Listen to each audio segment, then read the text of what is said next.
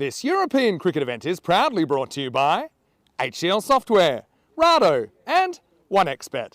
Blue skies and sunshine here in Tallinn, Estonia. We have headed north. Right now, the weather is playing along. 6 teams here all battling for 4 spots on finals Sunday. And of course, the ultimate thing will be to raise the trophy on Sunday night. So welcome. It is time to settle in for 5 games of T10 action. I'm Mr. Maximo. This is the ECS Estonia, and it starts right now.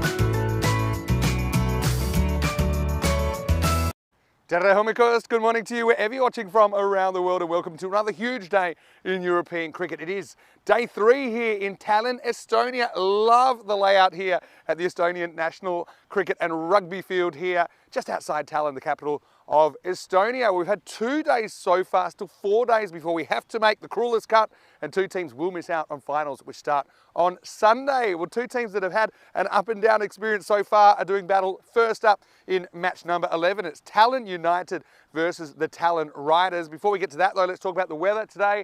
Well, right now, I don't see any clouds in the sky. It is a beautiful morning here in Tallinn. Maybe a little bit chilly. It's about 10 degrees for the first ball. We are expecting it up to 14 or 15. But yeah, if the wind stays away, it is absolutely perfect for cricket. So it will be Tallinn United versus the Riders first up. Match 11. Tyrone Peters has the coin. Let's see what happens at the coin toss. The Tallinn Riders to call. Tails. Tails is the call. And it is the tails. Okay, so we are batting first. They are deciding to have a bat. That's right, so get set. We've got 5 matches coming your way, and have a look at that skyline. And we'll say that the Riders, they did somewhat turn their fortunes around yesterday after a couple of subpar performances to start their tournament. They started with a couple of 0-point games, so the Riders will bat. They had that win over the Tartu Wolves yesterday, where they got over the line in the very last over, just 2 balls to spare. Come to that in a moment. But I want to say good morning to everyone out there. I know that Christopher Ward's in already. Hello to Johnny Heeson, Rob Thompson watching all the way from New Zealand. Good morning to you, or good afternoon, good evening. As the Cricket Bros said, hello European cricket, I'm looking forward to a fun day of cricket. Well, you've come to the right place. As we have 2 teams, again, they've had an up and down time so far. Tallinn United, who started with a 0-point game, but then they have won both their games since. A dramatic win on Monday night in Game 5 against the Tartu Wolves, where they chased out 114 in the last over. And then yesterday, they had a bit of an upset win, didn't they? Holding off the Stallions by 18 runs. It was a bit of a subpar performance by the Stallions. So, I mean, the teams have had their ups and downs so far. I suppose the Wolves would be the ones looking over their shoulder at the moment without a win after 2 days. All teams have played 4 games at this stage, but they will play 10. So we're not even halfway through this qualifying stage. So, yeah, once again, just mentioning the weather conditions here in Tallinn, we've got about 10 degrees right now, expecting 14. But I will say, when it's not windy, it doesn't feel that cold at all. It's quite pleasant. I think for me, the Tallinn United team, I think they've got a couple of big guns in there to watch out for, with the Chown brothers listed to open the batting, and they even opened the bowling yesterday. I called them the mystery men yesterday because they had 7 ins. It was a kind of, yeah, the great recruiting drive for United, who had some personnel issues in the first day of action. But like I said, they were able to get the win against the Stallions in a bit of an upset. It's hard to count out when you've got someone like Sahil Chown, who last year scored the fastest ever T20 international century. That's worldwide. I don't think you can count out a team that has a player like that. Let's have a look back at what happened yesterday, though, on day 2 with the Strikers starting the day with a win over the Tallinn Riders, 123 to 83. And the Riders couldn't take a point out of that. Strikers taking all 4. So the Riders' miserable run continuing there. That made them 0 points out of 2 matches played. This was the game I was just talking about with the Challenge, 37 and 35 respectively. 101 looked a bit thin on the ground, but the Stallions just faltered in the chase despite the efforts of Junaid Khan. 38, they fell 18 runs short. Shakil Chan with 3 for 6 and Sahil Chan with 2 wickets as well. So they really starred for United in that win yesterday. The middle game saw the Hippos chase down 121 without losing a wicket. They did it within the 7 overs, so they took all 4 points in that game. The Strikers, despite the 60 from Habib Khan, which was a really good knock, wasn't enough. Ramesh Tanna with 3 wickets and 2 for Robson. And Marco Vaik out from behind the stumps, taking 2 wickets. And I was as surprised as anyone to see that. His first ever wickets on ECN in his 41st game. Manish Gupta scored 50 for the Tartu Wolves, 50 off 19, nursed them to 117, but that didn't hold up against the Riders. Chandrappa with a half-century of his own. So the Riders were able to get the win in the battle of the winless teams in match number 9. The Riders taking that win. Well, they still are bottom of the table because they didn't take a point out of their other 2 games. They're bottom on net run rate. Last game of the day saw the Hippos falter after taking 12 points out of 12. Their first 3 games, they were only able to manage 94 in their 10. Stuart Hook with a half-century, but not a lot else. Gooch going for 16, and then we saw the Stallions make pretty light work of it, taking all 4 points out of that one. So this is how the table is looking at the moment. So you can see a couple of teams actually have played 4 games. The rest have played 3. And the Riders, at the moment, they're bottom, but only by about 0.6 of net run rate. Talon United, like I said, they've started with a 0 pointer, but they've had 2 wins since then. Remember, you get 3 points for a normal win, 4 points for a thrashing. You get 1 point for a respectable loss. You get none for being on the other side of a thrashing. So Hippo's still on top of the table on account of taking 4 points out of their first 3 games, but they did get donutted, as we say, the big 0 in their 4th match. So that's with 10 games down. We can have a look ahead maybe to match number 11. And you saw their news from the toss that the Riders won it, elected to bat. Gotta admit, I was a little bit surprised with that, only because their batting hasn't necessarily been a strong suit, and they did win chasing. So their first 2 games, the Riders posted 78 and 83, and then they were set 118 for victory. It was a bit of a roller coaster ride, but they ended up getting there off 9.4 overs. And so, I certainly think they'll be underdogs in this one. I haven't seen the percentages yet. Changes for both sides. And once again, we see a lot of blue on the screen. So we actually have 8 players coming in for Talon United. So it is, once again, the mystery men, although there are a few names that I do recognise. Faisal Shazad's one. Shamir Khan coming back in as well. Nigam will be behind the stumps for United Tape. But the Chowans, they've been carrying this team, haven't they? Batting and bowling for the Riders. Well, Mashur Rahman had his ups and downs in the series, but been pretty good. Chandrappa with a half-century yesterday. Riders 34%. And as I thought, United 66%. They do start as favourites, and we'll be on the chase in this one. Vinny Sandhu here, Mr. Maximo. Great to have you with us wherever you're watching from around the world. And, well, Rico is having a couple of days off, you might have known. So it's good to have Marco back with me, Marco Celagin. Marco, good morning. Good morning, Vinny. Yeah, I'm happy to be here today. I'm looking forward to another 5 great games. Yeah, you're right.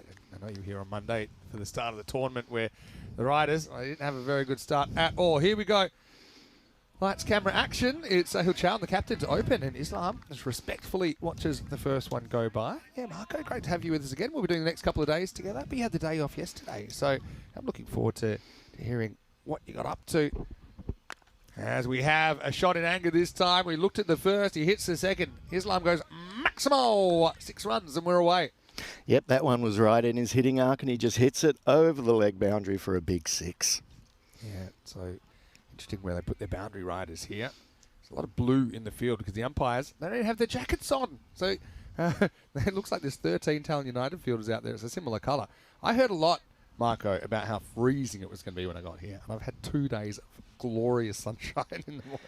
You have brought the sunshine with you, and when the sun is shining, it's great, but when the wind goes, you really feel it on coming in from the north. Yeah, that's true. Kind of protected with the igloo. It's good come back there from Chowan. Yeah, so what did you get up to on your day off? I had a really good day. I just walked around, went to some record stores, found a nice little part of town, hung out there for a bit. And the ground this time, Islam will take the single. We'll get a first look at Chandrappa, who was pretty important for the Riders in their first win yesterday. Match 9, he scored a half century. Sounds like a pretty good day. It was. I found a nice little cultural hub just outside the main part of town, outside the old town square, which is beautiful. Town, isn't it? Yeah, it is gorgeous. All right, Chandrappa. He's happy to block his first one as well. You can understand the Riders being a bit gun-shy because the batting misfired a couple of times. But like I said, they were good on the chase. That's why I was still quite sure why they decided to bat first. But obviously they feel confident doing that. A little bit of a short delivery this time. Short arm jab. Gets the gap and it almost goes for 4. Both the outfielders are out there now. They'll have to settle for 2. So, I mean, it's been a bit of an initiation for you so far, obviously, with so many games in such a short amount of time. That'll be the end of the over, by the way. It's 9 without loss after 1. But, yeah, it's great to have you here. We're looking forward to a good couple of days. Here's some stats and some players that have hit the most sixes so far. And Gooch leading away, no surprises there. Of course, he scored 100 when you were here on Monday. Yeah, he looked really good, and he's been dominating the batting. And the Hippos have had some important players both on the batting side and on the bowling side. They've been pretty strong all round, but yeah, Gooch has been a standout performer. Yeah, Saifur Rahman second there. He was dominant for the Stallions last night, but as you know, you have your ups and your downs. I mean, Saif went for a duck earlier in the day. Second over now, Shaquille Chown to take over. And that's going to be up and under. Pretty good cricket shot this time. Plays it with a straight bat, 1 bounce 4. So it's turned into a reasonably bright start here for the Riders. Yeah, but also quite tight. Nothing's gone too crazy so far. Just the 1 boundary in the first over. Now this one, they're hedging their bets a little bit. There's one guy on the boundary on the leg side, another person on the offside. Speaking of the offside, that's where this one goes. They take away straight away, but then they decide against it because it was cleanly picked up. Hey, I want to say a quick hello to the ECN Supporters Club Australia, which includes Scotty as the president. He's saying hello to you, Marco. Oh, hello. Hello to all the friends in Australia and everyone watching in from all around the world. Great to have you with us. Shaquille. Again, got a good length ball. Turn around the corner this time. They will get a single. Yeah, Scotty's saying that he loves also going to record stores. No, Danny Hudacek is another guy that commentates for ECN sometimes, and it's always a must-do for him in any city. Yeah, I love record digging anywhere I am. So, and it also gets me out of the main touristy parts of the town generally, because the record stores are hidden away generally. Yeah. Chandrappa wants to get going. Doesn't time this. Could be gone just out of the grasp of the fielder. And, yeah, a bit unlucky there. Sathasevam. And it's looking straight into the sun. He couldn't quite chase it down. Yeah, that wasn't far away from being a catch, but the sun is looking directly at him, so he didn't quite get a great view of that. And there was a bit of a fumble in the field, but he gets it in and they just go through for the single. Lucky moment for Chandrappa. It's a long way across this time. As Chown can see the leg by. And the Riders, the biggest fear for them, I suppose, biggest fear for them is their batting falls over and they lose early wickets. He's a fair bit out of his crease here, but I think you can see that it's heading down the leg side. So, nice ball the over. Oh, he's chopped on. It's really unlucky, actually, but a clever bit of bowling from Shaquille. It's big in-swing. I think he nicks it onto his pad, flicks the off stump. Chandrappa had a bit of luck earlier in the over, but his luck runs out. He's out for 3. And the first wicket of the day, 16 for 1. Yeah, that was a good ball by Shaquille. It just swinging in, comes off the pads, just cramps him up, and there's not much he can do. That comes off the stumps, and that's the first wicket down, and the first wicket for Tallinn United. Good over there by Shaquille. Yeah, it just helps if you can swing that ball. We know these Grizzlies, they do swing around. But I think Chandrappa kind of backs himself into a corner, almost literally, by backing away. If he gets across to that ball, it's a wide down the leg side, but he is going to be bowled via his back pad, and it's 16 for 1 after 2. New batter comes to the crease. It's Hardik Prajapati, but it will be Islam facing up because it's time for the third over, and they will make a change. Yesterday we often saw the Chowns bowling out, but it will be Murali O'Billy to bowl over number 3, last over of the power play.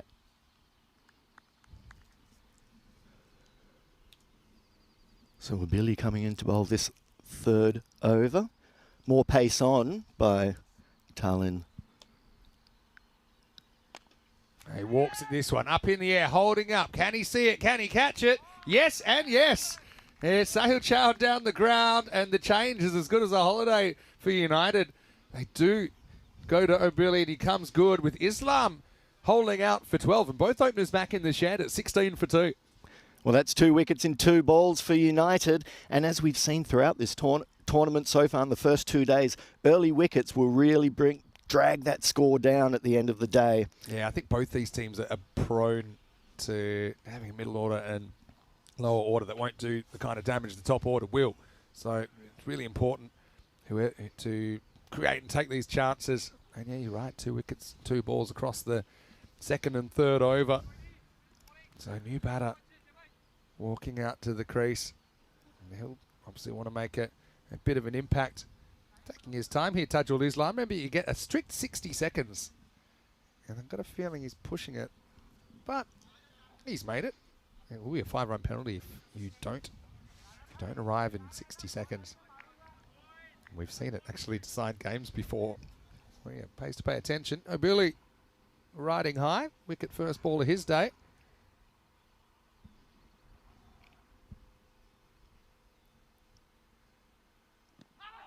Oh, pretty close one, and he's gone.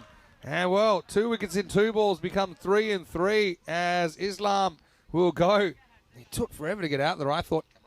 But this one, again, I think just swings in. He plays kind of across his front pad. He kind of thrusts the left leg out there. And that one looks pretty good. I think it hits him in front of off stump, and it was going on to hit. Yeah, he puts his foot across and he's playing around his front pad, and the ball, as we said previously, just swinging in just a little bit. And that one's going to hit the stumps, and the umpire gives him out. That's a team hat-trick then for United. 3 wickets in 3 balls, and all of a sudden the Riders are under some pressure. Yeah, well, it's a team hat-trick, but it could be a personal hat-trick for O'Billy. You can see 20 hat-tricks this year. We're searching for 21. It'll be top of a new page, so you're going to get some good airtime if you get hat-trick number 21. It's quite amazing. I never thought I'd call 20 hat-tricks in my lifetime. This is only from this year. So it's going to be Managaran to bat, I should say. So O'Billy, he'll be hoping to bowl the same kind of ball, swinging in and attacking the stumps. Is this hat-trick number 21 of the season? O'Billy. Well, no. It's knocked down the ground. Managaran, yeah, he handles the pressure well, gets a single. Still a very good period of play here for Talon United. Yeah, absolutely. There's no runs coming and just wickets falling. But that was well played. Well, played down the ground with respect after losing 3 wickets in 3 balls. There's going to be a bit of rebuilding have to be done by the Riders, but they're going to have to do that rebuilding very quickly. There's not much time in these 10-over games. You have to get on with it. It's crash, boom, bang. Yeah, attack's the best form of defence normally, even with the early wickets. Prajapati to face his first ball. He'll just get a little bit careful. Funny, that LBW, you probably played in a certain era where if you're on the front foot, you probably wouldn't get given. And these days, it just kind of looks plumb. It's amazing how attitudes change. I bet you would have loved a bit more of a friendly LBW interpretation when you were bowling. Well, as a left armour coming over the wicket most of the times, yeah, if I wasn't swinging the ball in, the umpires weren't going to give me any freebies, that's for sure. It's on the front foot, so it can't be out. Tries to load up here, doesn't get a lot of it though, Managaran will get a single. Yeah, but because there was always this thought of that, there's still this distance to go before it would have hit the stump, so there's doubt creeps in. And actually, when you look at old games, it's quite amazing how much umpires' attitudes have changed. And I think ball tracking's had a lot to do with that, because now, you know from watching so many ball tracking, you're like, okay, now we've got a better sense of what's actually hitting the stumps. Before that, no one knew. Last ball, the power play, and it will be knocked away. Probably 2 there if they go, or maybe not. Probably discretion advised with that second, because they did lose 3 wickets in quick succession. It will be the end of the 3-over power play, and it's Tallinn United well on top. The Riders, 20 for 3. 20 for 3, and that was a very good over there by Billy. And yeah, as we said, Riders having to bring things back. That's the step chart going in the wrong direction. If you're a Tallinn Riders fan, you want that one going up, not going down. 9 off the first, 7 off the second, 4 coming just off the third over. Yeah, it's quite interesting with the over by over. We did some numbers on this a little while ago, some kind of macro data analysis. I don't know if you're as much of a numbers nerd as I am, but they found that actually all the overs, the scoring was pretty even. Obviously, in like a 50-over game, you tend to have the late overs. Certainly traditionally were a bit heavier scoring. We're going to have a look at Faisal Shahzad now. He's back in the side, little French cut. Excellent bit of wicket keeping. He's definitely hit this into the ground, but still a brilliant bit of work. Yeah. He actually hits it on the full, straight into the ground, but still a good bit of work to save the boundary. But we found actually the first over is significantly less, but all the other overs are pretty even. There were 2 overs that were pretty close. And I think in 10-over cricket, you often are just trying to go pretty hard all the way through. We've actually seen some pretty tight 9th and 10 overs recently. But the first over was quite high, quite low scoring compared to the others. Often, I think, you often run into one of their best bowlers. Ball swing around maybe.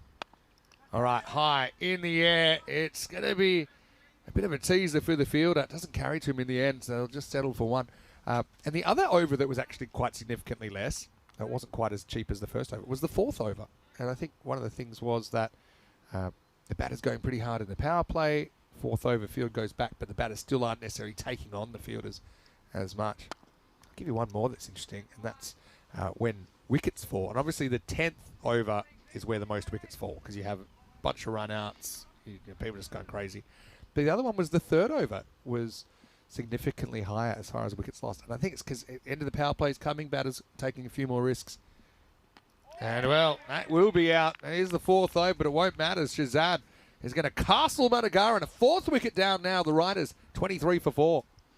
Yeah, another pitched up delivery there, keeping it on the stumps, and that is the best tactic for this. It hits the leg stump as he tries to swipe it over to the leg side, misses it, and the ball doesn't miss the stumps, that's for sure. Yeah, and the thing is, I talked about this yesterday, when we were last here in Estonia, it was a total run fest. And I think it's not quite as high scoring this year. I know we had 200s on opening day, but I think the bowlers have learnt something, and it's generally to pitch up. I think if you're on this pitch, it's just death. If you're bowling short, sits up, asks to be hit, there's not too many gremlins in it.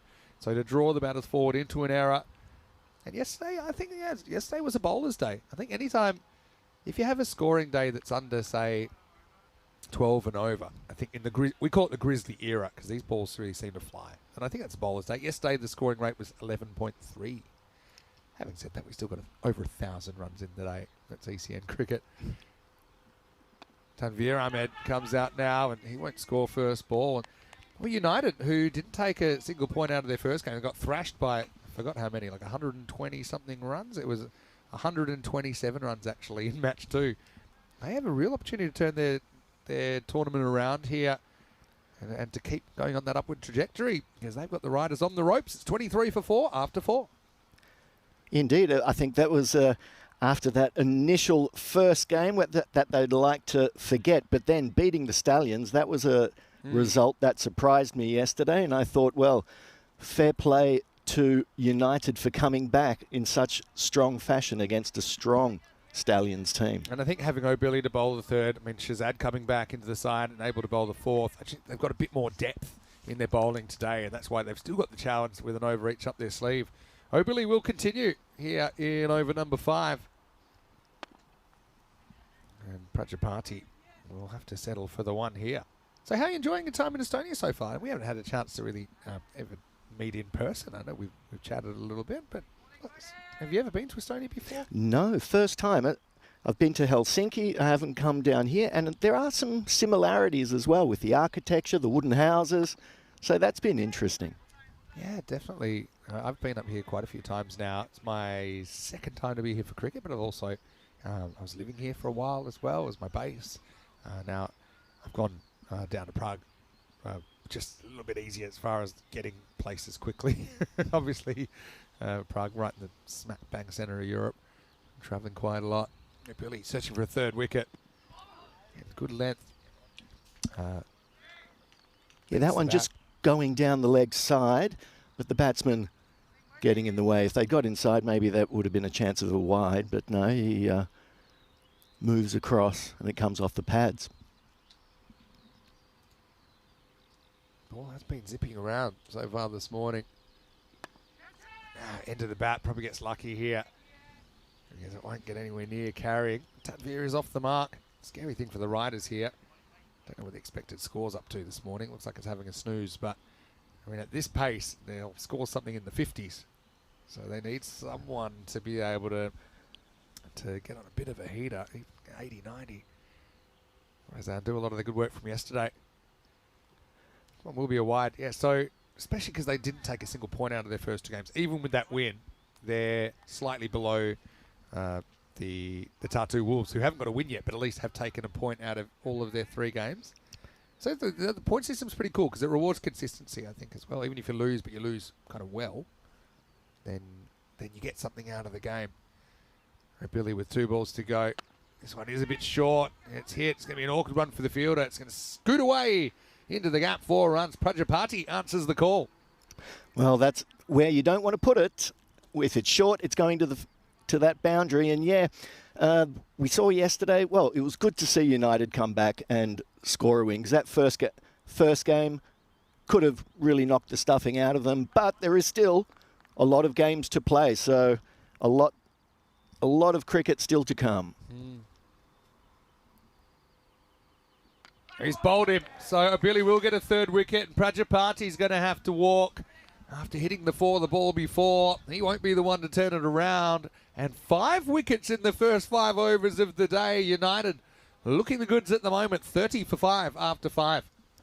Yeah, 5 wickets down, and they've all looked a bit similar. All of the balls have been pitched up. All of the batsmen have been trying to knock them over to the leg side, but not connecting. And if the batsman misses, the bowler hits. That's the name of the game. And the Talon United bowlers have been sticking to their guns and doing it well. And yeah, they certainly have. As Prajapati is going to have to walk off. And, well, it's not Rico Fool there. Yeah, that's Marco Celagin. Nice to have you with us. But, yeah, looking a little bit different to your picture there. But, yeah, great to have you with us wherever you're watching from around the world. Great to be here with Marco as well. You're looking brilliant today. I've got to say, I love the lapels. And I even noticed the magpie pin. Talk us through that one. Well, the magpie actually was a little gift from my sister. She sent it to me for my birthday in a little postcard. So thank you and hello to my sister in Perth. All right, that's lifted up, and that's going to be a bit of a counter-attack coming this time. Tanveer will hit his first boundary. Okay, so you want to give your sister a shout-out? What part of Perth is she from? Of course, I'm from Perth originally as well. Oh, she lives in Glendalough. Oh, yeah, Glendalough. Yeah. It's not too far away. I played for Subiaco, which is only a few minutes away, actually. That was my club. Yeah, I played in that area as well. Yeah, so she's right next to Lake Mungo, which is a little lake in Perth that people like to walk around and do their jogging around often. Yeah, Singh coming in to bowl that first ball of the 6th over, and this one goes down leg. What's the umpire going to call? It might have got a little something on that. Check it on the replay, yeah. Even more than a little something. I love that Rico was calling them the kind of retro jersey. We're seeing some of them with United, and Nikhil Singh wearing one of those. So this is the 5th bowler that they've used. Hopefully bowled out, took 3 for 11.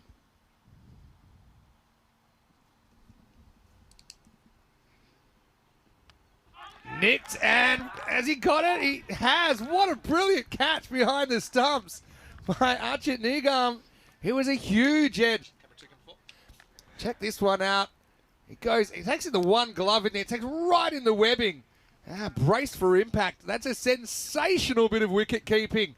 And I think it's early in the day. We might have just seen our HCL play of the day. A screamer behind the stumps. And the Riders, they sink further into the ground at 34 for 6.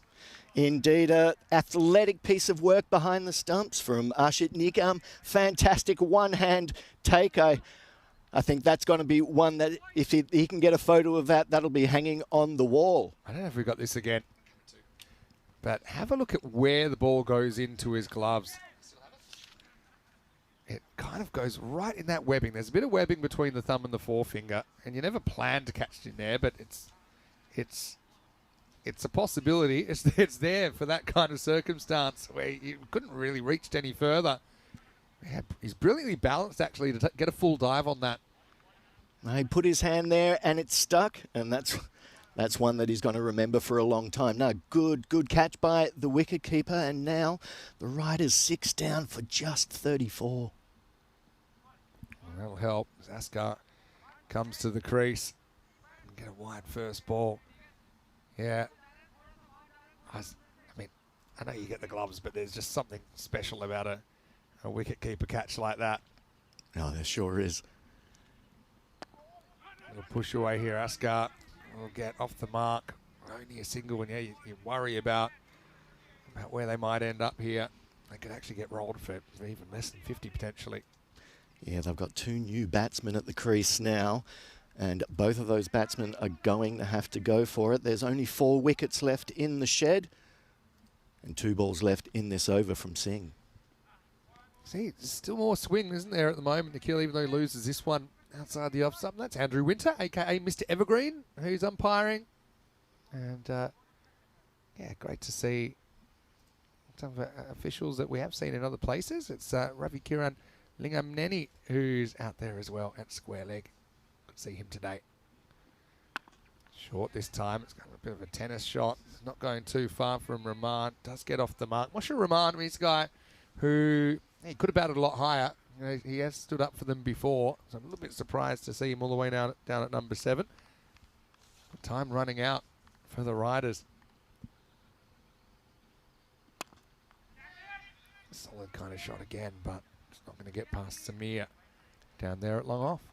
Yeah, the ball just hasn't been coming off the middle of the bat. There's been a lot of balls just coming off the edges. It hasn't sounded very sweet so far, and a lot of those mishits, if they haven't been hitting the stumps, have been going to the fielders or the wicketkeeper, as is in the case in this over, with that great catch from Nagam to begin the over. 39 for 6 then after 6. 4 overs. We've got to try and move very quickly. But even say 10 and over from here, 79 looks pretty thin. Might be just a situation where they've got to battle for a point as well. I think a lot will have to do with whether they can get the challenge, ideally both fairly early. But with some of the back end of the sides, United probably have a bit more batting today than yesterday. Vikarth gets the ball here in the 7th, and it's a nice looking cut shot here from Askar first up. Pretty good timing. But despite the foot fielding attempt, it will run away to the boundary. Good shot.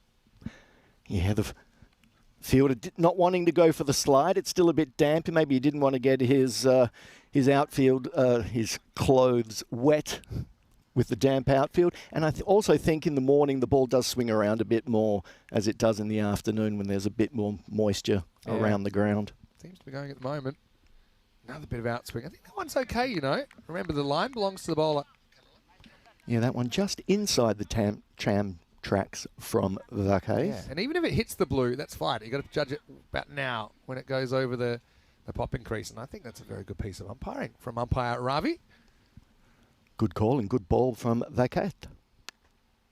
He's on one side of the wicket as well. So you got to set a field to that. And the batsman, Asghar, looking good outside the off stump. If he can just get it through that infield, then he might score some runs for his team, and they're desperately needed. Just 43 so far off the 6.3 overs. Oh, another genuine edge. This one will run away to the boundary. Oh, yeah, Vikarth asking the right questions. Probably could have a third back on the boundary, with the kind of movement he's getting. I know you can't get him everywhere. We saw a brilliant catch from the keeper before, but he would have had to have been a full Superman to grab that one. I would say if I was the captain with 6 wickets down, maybe even put the person in on a catching position. Not in a slip, but maybe like a shortish slip on third. The circle. Yeah, slip on the circle's pretty in vogue. Another good outswinger here, pushed away. just creeps over the cover. They will track this down. They should get two, despite the efforts of the fielder there. So, yeah, battling here, the riders. Not even quite at the 50 mark. Yeah, they're trying their best. It was a stylish shot from Asghar as he played it through the offside, just over the top. Last ball of a pretty good over from Viscount. He has to defend it here. Shows a bit of respect. So 10 off that one. Probably deserved a wicket. Thought it was getting the ball to zip around nicely. Into 7. It's 49 for 6. Of course, if you have been watching ECN for a while, or even if you haven't, I always like to keep you up to date on what is happening around the grounds. And at the moment, we just have the one location. Next week, we'll be in Romania, but we'll also have some T20 cricket with the T10 Cup. I'll be calling that one, actually, which will actually have Switzerland touring Belgium, their first ever T20I women's matches. And also the men's will feature Belgium as well as Malta and Portugal. Hornchurch is a new location as well, though not really a new club to ECN fans. Actually won the ECL back in 2024. I'll be in Czechia calling some T20I cricket before the ECS there, and then Finland. So just across from here for our first ECS since 2020 there. This one doesn't hit too hard. Probably two there. It's into a gap. And we'll get two to start the 8th over. Yeah, so I'm excited because I've never been to Finland. You said you've been. I've only ever been to the airport, so that doesn't count. And I know we'll actually see a couple of the Finnish players playing for the Hippos in Jordan O'Brien and Nick Sallin, and I think they might be into the action today. It was actually interesting when I was in Finland about 10 years ago. I did see some cricket being played. Oh, did you? I did. Is that Kerava ground up there, maybe? There's a little island off just outside of Helsinki, and we went down there and we saw some people with cricket bats, and I followed them. Oh, that's cool. Yeah, I saw the same in Sweden, actually, when I was there last week. Just walked through the park. I resisted my urge to join in the game. I have been known to do that before. And I do this thing where I pretend that I have no idea, and I run in and I kind of throw it off the wrong foot, and then they say, oh, yeah.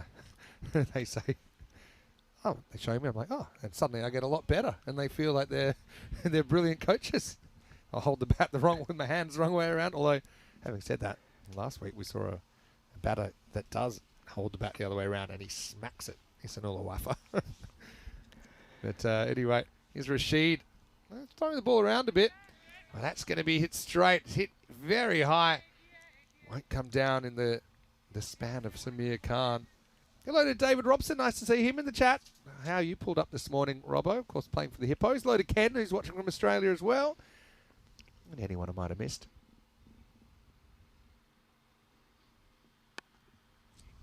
And, well, attempted foot fielding in the infield. Hand fielding in the outfield is a bit more effective. Rahman gets a single. Yeah, another good shot all along the ground for Mushur Rahman, not quite getting it to the boundary, and that is what the riders need. They need the balls going to the boundary, either along the ground or over for a 6, and so far they just haven't managed. Right, this one is hanging up for quite a while. Once again, it won't carry to the boundary riders. Hello to Aditya Panwa. Nice to see you as well. So great to see the Estonian community getting around this. I actually heard that it might be, by the end of the week, we might have another commentary tent. Don't worry, I'm not going to banish you. But it might be an Estonian language commentary tent. That's going to be full and turned away. It's bad ball, really, from Rashid. And we get some creative foot fielding there from Nikhil. It risks a broken ankle. Maybe it was worth it to save the 2 runs. Yeah, so we might have Estonian commentary as well, which is great for some of our Estonian viewers.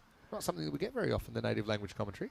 I was going to say that's going to be interesting. It was like, are we going to be doing it? Or well, if you give me 6 or 7 years, then I'll probably be able to do it. But before that, probably not. I finally got my terre homikust down, which is good morning, and aita, which means thank you. So these are the important ones. 58 for 6 here after 8 as Asghar is getting called the finisher in the chat by Aditya Panwa. But you need to be a big finish because they're a bit light on for runs. Here's the 9th over, and that's in the air. It's just going to get out of the grasp of the man in cover, and you wouldn't believe it. A fumble down the ground. It's a gifted boundary. Samir Khan is normally such a reliable fielder. Just had that one go straight through his legs. Yeah, didn't quite get that one right. So that one. It's early morning, and there was a bit of a bobble also from the outfield. The outfield again looking wonderful, but there is some undulations there, so it does jump up every now and again, making it a bit difficult for the outfielders. I mean, so the rally's coming. I will say, remember, Talon United, their first game against the Hippos, got absolutely rolled. They basically were all out for 36. All out being not that many. Yeah, on 30, on 18, and he swings and misses through this one. I mean, that was a real belting, wasn't it? So they've come back well since then, Marco. Oh, they certainly have. I mean, that first game, I think they just want to put that out of their head, and they have come back from there. That one's actually hit reasonably well, but more work for Samir. Does pretty well. There's a few Tortugas around, and I want to know, how are you going with the ECN lingo? So a Tortuga's a rough bounce, and each one has its own story about how it came in. Sometimes we don't know the exact story. This is the 9th, right? Short, hooked away, not a good ball from Nikhil, who drags it down. In fact, it's gone all the way. Maximo for Rahman. That could be called a Gundy ball. Gundy basically means, rubbish or dirty. That's Rico came up with that one. Okay, yeah. Well, throughout the innings, the United team has generally been very, very good in keeping the ball pitched up, but that one just slips a bit short, and he pays the penalty. Yeah, the ECN lingo is an interesting one. I'm still learning my way around it. It's not too many, but Tortuga's a funny one. Like in Barcelona once, they took a funny bounce, and I just out of nowhere kind of said it, kind of like it hit a tortoise that might have been crawling on the field. And in Spanish, tortoise is tortuga. And Rico just said Tortuga back, and it's ever since, bad bounces are Tortuga. There's a few of them out here. That was a bit of an awkward one, actually, for the fielder right there, and it will get to the boundary, so they're rallying here. And another expression, Marco, it all happens in the 9th. That's another Rico one that's stuck. This is the 9th, and the Riders have actually managed 3 boundaries. Yeah, a few balls coming off the meat of the bat there and getting to the boundary, and that Tortugaed its way across the outfield. Yeah. It's actually a very similar word used in Italian for tortoise. Well, what is it? I think Tortuga. Yeah, Tortuga. Well, there's a lot of crossover there. Last ball of the 9th. It won't get off the pitch, but still a better over for the Riders. In fact, their best over so far. 17 coming off that with 1 over remaining. They are 75 for 6. Obviously, Maximo, probably that's a 6. That actually comes up on the screen now, which is kind of cool. But everyone's got their own little expressions as well. It, like a magical over, it's 20 plus. A supersonic over, 30 plus. 30 plus. Yeah, there's just been some interesting ones. Rico's duck call, that one caught me by surprise. Yeah. I hadn't caught that one before. Do it. Yeah, the sneak duck attack. Oh, yeah. All right, so 10th over, and Faisal Shahzad's going to bowl it. Big innie first up. They got the fielder back here. So actually, they've thrown the ball around in this innings. They've used 7 bowlers, and they won't use the challenge again. So again, just showing, I think, that they're well on top in the game. They have bowlers. They're confident will do a good job. And Viskanth wasn't brought back. I thought he bowled pretty well. Rashid, who you just saw a couple of overs ago, he took none for 9. He won't get another over. So that's what I meant with talent. Bring these players back. They've just got more depth today, not relying on the challenge with the ball as much. Well, as you mentioned also before, it was like they had some personnel problems on the first day, and I think they've sorted that out. Now they've strengthened their team over the course of the last 48 hours. This ball's a wide here. It's a mile outside the leg stump. So can they get it? We used to call it the Grady 80s, actually, because in the pre-Grizzly era, when the ball wasn't flying as far, 80s type scores were often really close games, but I think kind of like 110s is the new 80s. But also I think the batting's improved and the player standard has improved so much that 80s rarely win your games anymore. Tries to go down the ground here, but again won't get too much of it. But hello to Paul, good to see you. It's nice to have you with us. SkyQuest is watching all the way from, I think, the west coast of the US. We do have viewers from all around the world. Again, this won't leave the square, so I'll have to settle for one. So it will be an 80s chase, I'm pretty sure. David Robson saying he's pretty sore today, but he's looking forward to the game later on. I think they only play once today, the Hippos. They will play the last game of the day, actually, against the Tartu Wolves. Okay, last ball, seatbelts on. Ascot to try and finish. And he will get some, but not all. Looks like Samir's coming in. I mean, he got to run two there. I mean, that's just poor awareness from the riders. They kind of ran out of energy despite not using a lot during the 10 overs. Got to be trying for a two there. But anyway, it'll be an unbroken partnership for the 7th wicket that nurses them to a score of 80 for 6 off the 10 overs. So they put on 46 in 4.5 overs to finish off that innings. But I suppose the damage was done, Marco, wasn't it, earlier in the innings with those early wickets falling, and it was going to be a recovery job from that point forward for the Talon Riders. Well, we've seen in every game so far, early wickets is what holds the batting team back, and there's no change here. As we saw when the wickets did go down, the run rate then plummeted, as we see some good bowling here from United. I suppose a bit unlucky there for Chandrappa, who kind of went bowled after it bounced off his pad. There's no doubt about that one, though, as Tajul Islam went first ball. And then it would be actually 3 wickets and 3 balls across 2 overs. Bit of a throwback dismissal there. And Shane Watson would have reviewed that, tell you that much. But still, for Managaran, had a bit of luck earlier in the over when he put one near a fielder, but he couldn't quite grasp it. But I suppose with United, they also showed they had a few options with the ball. I think when they pitched it up and got it on the stumps, they generally had good results. I think O'Bully was very good. This was my highlight, though, I've got to say, as a keeper myself. Nigam flying through the air. Is it a bird? Is it a plane? It's the webbing of Nigam that was able to pull that one out. That's an HCL Software Player of the Day contender. Some foot fielding fails, which you generally do see in the European Cricket Series as well. But they often say attack's the best form of defence. They did have to keep attacking, didn't they? And there were flashes of it, but I still think they lacked a little bit of impetus in that last over. A bit of intent, and we saw that in the last ball when they really just should have desperately gone through for the 2. But with 6 wickets down, it was a good partnership. At least now they're in the game with 80 runs, although they'll be a bit disappointed that they couldn't get it up to 100. Yeah, I think so. But I suppose whenever you're 34 for 6, you end up with 80. It actually seems like a good result. Could have been a lot worse. You can see that Rahman and Askar batting very low. Finished with 19 and 22 respectively. Not too many wides in there, just 6 in the innings. Doesn't for Islam, the only other player to get to double figures, as a few wickets fell pretty quickly to ruin that innings. They lost 3 wickets in 3 balls across the break of the 2nd and 3rd over. Then they lost another one in the 4th, another one in the 5th, and another one in the 6th. So 3 for 11 are Billy, best of the bowlers if you look at the figures. Wickets also for Shakil Chowan as well as Faisal Shahzad and Nikhil Singh. But really, a bit of a team effort from Talon United as they restrict the Riders to 80. So 81 the target. If they could do it in 7 overs, which is about 11.5 an over, then they could take all 4 points, but they'll be eyeing it down. But he's out of here, Mr. Maximo, with Marco Chell-again. We'll take a break and see you the other side of it for more European Cricket Series. Let's live our dream.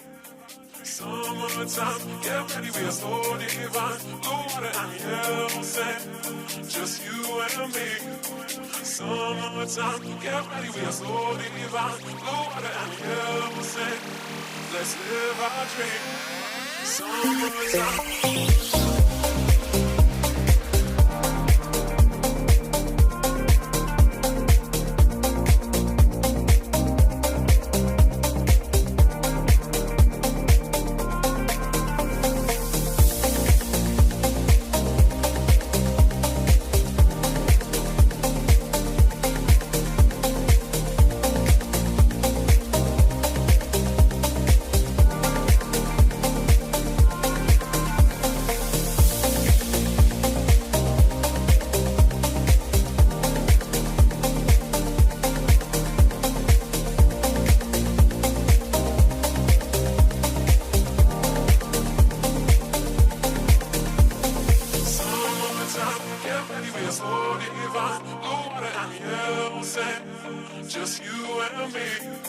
Summertime, get ready, we are so divine. Blue water and yellow sand.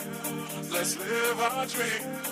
Summertime, get ready, we are so divine. Blue water and yellow sand. Just you and me.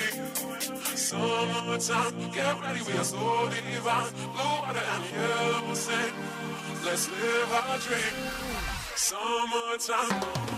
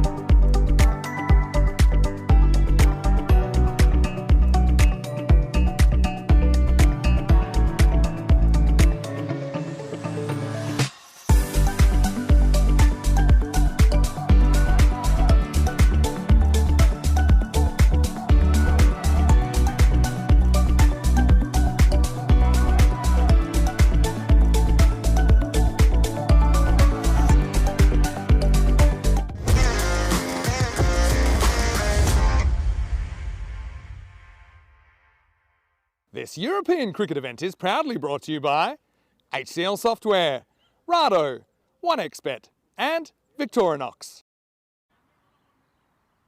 Hello, welcome back. Great to have you with us here in Talon for the European Cricket Series. It's our third European Cricket Series here after series in 2020 and 2024.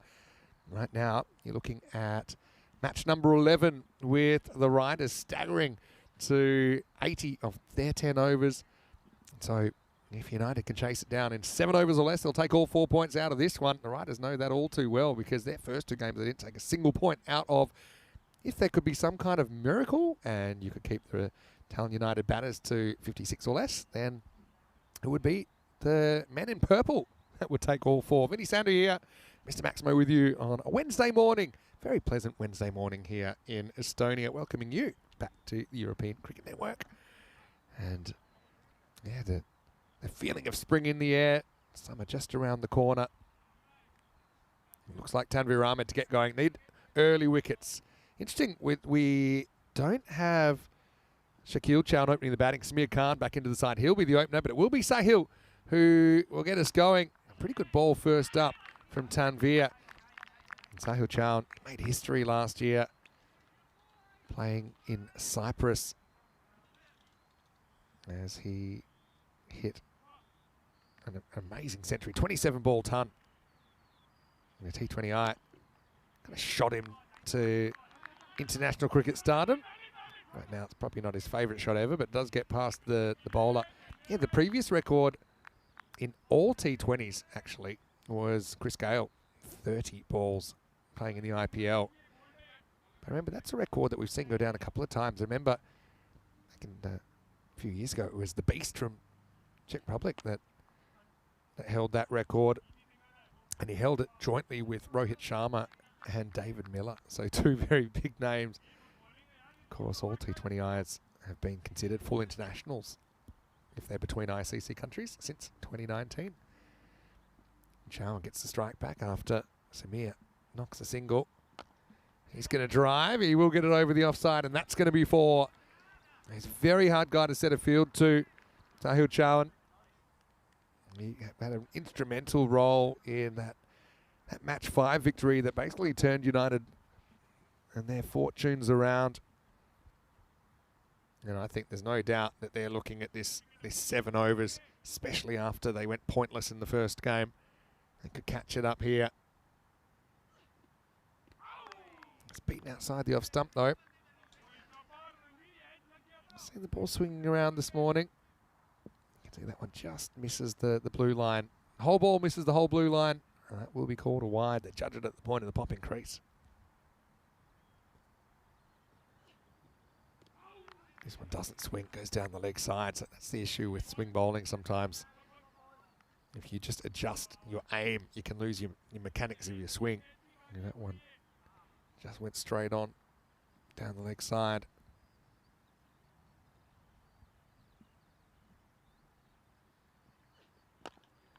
Pitches up again, pretty well bowled. So I suppose the worry here for the Riders is they're going to get blown out of the water in the first over. Well, that hasn't happened, but they still have a bit of a tough task, I think, holding on to their point here. Of course, they'd love a miracle kind of defence. We kind of saw that this time yesterday, didn't we? In that game where the strikers got 123, looked a bit light on, but was enough to win. Actually get all 4 points. This one is knocked down in the infield as well. So a reasonably quiet start by United standards. They're 10 without loss after 1. And in the second game of the day, United 101 on the board. They held off the Stallions, who only made 83. Don't forget, Golden Ball counter, 63 matches since the Golden Ball.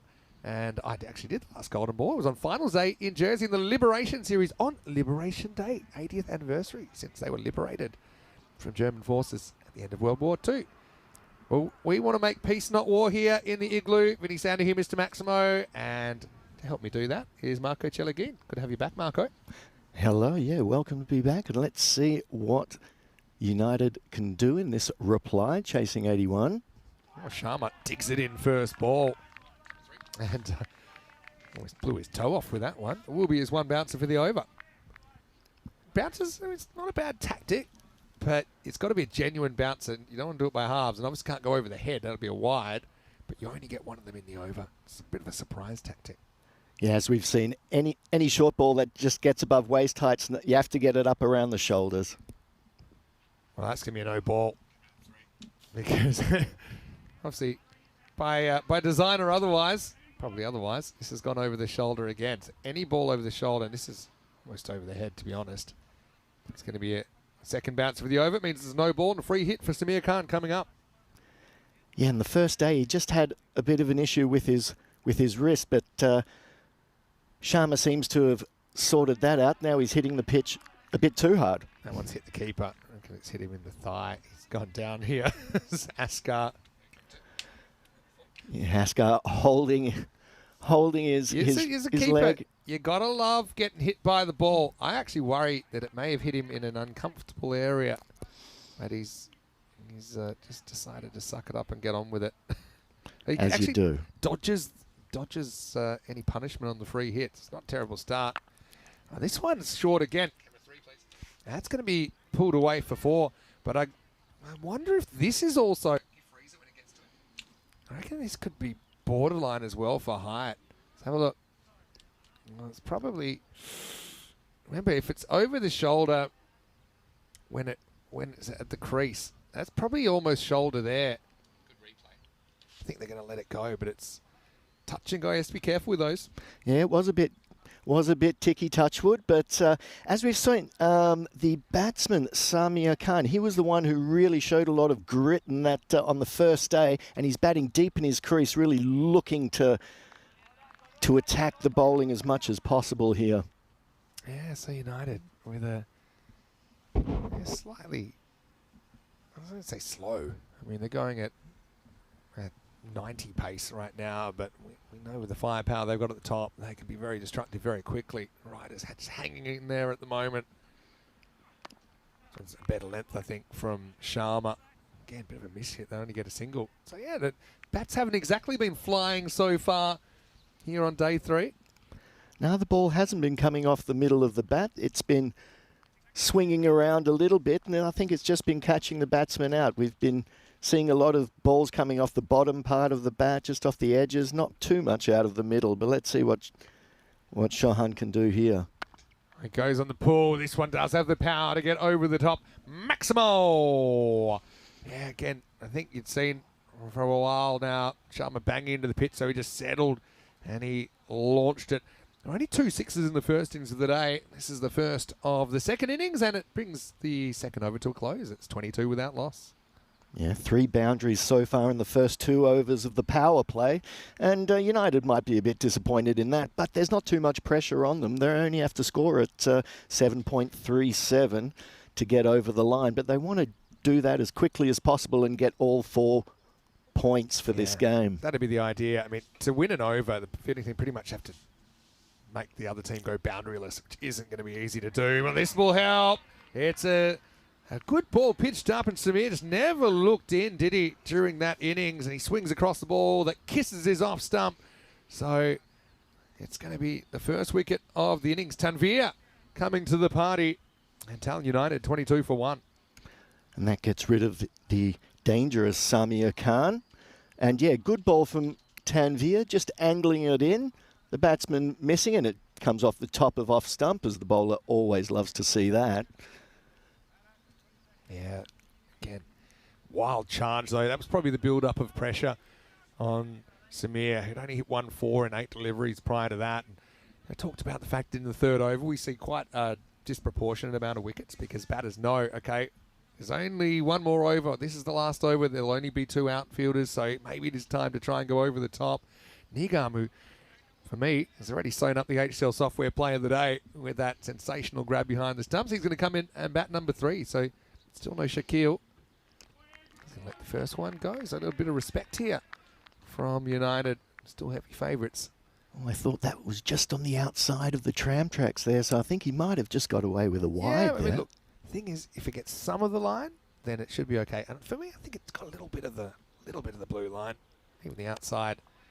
Nigam will get off the mark though with a little push. You can see that's the equation for the bonus point. And I think in such a close competition, always helps if you can turn a win into a 4-pointer. Also keeps a point off your opponents. Well, absolutely. We've seen Tata Wolves being able to rack up 3 points without getting a win yet. Yeah, that's right. So reward for consistency. Again, good length this one from Tanvir. I think it's been a pretty reliable bowler for the Riders in this tournament. Typically bowls overs 1 and 3. Yeah, after the last over, which was maybe a tad short, so it's good that they're pitching it up here and putting the batsman under some pressure. Down the ground this time. Fielder's got some work to do, and he does it. Well done by Prajapati. He's a guy we have seen actually for Estonia, played in the ECC last year, the Euros of cricket. A good piece of fielding there down at mid-on, as that was the 5th ball of this over, 1 to come. No boundaries offered so far. This time goes aerial. Prajapati drops it. We got 2 hands on it. It's been a real handy one. You've got to keep taking wickets. Still the threat of Shaquille, who looks like he's having a bit of a rest from the top of the order today. Probably wants to stay resting, but he was almost called into action there. It will be the end of the over. Tanvir had 1, maybe should have had 2. And after 3 overs, it's 25 for 1. Yeah, it was the fielder there, Prajapati, just maybe not getting into position quite quick enough and then having to reach at the last moment forward to try to get the ball. He did stop the boundary, so there's that. But, yeah, misses out on the wicket. Let's see what Sharma can do in this over. He'll be trying to pitch the ball up after a bit of a short-pitched first over. He's a big, tall, quick bowler, and he does seem to like to see the ball fly around the batsman's ears. Yeah, how long till we get a bouncer here as Nigam faces up. Sharma bowling out in the 4th. Kind of bouncer-ish, but he's ready for it. And that's where I think sometimes it can become a little bit predictable. Sharma allowing the batters to settle on the back foot, and a nice hook shot away starts the over with a boundary. Yeah, good shot from Nigam, and bouncer-ish just isn't going to cut it. If you're going to pitch it short, then you have to do it properly. But as we've seen in the first over, he can get up a bit high. He really needs to pitch it up. And I think with his height, if he does, he's going to put the batsman under a lot of pressure. And they need that at the moment, Tallinn Riders. Yeah, they need something. The Riders need wickets, and they need him quickly. Hello to Gregor Galway. Good to see you in the chat, Gregor. Hopefully you're well. And Travis is in the chat as well. Travis Beswick. I wonder where he's lurking at the moment here in Estonia. Little push and run here from Nigam. Give it back to Chowne. Hasn't had the majority of the strikes so far, Sahil. So yeah, he is the regular opener. The other regular opener, Shaquille, mentioned that we haven't seen him yet in the top 3. Again, maybe United feeling this is an opportunity with the game situation that they can potentially try and get some more batting into some others, because you can't necessarily just win a tournament with 2 batters. Well, I did like the fact that they gave Samir a chance at the top of the order in this game, because I thought I was really impressed with him and the heart and the spirit he showed on that first day, I must say. Sharma, it's better length, I think. Try and draw them forward into an error. Can still use that bounce. He still gets the ball to jump off the deck. I think bounce can only be used as a surprise on this wicket. Yeah, true. Just, you don't want to be too predictable. I suppose that's the thing. But I think bowlers that have pitched up, and obviously Yorkers, I would go on and on about Yorkers, because even batters that are in, if you get a perfect Yorker, there's really not much you can do about it. You can jam the bottom of your bat down, and that's about it. So that's to me is the skill I see a lot of bowlers employing and having success with. A couple to go for Sharma here. Again, too short. That one's going to be horned away on the leg side. And it has gone all the way. Maximo! Sharma doesn't learn his lesson and goes the distance. No, he can't put it there. He can't put it there. He's in his 2nd over, but he hasn't quite got it right. And he's got the teapot at the moment. But all he has to do is pitch the ball up at the batsman's feet. I saw recently, and it was a quote I'd never heard, but even a batsman like Sir Donald Bradman said, the hardest ball to hit is the one on the stumps. And if the Don says that, then who's going to argue? Yeah, we can't argue back these days with the Don, but I think that's a fair comment. All right, that's going to be up in the air. Now, this is reachable, and it is mile high. Good luck. Oh, he almost pulls it off one-handed. Straight into the sun, straight into the stratosphere, and Rashidul Islam, unlucky number 21 out there. His number was up. If this was caught, I think he might have stolen the play of the day off Nick. Look, he's looking straight in the sun. In the end, he can't quite judge it. And it will be, actually run 2, it was so high. It will be the end of the 4th over, 39 for 1. Yeah, you can see the sun was directly in his eyes and it just fell in front of him. He could never really get himself under the ball and into a good position to take that catch. Yeah, and when the higher it goes as well, the faster it's travelling by the time it comes back down to earth. So if you are slightly out of position, you don't have time to adjust. You see, he gave it a good try, dived forward to his left. The sun is not the fielder's friend. It never is. Yeah, true. Anyway, we're going to get Chandrappa getting a ball here and over number 5. Need to break this partnership. We're going to go up in the air here. There's open space at deep point. And that will run away for 4. So, well, now Talon United maybe can eye off that bonus point. They need 14 and over at the start of this over. It starts well. Sahil Chow gets 4. Yeah, I've got the feeling that they're really going to go hard at this score now to try to get the bonus point in their back pocket. And yeah, if the riders are going to keep pitching it short, then I'm going to be backing United to get there pretty quickly. Chandrappa with a comeback ball. Pretty good one. That's what I'm talking about. Chow pretty smartly just happy to take the one. Hello to Karive Paku, who's saying hello from Dubai. I actually went to Dubai for the first time in January. Pretty amazing place, actually. Checked out the tallest building in the world. The fountain show was amazing. Couldn't believe that. Well bowled again. Good length from Chandrappa. But they have these fountains, and they shoot water up to 130 metres in the air, which doesn't look much next to the Burj Khalifa, which is like 800 metres tall. And they had a huge shopping mall. I even went ice skating in the shopping mall. I know the other mall has skiing. It's like, honestly, Dubai, modern Dubai, it's like if they built a city on the moon. Like, honestly, it's quite crazy. It's Chandrappa.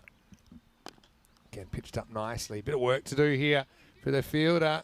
And, well, I think he might be in a bit of trouble. Check this one. Just because that foot sneaks over the line, but is he in contact with the ball when his foot goes over the line?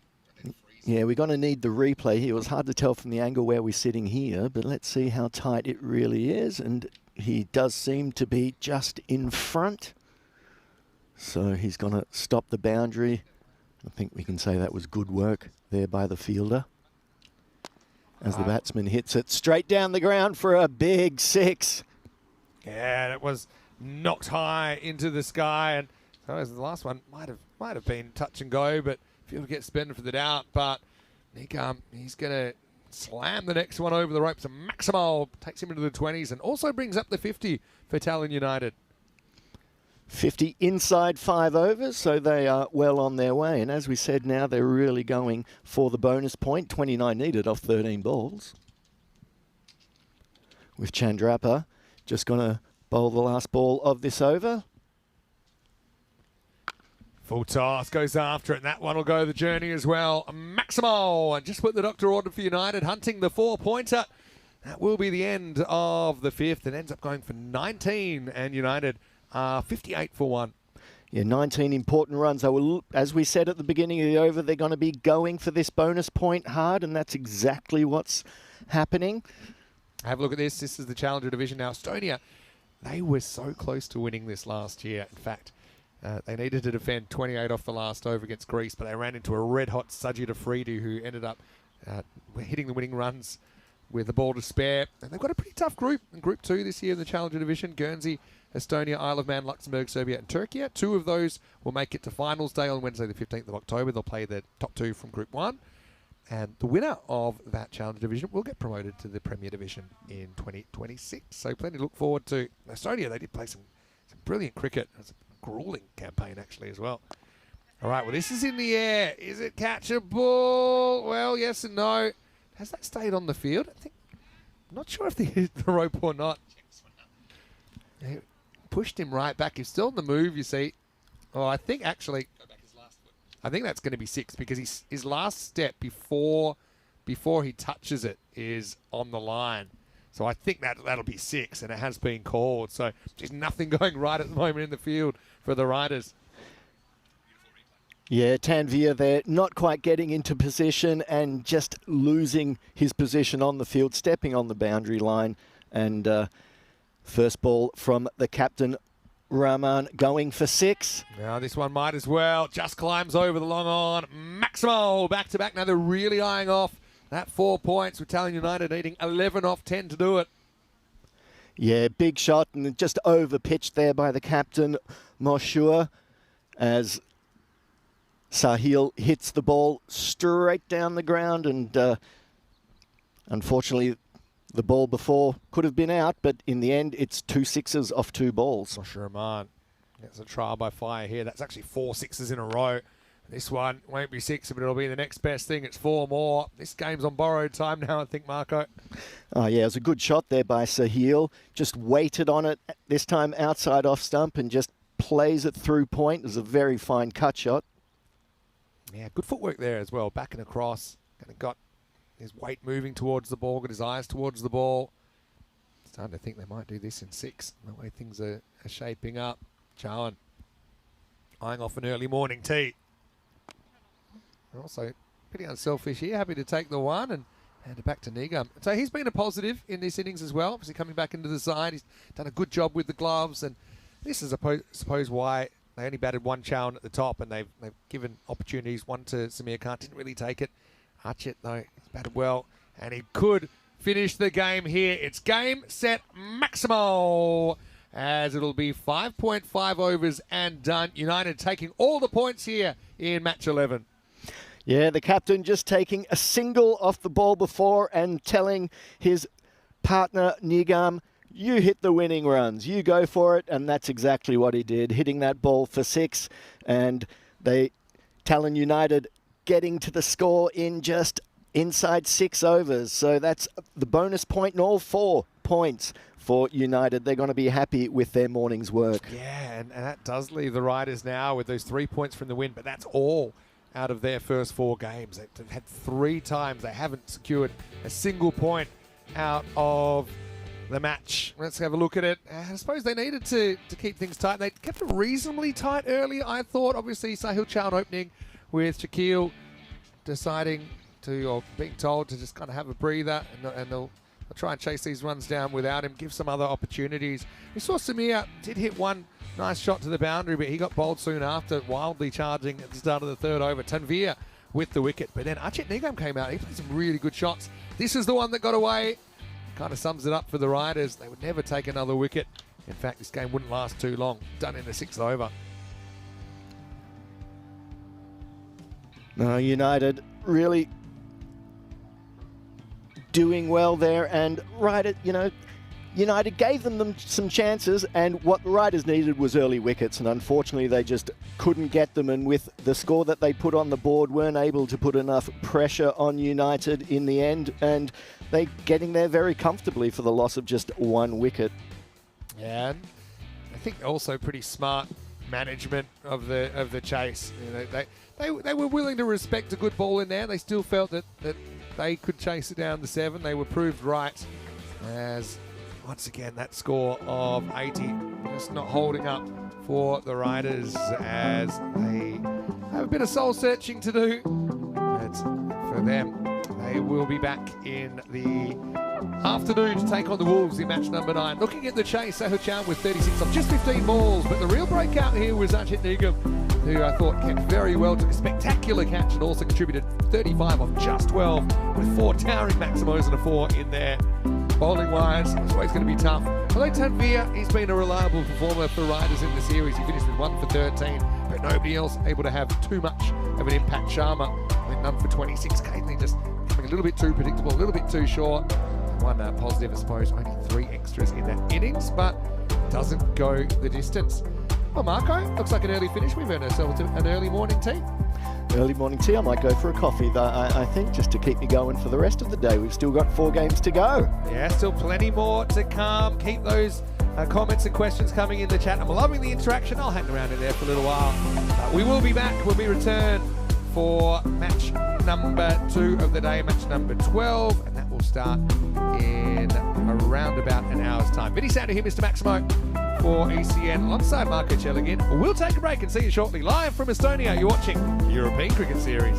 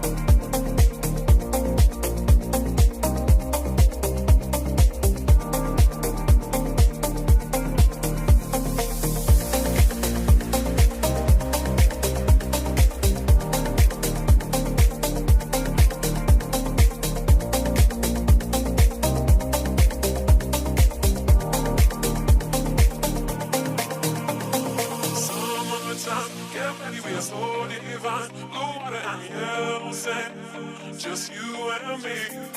Summertime, get ready, we are so divine. Blue water and yellow sand, let's live our dream.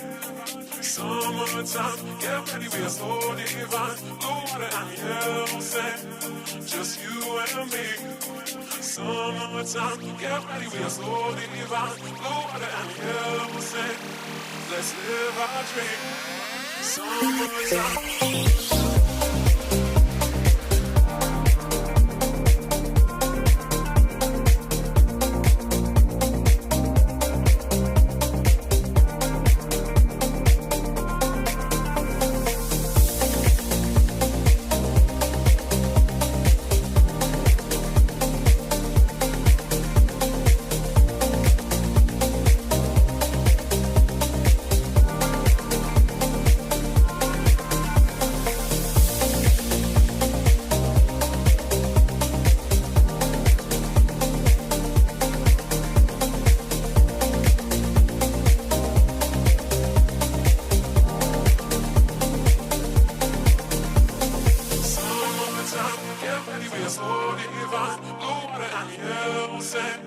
Just you and me.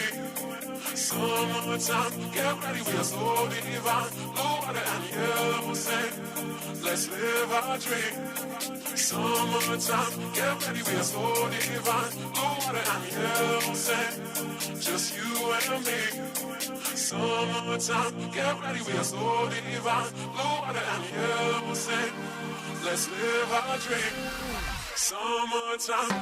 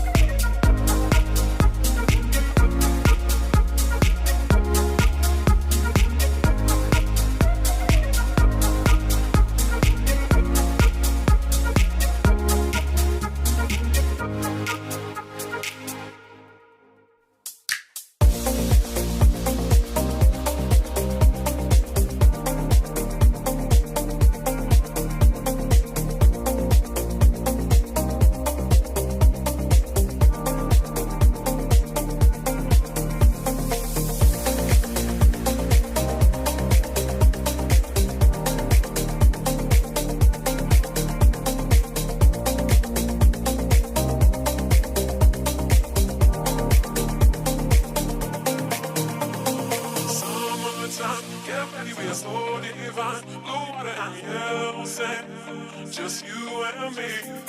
Summertime, get ready, we are so divine. Blue water and yellow sand, let's live our dream. Summertime, get ready, we are so divine. Blue water and yellow sand, just you and me. Summertime, get ready, we are so divine. Blue water and yellow sand, let's live our dream. Summertime.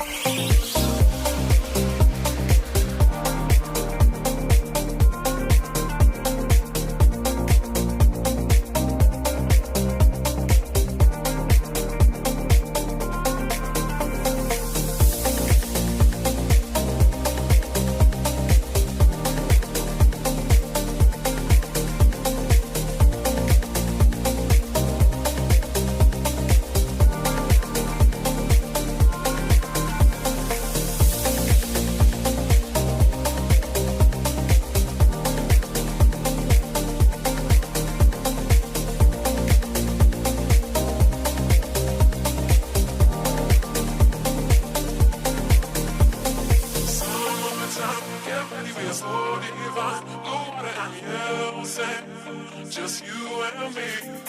Summertime, get ready, we are so divine. Blue water and yellow sand, let's live our dream. Summertime, get ready, we are so divine. Blue water and yellow sand, just you and me. Summertime, get ready, we are so divine. Blue water and yellow sand, let's live our dream. Summertime.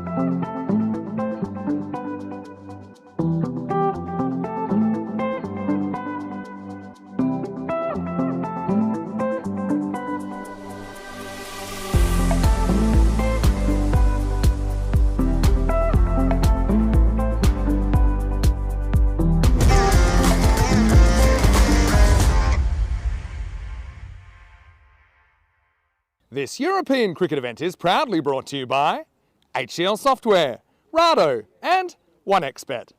Welcome back, great to have your company here as we roll on with day 3 action. We're into match number 12 now between the Talon Strikers and the Tartu Wolves. Well, the Strikers made it all the way to the top 2 last year. In fact, they smashed a record finals day score, though they did end up being runners up to the Stallions. They've had a slightly underwhelming start to this tournament. They've got a 1-2 record.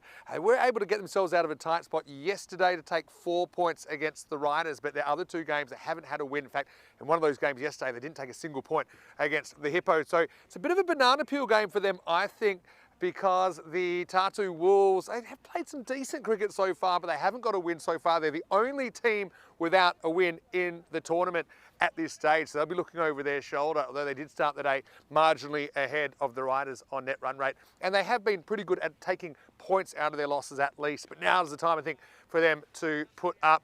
With only 4 spots available in finals, we have 6 teams, of course, playing this week, and at the moment, the Wolves are in the drop zone.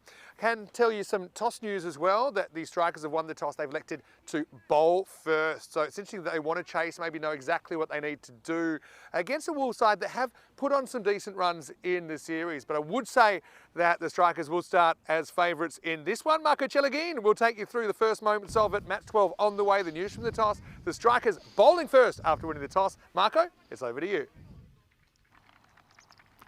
Yeah, hello and welcome back to the Estonian National Cricket and Rugby Ground. It's once again looking fantastic in the sunshine. We've been having beautiful weather for the first 3 days of this ECS series. And once again, the groundsman doing a great job. As we see the team sheets come up, and strikers seeing Nuasikar come in for his game, and Satanyu coming in as well. And for the Tatu Wolves, Mubasha Iqbal, Fakir Ali coming in for this game. So the Tatu Wolves want to come out and score their first win of the tournament.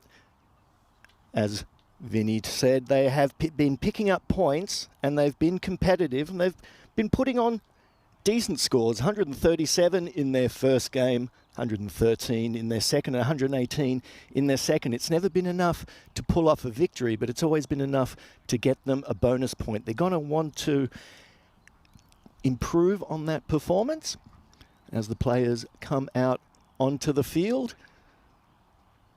And the strikers, yeah, a bit underwhelming. They came into this as probably one of the favourites, one of the dominant T10 teams in the local competition.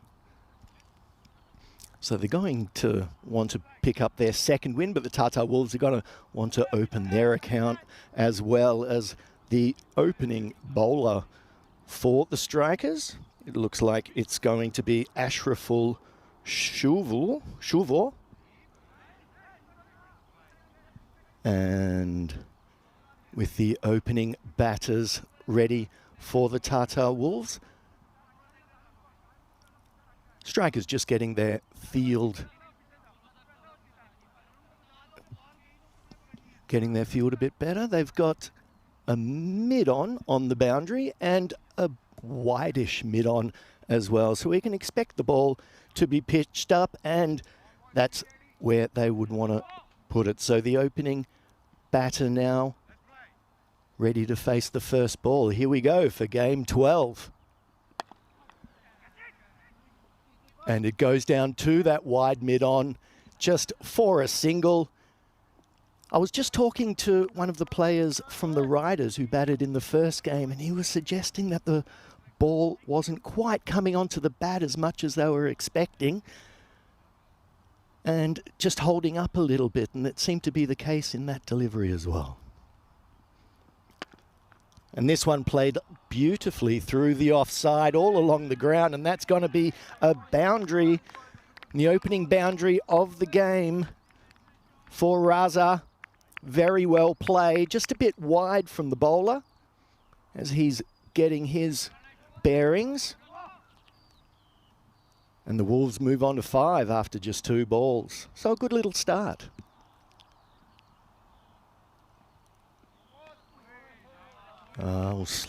Slow and short outside off. He misses the cut shot. It's in the corridor and it's well bowled. As the bowler's looking around, wanting to change his field, moving his backward square, just placing him just a bit tighter out on 45 behind the batter.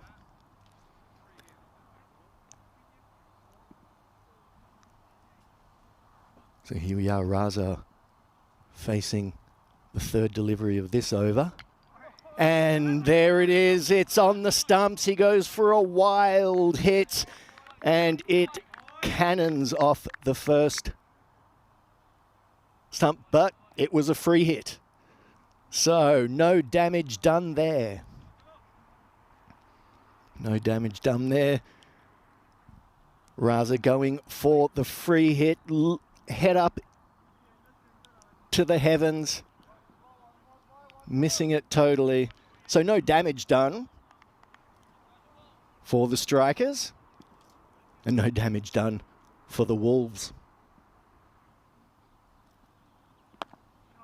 Shuvu down leg, hits high and mighty over the leg side for 6, and that's a lovely shot by Raza. That one he connects and it comes straight off the meat of the bat, right into his hitting arc. And that goes well over the boundary. So that's the second boundary in this over as the Wolves move their score along to 12. And again, some little changes to the field. That tight mid-on has been moved to mid-off and they're keeping the wide mid on, just covering that shot. And again, over, and gone. Another 6. So second 6 of the over. And that's exactly what the Tata Wolves were hoping for, to get their account off, to get their score up. And every bowling team is looking for those early wickets. That's what really has been the difference in the games so far in the first 2 games. Early wickets has meant the score has been kept down. As once again it drifts onto the legs. And Raza clears the boundary. 3 very similar shots for similar results. That's 6, 6, and 6. So the first over from Shuvu going for 24. And the Tata Wolves have opened their account and are well on the way. They're going to be looking to get that score well past the 100 and past their highest score that they've scored up until now of 137, to really put the pressure onto the strikers. So here we are with the second over, and this will be Arslan Amjad coming into bowl, as I'd like to welcome Vinny back to the commentary position. Yeah, nice to be back. What a start for the Wolves. Yeah, magical over first start. They are big underdogs in this, although having said that, they always get it back to 50-50. So it's just a dream start, and Arslan Amjad is going to bowl over number 2. Yeah, the Wolves have been really competitive. They might have lost 3 games, but they've always been in them. And this time, as there's some tight fielding and the batter gets called back to his crease, so there's no damage done. Yeah, they do have points from their losses, which I think comes back to the fact they have been competitive. Compared to some team like the Riders, just had the 1 win over the Wolves. Exactly, and as we said, the Strikers probably underwhelming a little bit in their first few games, and they're really going to want to come back. I was a bit surprised that they had elected to bowl first. Their previous win did come from batting first, but they obviously see their strength in this game as keeping the Wolves down, but it hasn't been the case so far. As it's played over the mid-on, and it's just going to stick a little bit in the ground, not quite get to the boundary. And the batter, Raza, gets through just for the single. It's a bit of a plonker, that one, wasn't it? Came from up high. Yeah, just plugged a little bit in the ground. As Amjad comes into bowl, and this one comes out a bit wrong. And misses the pitch there, so that's why it's going to be called a no ball. So Arslan getting it very, very wrong there. So we'll have a free hit coming up. We already saw a free hit. Basically, take a fake wicket.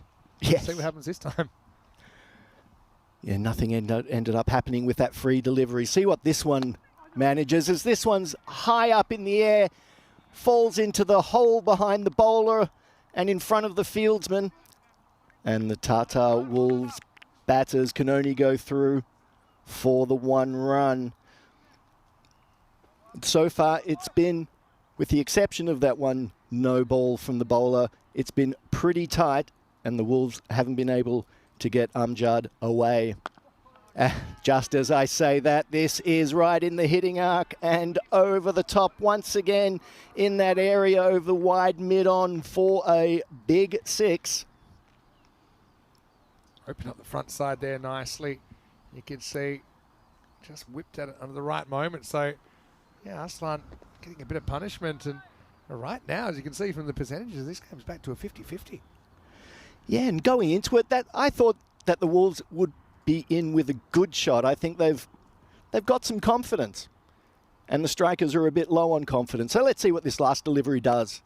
And as we go, it's pitched up. It just squished away onto the leg side. The fielder running around, getting it back in, and the batters just getting through for the single. So the end of the over, 35 for none for the Tartar Wolves. Yeah, it gives us a chance to look at the table as well. And you can see the Wolves, without a win, but because of their 3 points in the losses, they actually remain ahead of the Riders and actually in a better position. They've got a game in hand. But what they need to do is they need to catch up to a team in the top 4. And probably most obvious one would be the Strikers, who are 1 and 2.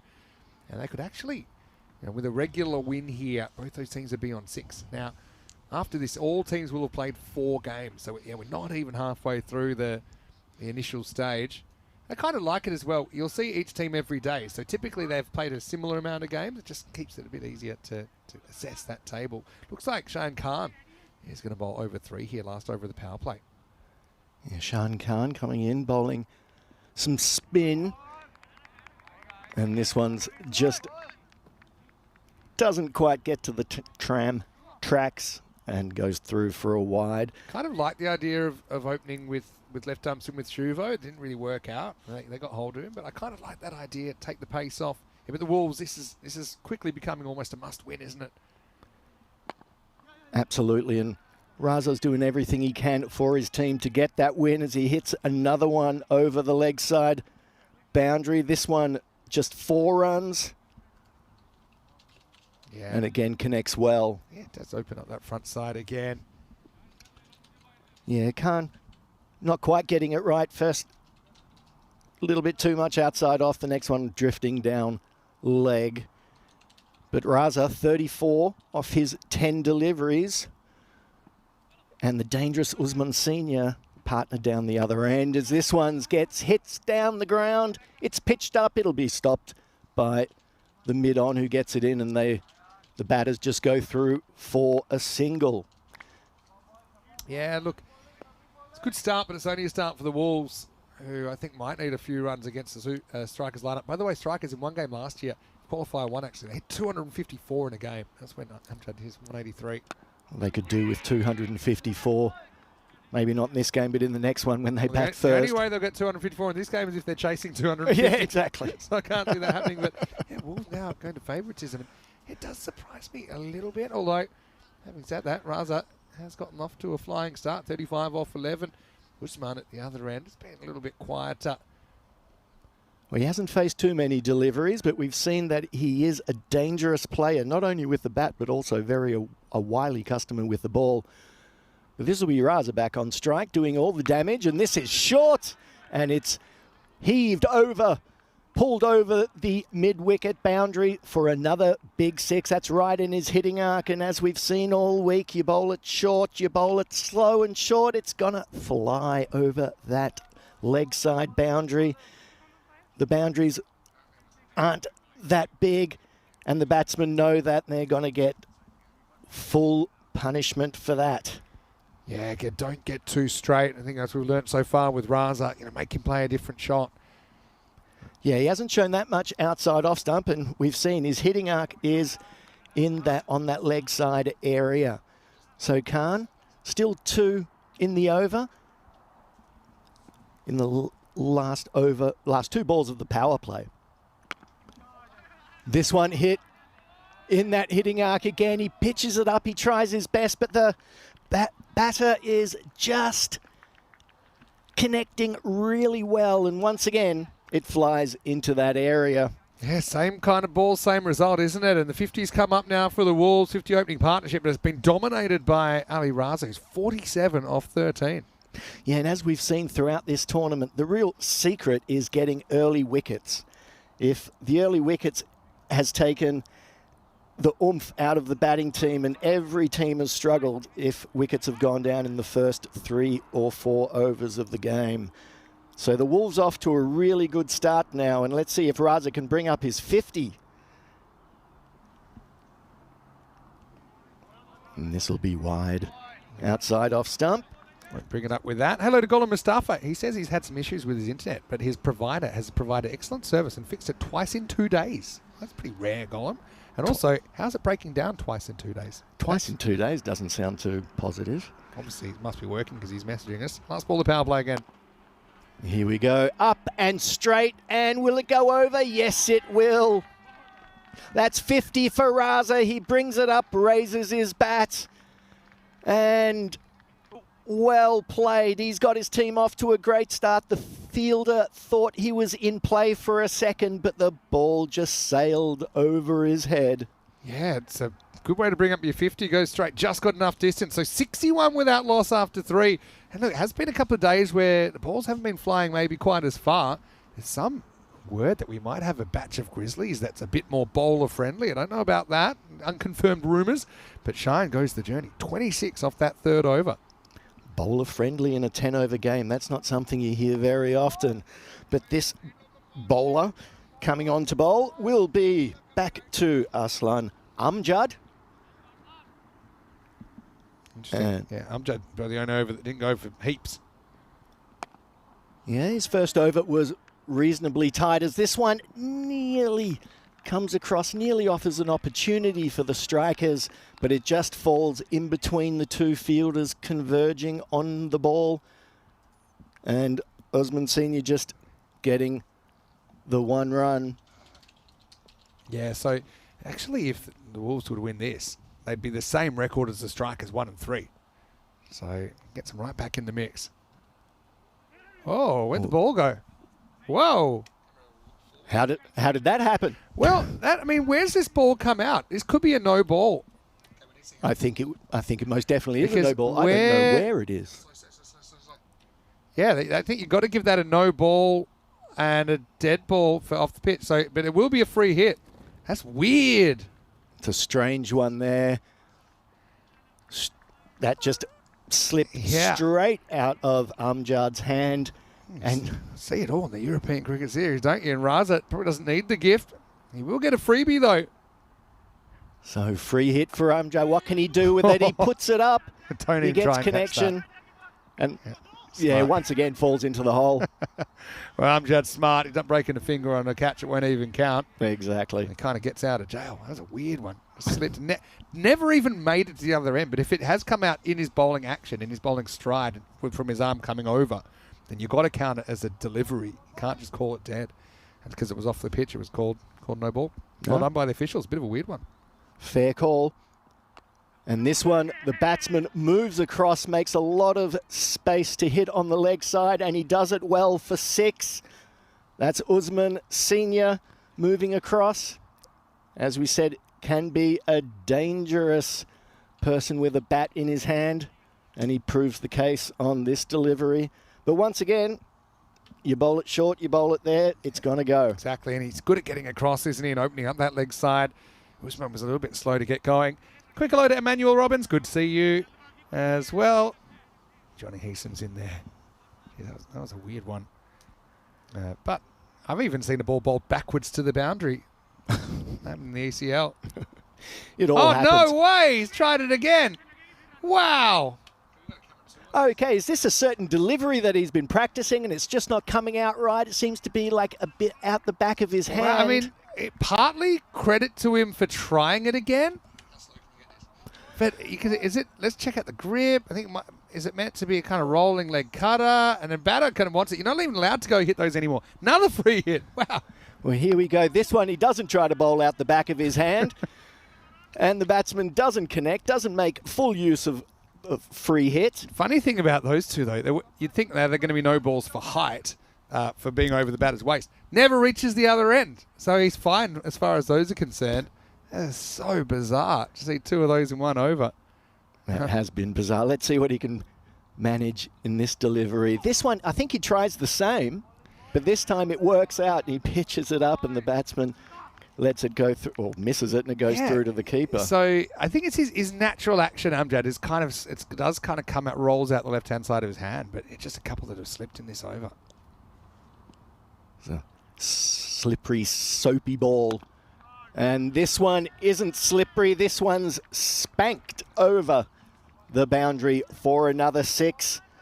And that's Raza going on his merry way.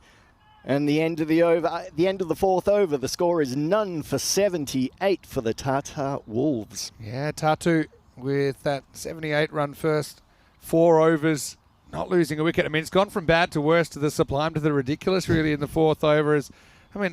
Runs-wise, goes for 17. They escaped on the free hits, but there were still 2 Maximos in the over. Have a look at the worm. Pretty healthy looking worm so far for Tatu. Very healthy indeed, and there's no dots for wickets in there, and that has been the key to trying to keep the score down to a manageable level for the chasing team in the second innings. And now we have a new bowler, the captain, Habib Khan, brings himself on to bowl. So let's see what he can manage against the batter, Usman Senior. And this one hit down the ground for a single, bringing on the person who has caused all the damage, Raza, with his 60 off just 18 I know that deliveries. the jinx hasn't been that effective in this tournament, but I do feel he's on for 100. That's normally something he's going to get out straight away, but he won't this time. He's going to work this one away. Fine leg has gone missing, so it'll just squeeze to the boundary, and the runs just keep on coming for Ali Raza. They certainly do. And all this thing about the commentator's curse, as Rico said on the first day, he called the two Centurions after they got to about 60 on the first day, and he was booing on the commentator's curse, saying, "What curse?" He called it. So let's see if Raza can also bring up the magical 3 figures. He's still got a way to go, but he's looking good so far, and he's certainly putting his team in a good position before the halfway mark of this innings. And that one, an inside edge, a little French cut past the keeper.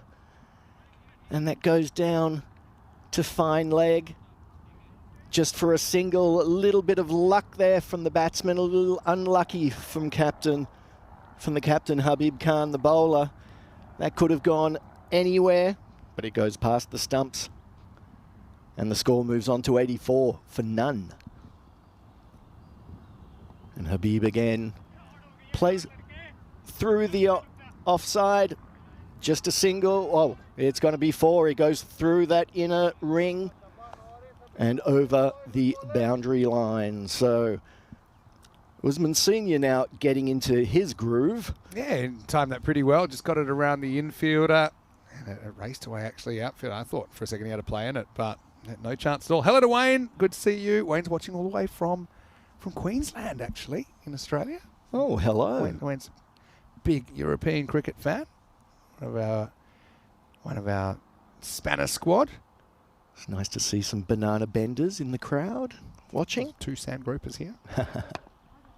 And here we are. This one played away into the leg side just for a single. There's no real connection there from the batter. But now, Khan, 1 ball, end of the over, end of the 5th over, halfway. None for 89. No, 1 ball left. Still 1 to come. Still 1 to come. There we go. And this one hit down the ground. And good work there on the boundary by the fielder. It's well done. And this will be the end of the over. And after 5, the score moves on to 90 at the halfway point. Hello. Great to have you. Vinny Santahim, Mr. Maximo. Got Marco Chilligin with me for match number 12. You know, that means match number 13's next. And you know that spooky things happen in match number 13 as well. So I don't know, maybe that's a chance to get a golden ball. We'd love to get you a golden ball, Marco, while you're here with us. Well, I hope so. There's 30 games and, well, let's see. Yeah. Let's see if I can handle 30. That much excitement. And, yeah, then we've got finals day as well. Potentially we had a finals day golden ball as our last golden ball.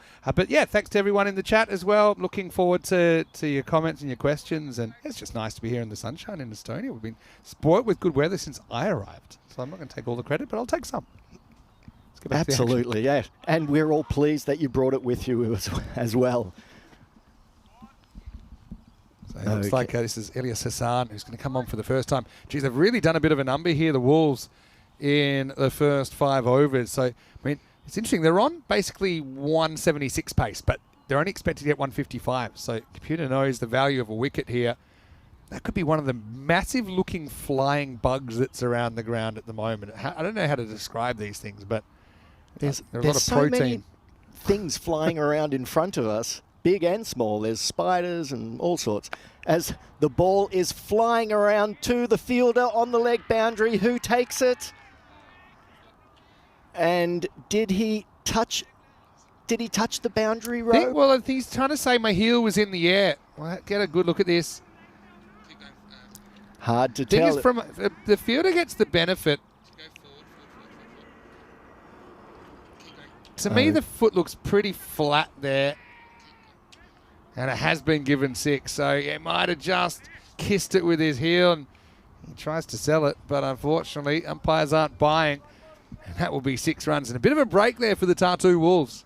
Well, another break, and that's a catch that the strikers needed to take just to get some pressure back on the batting team. And Usman Senior facing this one, and this one is another high and mighty shot, but he hits it straight to mid-on and gets caught. That is the end of Usman Senior, and Hussain gets his first wicket of the match. And the strikers now underway in the wicket tally with the score on 97 for 1 after 5.3 overs. Yeah, the good catch by Amjad. So I suppose that as a line ball decision only cost them 6 in the end as Usman goes the very next ball. And finally, they break that opening partnership in the 6th over, 97 for 1. But yes, they're going to be chasing a fair few, you'd imagine, the strikers, unless they can turn this around. Maybe they can turn it into something more. Here's Mubashir Iqbal, the captain for the Wolves, coming to the crease. And Mubashir Iqbal can do some damage. He played some good innings in the tournament so far. So let's see what he can manage so far. Hussain coming in on the stumps, on off stump, just plays it into the offside field. A little fumble from the fielder. And the batters go through just for 1. So Iqbal gets off the mark off his first delivery, so that's something. Yeah, Ali Raza has a high score of 84 on the network. So it was against the Mustame Bulls back in 2024. And Hussain once again keeping the ball up so the batsman can only hit it down the ground. Always like when there's a contentious decision, and we get a few other chats coming in. Randomly, Chris UK saying foot looked pretty planted on the boundary. I think that was the issue. He's tried to say he kept his heel in the air, but I think it looked pretty flat in the replay. Yeah, I think he just put his foot up at the last moment just to try to pull the wool over the eyes. But it didn't work as this ball gets played behind point for 4. And it's a nice shot from Iqbal. And he plays it all along the ground, gets his first boundary. And at the end of the 6th over, the score's 1 for 103 for the Tartar Wolves. Yeah, so 100 coming up with that boundary. Yeah, hello to Sim1 as well. Nice to see you, and see you as well at Lithium. And I know that Wayne said, you like my shirt today? Well, my shirt today, I've got code names for all of them when I'm working out what to pack when I'm coming on tour. And I call this one Bacteria. Normally it's just kind of green shirt, or sometimes I'll put the code of like where I bought it, so like Milan yellow or whatever. Anyway, serving you over, Habib to bowl. And the captain once again coming on, and the catch is taken. A caught and bowled. He runs across. The ball gets hit in the air. He runs across and tells the fielders, just leave it to me, I'll do the work. You didn't want to be able to blame anyone else for that, as Habib is going to get Ali Raza. So I guess the jinx is complete. Never got out of the 60s. Ali probably never had a chance, but has set a good platform for his side. Handy time to get him for the strikers. The score now 103 for 2. Yeah, I think a crucial time for the strikers to get a couple of wickets, because the Wolves got off to a good start and they needed those wickets just to rein the opposition in a little bit. So Khan playing a good captain's delivery and a good captain's catch. Yeah, good leadership comes on, and I always think the keeper often gets told he should take the high catches, but the bowler's got the veto power. So the new batsman is Manzoor, who gets an inside edge onto the leg stump. Good throw. Good throw from the square leg. Direct hit. Stops the run. The batsman gets called back. It's a good throw, though. No damage done. Just sneaks in, doesn't he? It was a good throw. Had to be on his toes there. Manzoor survives. Big 4 overs coming up. That expected score has been dropping. No surprises there with Ali Raza out of the picture. So 147. I just got a feeling, even with this slightly more bowler-friendly batch of Grizzlies, that with Amjad and that in the side, a score of 150 might not even be enough in this game. So the Wolves will be hoping another batsman can get their eye in just to push that score, bump that score up close to 140, maybe even 150. There's still 3.3 overs left. Habib Khan, 1 for 12 off his 9 deliveries so far. Hello to Paul Kempin, saying hello to Vinny and Marco. Hello to you, Paul. Hopefully you're well and hopefully enjoying the cricket. So Khan lets out a big wah after that delivery, but it bowls it well and only a single coming off it. Good length, actually. Again, had to be dug out. So, real interesting phase of the game. Still favourites here, the Tartu Wolves, 60-40 at the moment. But it's tightened up a little bit with the loss of those 2 wickets, we must say. So Iqbal facing now, just faced the 2 balls so far, one of them a boundary. And this one, good delivery, pitched up, squeezed away behind leg. Fielder goes along, there's shouting from the batsmen, batters, and they get sent back. Definitely and 2 it's just there. a single. Yeah, They I should. don't think they weren't really looking for it. Throw was bad. I suppose a bit spooked. I don't want to run out at this stage. Although take that, you have to run that first one really hard and put the pressure on the fielders, and that was probably missing a little bit from the Wolves. But these batters haven't been in for all that long, and is Manzoor facing this delivery outside off stump through the infield. Will it get to the boundary? Probably not. No, it stops. And the ball gets thrown in. They go through for 2. So Manzoor not quite connecting so far in the 4 deliveries that he's faced. And the Wolves are going to need a batsman just to carry on and get their score up, just to put the pressure on the strikers in the next innings. Yeah, 107 for 2 after 7. Here's the calendar. I want you to pick somewhere out on there that if you'd like to go. Maybe you haven't been before. Well, I've never been to Romania. Czechia I've been to often. And Bulgaria I've never been to. Bulgaria's a good one, actually. I mean, they're all good in their own way. But Bulgaria it's got a different vibe. I'm guessing you would have been to Czechia because you live in Austria, which port is it, right? Exactly, yeah. Elias Hussain now bowling his second over. Bulgaria, they play at the Vasilevsky ground, which has a pretty short straight boundary, and it kind of goes up a hill. So that's just where the boundary's got to be. It also doubles as a driving range. Oh. True story. Okay, so I can bring some golf clubs then. Probably not while the cricket's on, but yeah. For after, practice some and chipping. also, that's the ground. It's the only ground where it's ever snowed and delayed a game when we tried to play there in April. Oh, lovely. And it's the only game where wild horses have interrupted our proceedings early in the morning. It was before play started, though. But we were like, oh, those horses don't look like they've got any owners. Well, wild horses and the Rolling Stones. There we are. Hussain, third delivery through to the keeper, swing and a miss from Manzoor, who so far is just plodding a little bit, just not seeing the ball, not connecting as well as he would like. 3 off his 6 deliveries. And another good delivery by by Hussain, the bowler. Goes out to the leg side. I love this from Emmanuel. He said when he was a young chap living in Western Australia in the early 90s, there was a locust plague. And they stuck remember to that. His green shirt. I remember it too, actually. This one down leg, a big top edge over. If this will be a good catch if he takes it, but he's running back and it just drops in front of him. I don't know if he even got hands to it in the end. Always very difficult when you're running back and trying to catch the ball over your shoulder. Yeah, it was almost sconed him, actually, that one. It was a big hanging leading edge. And that's Taran Davala running back. At least it doesn't go to the boundary. Last ball for Hassan. And here he is. This one could be, is called no ball for height over the waist. So it's not going to be the last delivery of the over quite yet. But that locust plague, I was actually taking photos at Ascot Racecourse Wow. during that weekend. And it was there were locusts everywhere. Yeah, I remember. Luckily, I just tried to stay indoors as much. I was about 10 or 11, actually. Last ball, take two. It's free hit. And this one played just for a single. So these batsmen not really getting on with it like the Wolves would have liked. It's been a good comeback from the strikers. Yeah, the wickets have changed the game, haven't they, in a sense?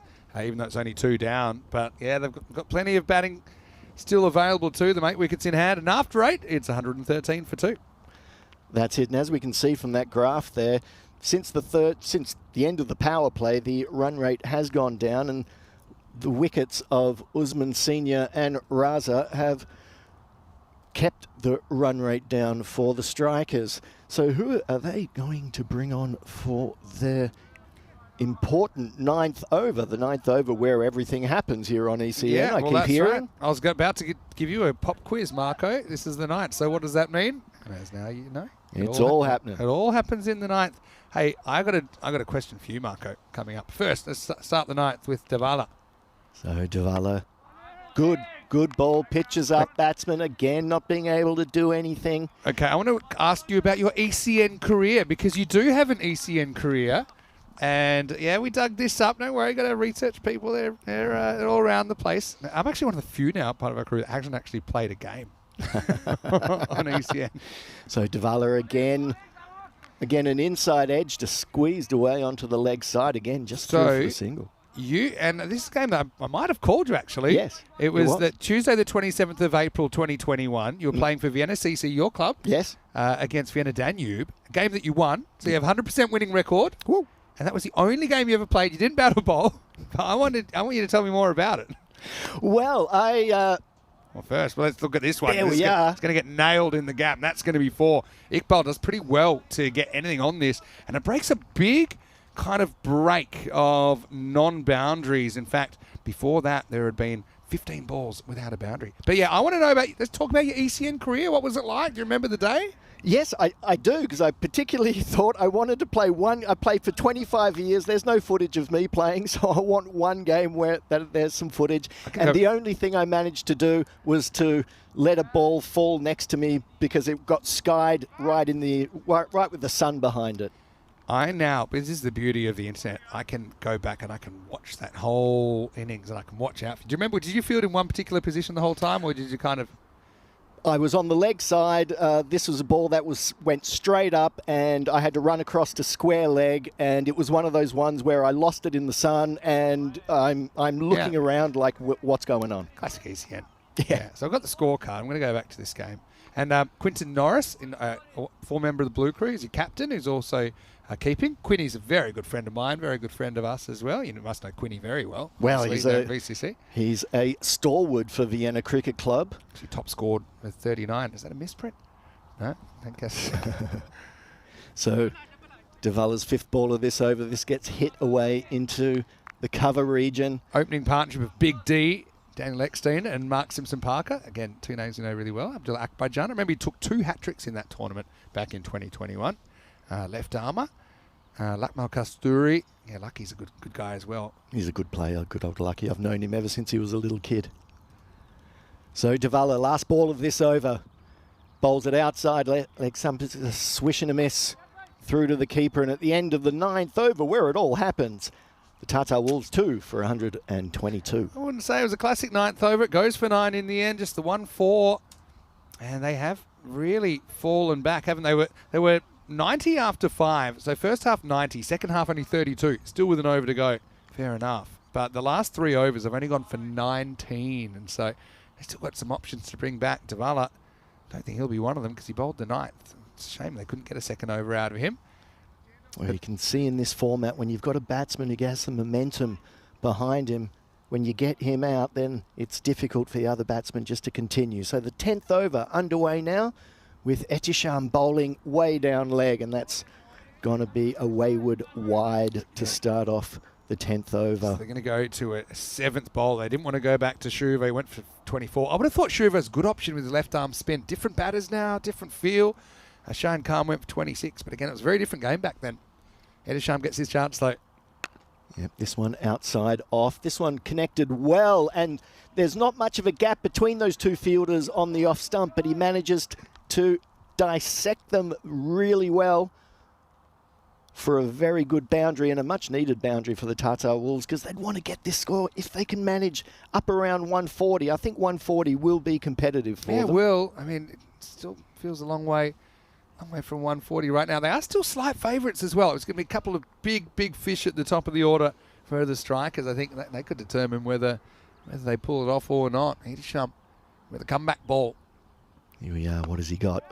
This one's right up at the feet. There's nothing the batsman can do about that. And the bowler says, one for me. Just in response in that game on the 27th of April, what's that, 4 years ago now. Khyber Malia was leading Vienna Danube. I know Khyber very well. He loves his cricket, absolutely loves his cricket. They were a good team out of luck that year, Danube. They always seem to be. Yes, well, Vienna Cricket Club this year having their 50th anniversary year as this ball goes to the boundary for 4 well hit runs. A nice cut shot there from Manzoor.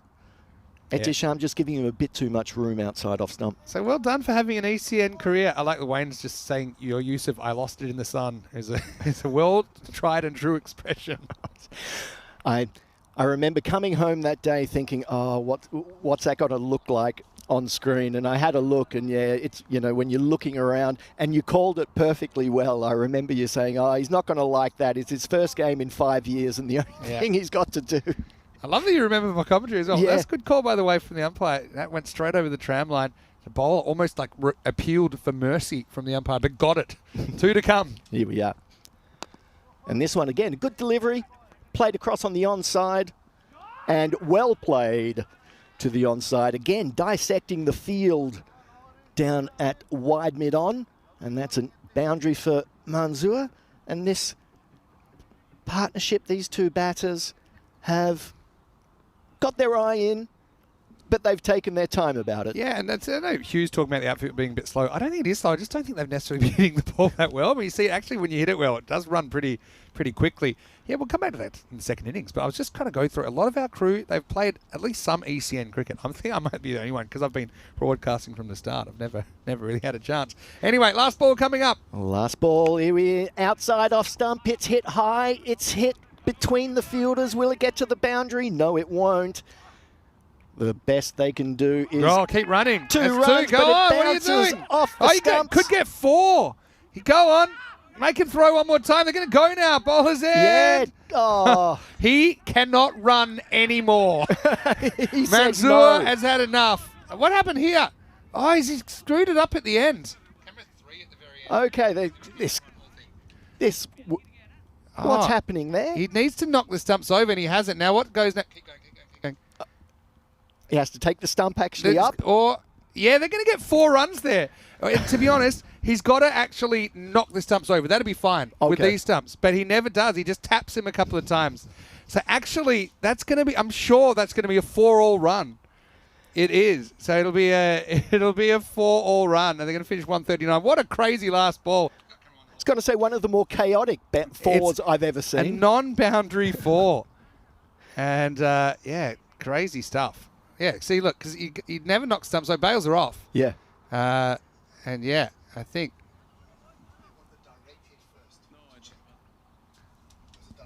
Okay. So, the score for the Tartar Wolves at the end of the 10th over is... We've got 135. Yeah, they actually want to check the second run out, but I'm not sure if they will get it. We'll take you to the highlights and we'll give you the update as to what happened there. But this was an absolutely insane finish. See there? No, not that's the very end. but that was the stumps were shaking. Just need to go. But I'm not sure if it was given out on the second run. But yeah, it seemed to be a simple 2. But anyway, we'll go back and we'll take you through the highlights here of the first 10 overs. And the Wolves, well, they're fighting still without a win in the series. They do put on a score in the 130s. How many we're about to have confirmed? Yeah, it's probably 20 runs or whatever shy of what they were hoping to get after Raza's blast in the first 6 overs. So the striker's coming back well, and we see here Raza really making hay while the sun shines, hitting into the leg side very strongly, hitting a few sixes there. Get to see how many sixes he hit in his innings. He was on his way to 100. That ball went for 6. The fielder putting his foot on the rope before being caught down at mid-on. This is where the 2 wickets went down, and from this point on, the Wolves just lost their momentum. And after staring a score, that was the caught and bowled from the captain, Habib.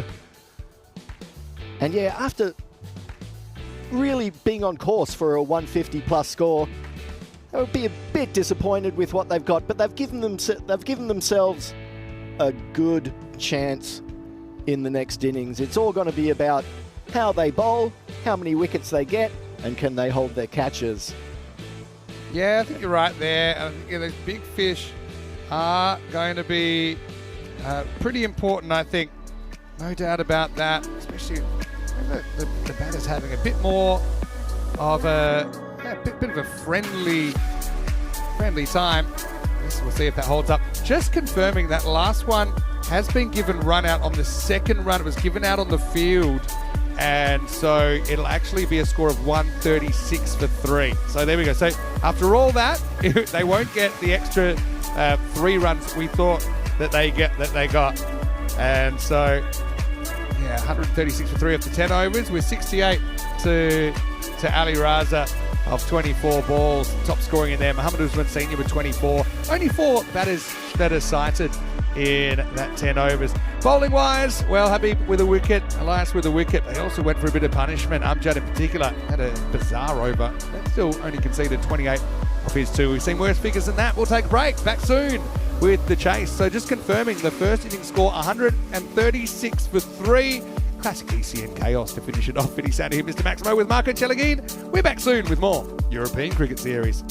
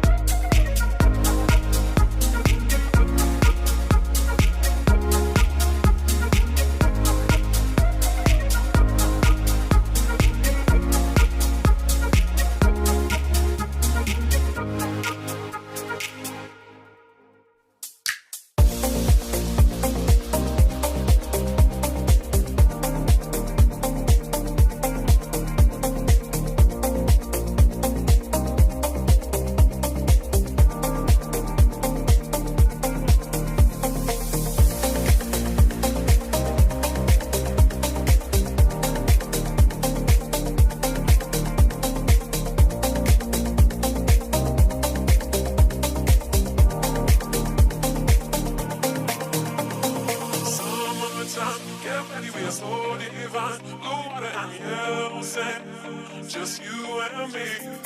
Summertime, get ready, we are so divine. Blue water and yellow sand, let's live our dream. Summertime, get ready, we are so divine. Blue water and yellow sand, just you and me. Summertime, get ready, we are so divine. Blue water and yellow sand, let's live our dream. Summertime.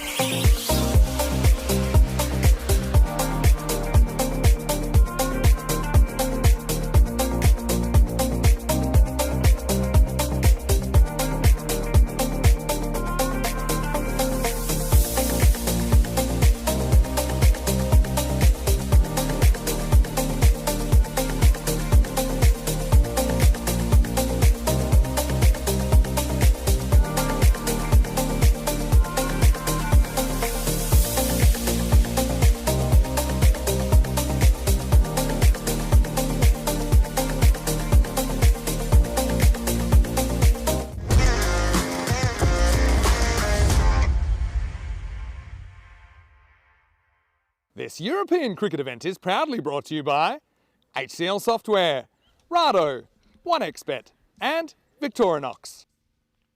Hello, welcome back to Talon, where we're getting ready for the second half of match number 12 between the Tartu Wolves and the Talon Strikers. Tartu Wolves batting first in this one, put 136 on the board. They were sent in the beginning by Habib Khan, the Strikers captain. Ali Raza, 68 leading the way. It looked for a while they could be on for more than that. And, certainly think it'll be an interesting second innings. So 136 is actually the correct first inning score. It does mean it can be 95 or less, actually, as we get ready for the second innings and the Strikers' response. Marco Jelagin comes back into the commentary box. And, it's kind of middle-of-the-road target, I think. Strikers, they'd fancy themselves to get it, but a couple of big fish at the top of the order, I think, will dictate how this goes. Yeah, it's all going to play out at the top end of this innings. As we've said before, it's all about wickets in the first 3 overs, and if the Wolves can get through those important batters at the beginning, then they're going to put themselves into a good position. But yeah, with all that confusion at the end, with the score needed to win, 137 for the Strikers. And Tartu Wolves opening the bowling with Asif Sattar coming in. Yeah, so start's so important, as Amjad, and holds a record of most sixes in an innings and the second highest ever individual score, 183 last year. And that was in one of the only 3 250s we've ever had on the network. Here we go with the second innings. And captain Habib Khan facing the first delivery, and it comes straight off the middle of the bat over the mid-off boundary for a 6 off the first ball, and he hits that and strikes it very clean indeed.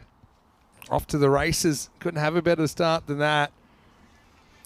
Yeah, Sattar just floating that up outside off, and Habib has been batting well. He's got a 43 and a 60 under his belt so far. Second ball in, and again, a caught and bowled, missed.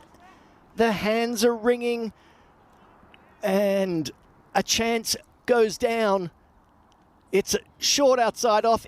He sort of half-heartedly goes at it, and it could have been a finger killer, that one. Crude had his moment last night where he bent 2 different ways to avoid a ball. This is Andrew Winter, the umpire. Have a look, because he jumps one way, then with the deflection, the ball follows him. So he's got good reaction. Then he has to kind of back away from his original jump. But Mr. Evergreen did that right, and I actually think he might have to come off here. It might have done a webbing. It was a really hard hit ball. So Sattar, unfortunately for him, it's going to be the end of his bowling over after only 2 balls, and you worry about him being able to bowl again in the game or even take any further part. Oh, that looks like that's come straight off the finger. Yes, the umpire was doing the time warp there as the ball was going. He had moved to the left and a step to the right. You must have loved some of the old dances. What was some of your What was your era? I mean, a lot of people have been saying that you got the kind of the 70s style lapels and all that. What's your favourite era to hit the dance floor? Well, I love music from the late 60s to the mid-70s especially. I like a lot of psychedelia and soul and funk, hence the big lapels. Yeah. And that's also the era that I grew up in, watching a lot of 60s and 70s TV that was shown on TV in Australia. You got a real Studio 54 vibe. I like it.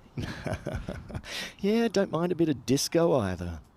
Disco Inferno, and it's an inferno here at the Estonia National Rugby and Cricket Ground. Well, they changed the bowler then, and Danish Tour, he was late into this side actually. He's going to be the caretaker bowler. So there's still 4 balls to go in this over. Well, Danish Tour had an interesting end to day one. There was a tight game, and he managed to bowl about 4 balls, which bounced twice before the batsman. So I hope he manages to get it right this time, and I hope he's been in the nets practicing since then. Oh, that's one thing you do have the nets here. I know the Wolves have been spending a lot of time. Just a confirmation there, 136 first inning, so 95 or less would allow the Wolves to take all 4 points, but really they'd just be happy with the win here before before they worry about the 4-pointer or anything like that. They've got to remove a very, very dangerous couple of batters. Still Shane Khan to come. Got Les Hassan at 4. I mean, Strikers just seem like a better team than 1 and 2. And like I said, they were the runners-up in the tournament last year. Well, they've been one of the strong teams in the league as Tua comes into bowl, gets this right, and it gets played away through point for a single. So, yeah, good to see that Tua manages to get his action in line. I was a bit worried there when I saw him take the ball after seeing it was the end of my first day, so it was the last game that I called on the Monday, and it didn't look all that crash. But this one was a good delivery. It looks like he sorted himself out. That's good to see. It's a funny one because this will count as a whole over bowl. So sometimes they might not want to use one of their frontliners, but still it's a new ball. Here we are. Okay, this one just misses the tram tracks and gets called wide from the umpire. Yeah, that's umpire Winter again, who basically matrixed himself out the way of the ball earlier. Indeed, indeed. Oh, he doesn't even have a name now, Tour. He's Mr. Invisible. So here we are. This one too short on the stumps, but way too short and over the boundary rider's head at mid-on. No chance for him, and good hit there from captain Habib Khan, going from 13 off just 3 balls so far. It's already been, we've only had 4 deliveries. It's already, everything's been going on this over already. True. We've already gone through 2 bowlers. Now Tua's going to try around the wicket. He's got a name now on the screen, so that's a good sign. So Tua into bowl. He gets his line right, but his length wrong, and the batsman once again swings through the line for a big 6. Yeah, that round the wicket really kind of feeding into the hitting zone of Habib, who just unleashes on it. And the result, 6 more runs. I want to find out more about you. So we're talking about music. Do you have a favourite song? You can even have a think about it after this ball. But yeah, maybe 1 or 2 favourite songs. Yeah. So here we are, favourite songs, but this is his favourite shot. And this time he decides to go straight towards us, this time over mid-off for 6. Yeah, first over gets ugly, magical across 2 bowlers. It's 27 without loss after 1. Hey, let's have a quick golden ball check, though. We didn't have one last week in Sweden, although they have had quite a few in Sweden in the past. But they didn't get one last week. Of course, any tie will go to a golden ball. 64 matches ago, and it's not actually that long ago. It was 2 Fridays ago that I called the last golden ball in Jersey, and it was super close. It was a photo finish job. Okay, so give us your favourite song, or favourite few. Well, favourite song. Look, I'm going to go for something that I've loved ever since I was a kid. It's going to be nothing overly exotic. Rock and Roll All Night from Kiss. I've been bopping about to that one ever since I was 6 years old. So that one has been in my head for a long time, and from one of probably my favourite bands. So there we are. So yeah, Rock and Roll All Night, probably up there as one of my favourite songs. But as a DJ, there are plenty rattling around my head as the bowler comes in. Amjad plays it really well through the offside. This is a dangerous start here from the strikers, and it's looking ominous at the moment. That's well struck. Yeah. And the bowler Sumran not quite getting his line right for that one. Yeah, right. And Amjad's been pretty quiet so far. Hasn't had much to do. But that one he muscled over mid-off. The field's still up here in the power play. Here we are, Sumran's second delivery. Batsman moves across and gets caught in the cover area. So he moves across, but it doesn't help him. He just hits it straight in the air. It's well taken. Catches win matches. That's what you need to do. And wickets is what the Wolves need to get themselves in this game. Well, so far, they're right up and about. I was going to say that Amjad's a big fish, and he actually hit that pretty well. Went like a bullet, didn't it? I think both of us, we were kind of suspended in disbelief to think that was taken so cleanly. So Amjad, he's going to have to go. He's caught for just 31 for 1. And a real window of opportunity. It's Fakir Ali who takes it. And yeah, that was like sharp a bullet. catch. Yeah, brilliant work. And Amjad disappointed. Has to trudge off. Third ball, Shayan Khan, his replacement. And the new batter, Shayan Khan, coming in to face his first delivery from Sumran. And here we are. Pitched up again. Played in the offside. They try to go through for a quick single. They manage. There's some appealing for a run out, but the batsman looks to be well safe. Indeed he is, yes. He is, but it's actually pretty tight in there. Actually just bounced off the bowler, dropped it onto the stumps. It's good work from the bowler to get it back onto the stumps from there. Maybe I'm being unkind. Maybe it was a deliberate pat down. Not out is the signal, as you can see. So Shayan's off the mark. Now, I mean, if you can get Habib now, the captain, and get both openers back in the first 2 overs, then you do start to believe the Tartu Wolves. Yeah, that'll put the strikers on the back foot, and that would have been wide, but the batter gets an edge and it goes away to the third area down behind the batsman for a boundary. So although Khan goes for a big wide swish and only gets an edge onto it, he does get 4 runs. Yeah, a bit of an end to the bat contact there, wasn't it? But they'll go to the total. You can see they've already got that rate down from 13.7 at the start of the innings. They've got it down to 12.1 with this good start. Got to keep taking wickets here, the Wolves. Yeah, that's imperative. And this one high, this one could be a waist high no ball. Let's see the replay. Ooh. That's a tough one. I think they may consider calling that because it's in that 50-50. Yeah, they the called it. 50-50s normally do get called. Yeah. I think it was down leg side anyway. It might have been a wide anyway, but it does mean Habib will get the benefit of the free hit. So Captain Khan keeps going on his merry way. Sumran comes in and again keeps that line outside off. Just played into the covers. And the batsmen don't go through for the single there. They decide to stay. Play it safe. Make sure that they don't get themselves in a tangle. Interesting period in this game. Shayan, he's a dangerous hitter on his day as well. Can he get going here? Last ball, the second over. He's trying to make use of this power play as this one goes over mid-on. This one's going to be 6. He just gets a hand to it, but the batsman gets enough willow onto the leather to wrangle it over the boundary line for a 6 for the Tallinn Strikers. Yeah, so that will take us to the end of the over and the score 44 for 1 off 2. So they're off to a flyer here. See, these two kind of fighting it out for 4th place at the moment, the way things are panning out. Still a lot of time still to go. Hippos, I mean, we saw them have a bit of a turnaround. They're 3-1, but with the extra bonus points they've got, they're top of the table. They actually had a 0-pointer last time out. We'll see them in the last game of the day. But yeah, pretty important one, because if you have the Strikers win this, especially if they win it easily, then you've got a pretty big gap between the top 4 and the other 2.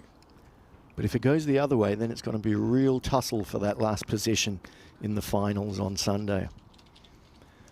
So this bowler is going to be Raza coming on with captain Habib Khan. Yeah, just to go back to great songs, I'll give you one that's a big favourite of mine in another genre, The Temptations, Ball of Confusion. Ooh. The beginning of Tropic Thunder starts off with that track. That's a bit of a humdinger. Good tip. Bad And ball. Raza, high, that's going to be called a no ball, and it's going to go for 6, and it's going to be a free hit. Oh dear. Well, we call that a 7-up for obvious reasons. Other brands of lemonade are available, but it's a bit of a Barry Crocker. So if you want to go down that path, chest high, slammed out of the ground. That's 7. The ball hasn't even happened yet. Yes, Barry Crocker shocker for those who are into the rhyming slang. And here's Raza trying to repeat that first ball. It's just hit down.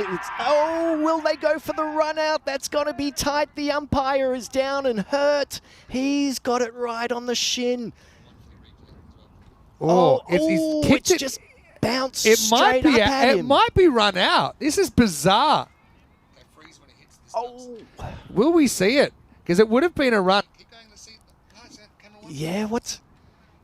Yeah, we'll have to see it on the replay. Yeah, so someone, it Yeah, comes off his off foot, his bounces up. Could have been out there if he hit the stumps, and it comes right in the middle of his chest. Oh, that is very uncomfortable. No chance for the umpire Winter there. But what's happening with this run out now? So the batsman goes through. I don't think he's I think in. he's out. I think he's out as I well. think Andrew Winter has been involved in a run out, assuming this is given, and it will be given. It's a bizarre way to get out. He kicks it into the ground and into the umpire. He really couldn't have done anything different. He had no reaction time, and it goes next to the stumps, and then Ali Razis, he scoops it up and he executes the run out. The umpire's a bit like the stumps. He's part of the field, and I mean, there's some people that would morally say, that there's a bit unethical to take a run out in that situation, but Ali Raza isn't one of those people. He will run out Cheyenne Khan in an amazing piece of cricket. I don't think I've seen that, maybe only once before, where the umpire gets hit and it results in a run out. Well, it comes straight off the umpire Winter's sternum, basically, and I was actually going to say, yeah, good thinking from the bowler. It's just the way I play. Oh, look at that again there. Definitely out. Good, quick thinking from the bowler. Wow, that was a free hit as well. And now the next one's going to go for 4. So, wow. It's That's all a happening. proper viral moment. And you cannot criticise the umpire. He's already shown he's got great reflexes, Andrew Winter. He jumped 2 ways to get out of one earlier. Now he's been hitting the solar plexus and unwittingly caused the downfall of Cheyenne Khan, who's run out for 7. And that was an important wicket for the Wolves to try to get control of this run rate. And the umpire Winter back on his feet now, and what can Ali Raza do with the ball? 11 coming off his first 2, and this one's pushed outside off for a wide. Doesn't quite get it right. But, yeah, the umpire looking a bit more steady on his feet now, and that's good to see. He's a tough nut, Andrew Winter. He's played a lot of cricket. He's been hit with plenty of balls, but I wasn't expecting that one. No. Okay, this is short, high and wide. Over, nearly a catch. He gets good hands onto it. He'll probably be a bit disappointed that he dropped it, and he manages to push it over the boundary as well. So you can see here he's going, the fielder going back with it and just knocking it over the boundary on the offside. Big moment. He's dropped on 40 here, Habib Khan. He's the other opener, and he's the one. He's actually scored about 3/4 of the run so far. So, yeah, big moment to put him down, even though it was a tough one. Yeah, he's been batting well in the games he's played. He's gone for a similar shot, but connects a lot better this time. The ball runs down to our direction past the mid-off for 4 this time. So 2 4s in a row after a chaotic start to the over. And Raza going for 20 so far in his first 4 legal deliveries. A few questions. Does the ump get the assist on the scorecard? He doesn't, but he probably should. Goes down as a direct hit to Ali Raza. You couldn't script this stuff. No one would believe you. 2 balls left in the power play. Here we are. Raza again pitches up. Batsman squeezes it to the off. There's a bit of confusion between the batsmen, but they manage to get back in time for the single. A bit of a tight one. He moves to 49 now. So the captain approaching his second 50 of the tournament so far. So he's been doing well for his team. He's been on fire. And now the first delivery faced by Etisham. The last ball of this third over and the last ball of the power play. What can Etisham do with it? In it's short and short down leg, but he doesn't connect, and it goes straight to that backward square leg position. So no runs off that in the end of it all happened that over. It wasn't the 9th, but it was the 3rd. End of the power play, 2 for 65 after 3 overs. Yeah, so Habib 49 in that power play. 9 times out of 10 they win from here. They're almost halfway there actually. But yeah, how about that run out and random only Chris saying that the 13th match spookiness has come a little bit early. This is still match 12. Manuel saying never seen that before. And I don't think you can blame the umpire at all. I know there are some people, I know it happened once in the Carter Oval. I think Romania were playing and then the question was, is it morally right? But I suppose, it's about as unlucky as getting, run out off the fingertips of the bowler, for example. I suppose the difference there is that ball would have gone down for an easy run or more. Might have even gone for 4.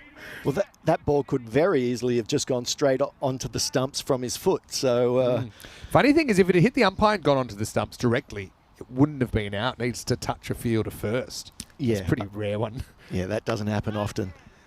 So this time the wily Usman Senior coming on, pace off now. And as we've seen in this tournament so far, Usman Senior, he likes to pitch the ball up, bowl some over, bowl some round. He mixes it up well. So second delivery in, doesn't quite, I think one of these insects. Eats a bug. I know, because I've been shooting my intros today and I'm very worried about what might fly into my mouth.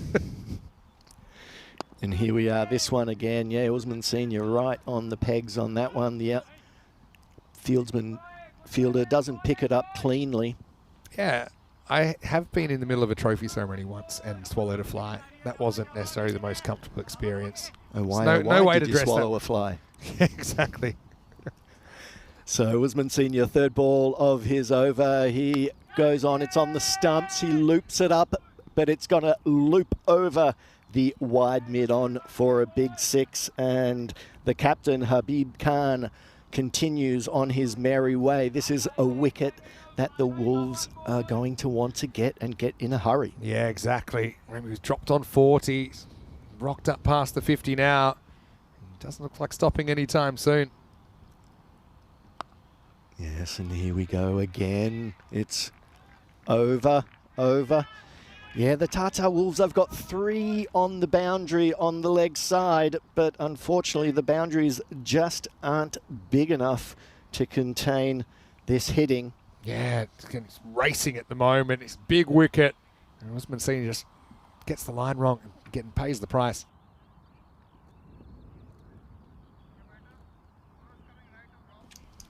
It's Usman Senior trying to stop this over going magical. He's bowling to the man with a hot hand. He's coming round the wicket now. And on the stumps again. Will. Oh, no. Oh, no. Uh-oh. And Ali Raza, he's quick to let everyone know it was in the sun. He actually just lets it bounce. What's worse, kind of gets in the way of the fielder that could see it stopping the boundary. So then he kind of runs out at last moment. Oh, well, and so that has to go down as another opportunity. That is missed as Habib I won't say put down, but a missed opportunity with him on 62. Nothing going right for the Wolves at the moment. No, not at all. No, there was a catch there and still over the boundary. Is still round the wicket. Once again, goes into a similar area. Oh, and this is well taken as he runs across and takes an exceptional catch. That's Sanu Maji takes a very good catch running around both fielders. Nearly running into each other, but it's exceptionally well caught, and that was very much needed by the Tartool Wolves. Oh, Margie. What a catch. I mean, it looked like the Large Hadron Collider come to life, didn't it? As once again we saw two fielders, Ali Raza, and it kind of shapes out. He sees this one maybe, but it just kind of fades towards Margie, who takes and somehow doesn't crash into his teammate. So finally they get Habib for 66. It's 83 for 3. Look, they've still got 54 runs to play with here. So let's see if that precipitates a bit of a collapse for the Strikers. If you look at the Worms, right now they're ahead, but as we saw in the first innings, if you can get those key batters out, you can get that run rate to drop. Well, we've seen that all week so far. So as we saw in the first innings, the run rate really fell down at the loss of a few wickets. Let's see if the Strikers can continue their momentum. And Margie now, the catcher, coming on to bowling to Etisham. And he goes up for an appeal, but it's being pushed down leg. The umpire gives it not out, and quite rightly so. Yeah, Margie, give him the ball. He just took a sensational catch. It was good yesterday with the ball. Here we are, short and wide. Will the fielder get there? He tries, but not quite in time. So Etisham manages to get his first boundary of the innings, and the Strikers continue on their merry way even once they lose their high-scoring captain. Yeah, just too short there from Margie. Kind of pushes it through. He's like a brisk off spinner.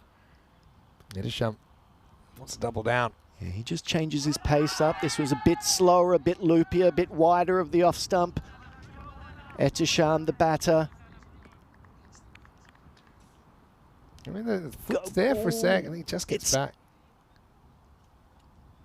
It's good work from the keeper, good work from the batsman, gets his foot back in time, good call from the umpire, good cricket all round. Yeah, it was quick work, but the foot was down. Margie again, really slow this one, gives it a bit more flight, and the batter just plays it onto the onside. 6 runs. Etisham, have we seen they're just recalibrating now, the Strikers, after losing those 2 wickets, or 3 wickets, should I say. Here we are, nearly back onto the stumps again. I think umpire Winter will be happy that it didn't get closer to him. Yeah, I think so. Yeah, umpire's been under attack a little bit in this series. Yeah, it's all this good pitched up bowling causing the batsman to attack straight to the umpire. Umpire probably wouldn't mind some short ones. Here we go. This one up there again. Depends which umpire you're talking about. I don't think the umpire at square leg would enjoy it. This one hits the stumps. We had a bit of fun with that at the end of the first innings. And right now, they're cruising. Despite losing 3 wickets in the first 5 overs, the Strikers 90 for 3. They require 47 off the second half of this innings. Let's have a look at our tour of Estonia. Of course, you've been here since the very start, haven't you, with the T20 eyes. 3 of them going 3-0 to Estonia against Bulgaria, and then a 7-0 clean sweep. Although Bulgaria had their moments, they certainly were an entertaining team to watch. And we started the ECS on Monday. It's a 7-day ECS, 6 days of qualifying, and then finals day Sunday. Same as the format for the ECS next week in Romania, by the way.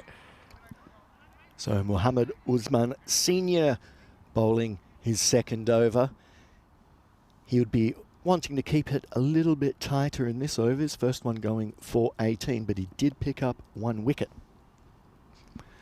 As he comes in, he's coming in round the wicket this time. This one's played to square leg, and the batsmen just get through for a single.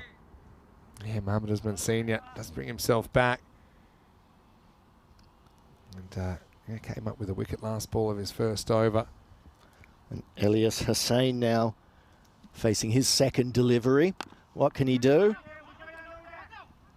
Plays it into the offside, no run. So the run rate has gone down just slightly, but misfield allows the batsman to go through for a single, and the bowler would be really disappointed there.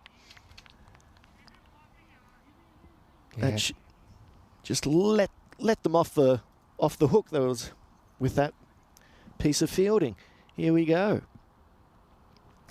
So Usman Senior continuing around the wicket. 3 on the leg side boundary. Up it goes. And up and over for 4 runs. Well hit by the batter, Elias Hassan. Yeah, so that's his first boundary. Just need someone to take the reins here. Still could be a bit of a tricky one if they would lose a wicket or two here. Still a bit of a gap between runs required, balls remaining. Tatu Worlds just hoping to hold on. Always seem like a good team out of luck. I mean, it does look like they should at least take a point out of this, but I still want to maybe fire back a couple of times, maybe steal the win. Yeah, it's sort of been in the position they've been in every single game they've played, there or thereabouts. And this one, once again, the umpire is under attack as the ball gets hit down the ground for another boundary. And the batsman just... Oh, yeah. The batsman just giving himself a lot of room, moving away to the leg to enable him just to hit through the line and straight down. Well, Crute has... he's been in the firing line a little bit as well. I mean, if we saw 2 umpire-assisted run-outs in innings, I don't know what I'd do. So, again, this one played, swiped across to mid-on. Batter's going through just for the single. Hundreds come up with that boundary that almost took Crute out and finished his day. Although Crute, he's taken an impact or 2 in his career as well. He's a player we have seen actually playing at the ECL. So over the wicket now from Usman Senior. This one drifts down leg. It's a top edge, and it just falls into the gap between a ring of fielders on the offside.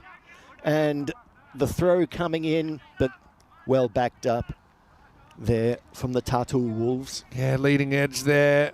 Pretty lucky to loop over the fielder. Couldn't really do too much about it. Mubashir Iqbal, the captain, who doesn't fire it in but can't prevent the 2. End of the over, and after 6, 104 for 3.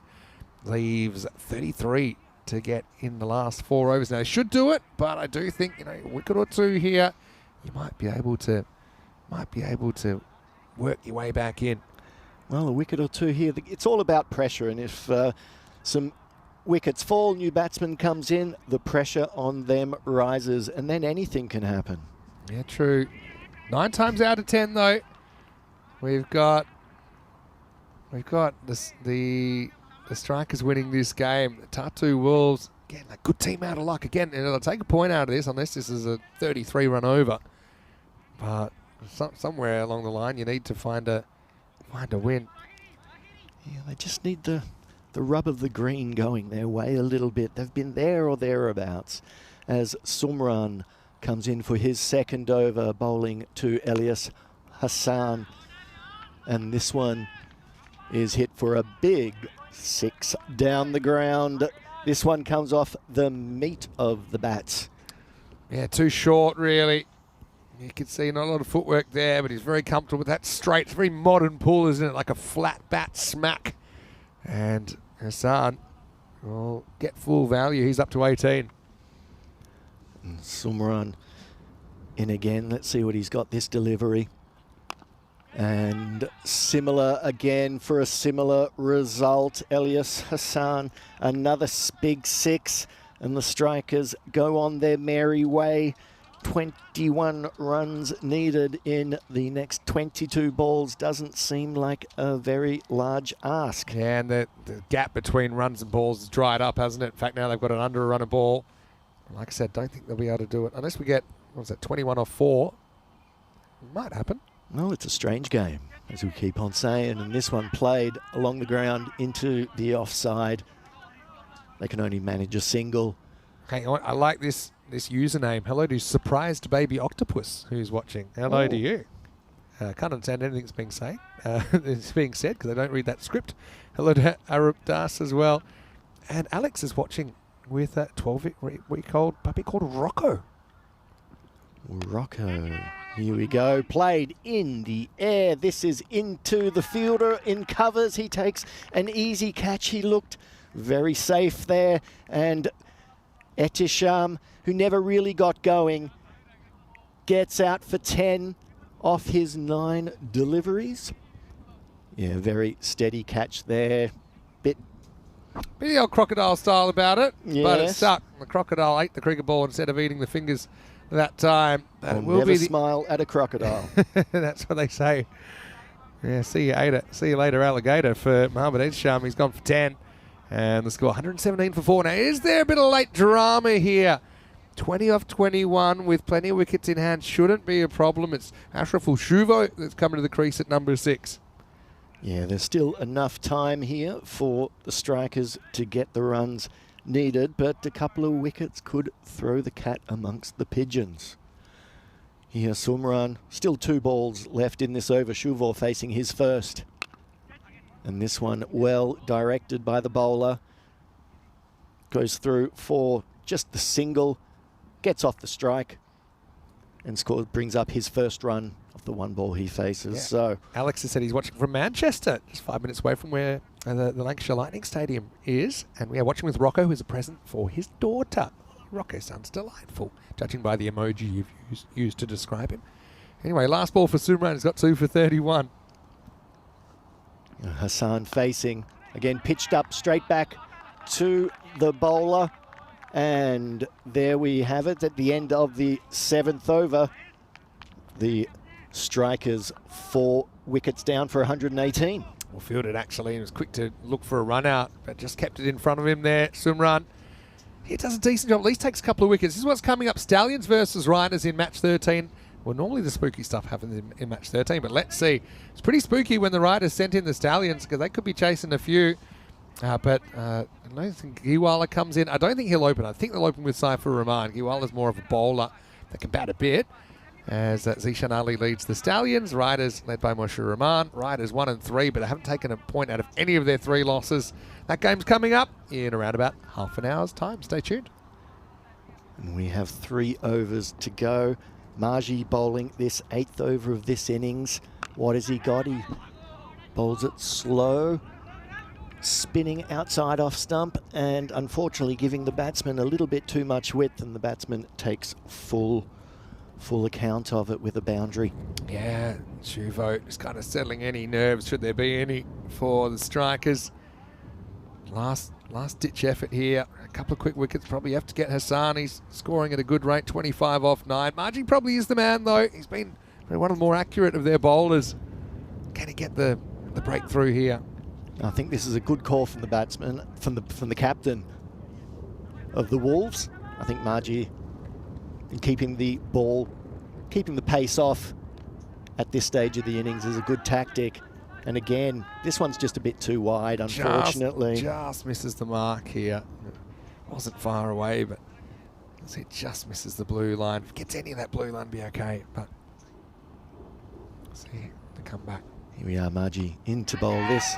And this one, the batsman gets an edge and it just sort of rolls and squeezes and bounces past the man at the third man position. Gets it in. They can only go through for the single. Yeah, so Shuvo, he's playing his role as well. 12 off 16. How quickly can they do this? Yeah, he's been trying to get on with it, and this one he doesn't quite connect as well as he would like, and the ball's flying around. There's no runs.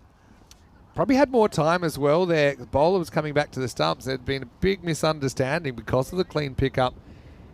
But the batters both survive. Yeah, I think Margie's just playing with his pace really cleverly. And I think he's just catching the batsmen out a bit. They haven't been able to really latch onto them like they would have hoped. That ball going across to the onside again. So just the single. That brings Hassan onto strike. And he's been hitting the ball quite well. 25 off the 9 balls he's faced. 2 left in Margie's over. This one held back a little bit too short and played over the boundary. So now things are really in the hands of the strikers now. Just 7 needed in 13 balls. 1 left in this over. We can see the importance of the first innings. I mean, it looked like they were going to be on for more than what they ended up scoring. Ended up on 136, but remember that they were 103 off 6 overs. They could have kept going at that kind of pace. They're probably getting 150, 160. And even that might not have been enough. Who knows? Yeah, they'll be ruining that little slow performance in the second half of that innings as the strikers again get a single and just inch ever closer. So at the end of that over, the end of the 8th over, the strikers 4 wickets down for 131 runs. Margie with a pretty tidy none for 20 of his 2. Just can't get that wicket. Yeah, and that's just been the tail of the tape really for the Wolves in all their games. They've done well, they've competed, but they haven't been able to get over the line. And speaking of lines, we can see those graphs and the all-important worm graph and the strikers just in front and on top, and Sarfaraz coming on for the 9th over where it all happens. Yeah, it might actually all be over in the 9th the way things are going. Just 6 to win. They can do it with a Maximo. And it just doesn't. It's not quite the Maximo. It's a mini max. Yeah, it's a mini max. It just keeps the game alive, but not for too much longer. Sarfaraz short outside the off-stump. Hassan just made sure there was no chance of a complete disintegration of this middle order. He's chipped in with a nice 34, and he can win the game here. 2 runs required. Yeah, he's really kept the impetus going after the loss of the captain, Habib. Here we are, Sarfaraz. This one over the boundary, and that will be the win for the strikers. That'll be it. Another Maximo to end this game. So the Tallinn Strikers beat the Tartu Wolves by 6 wickets. The Tartu Wolves 136, just not being enough to put pressure on the strikers, unfortunately. Yeah, that's just the way it was. It wasn't enough runs. It was a bit of a throwback game, that one, with the bats having a bit more success.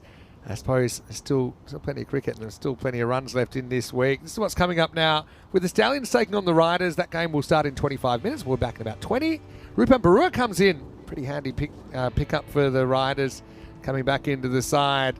And Chad Rappa, he'll be hoping to replicate the half-century that he scored last night in a pretty important victory. They only won so far, but I think the first thing they'll have to do is mute the Stallions. He could easily gallop away.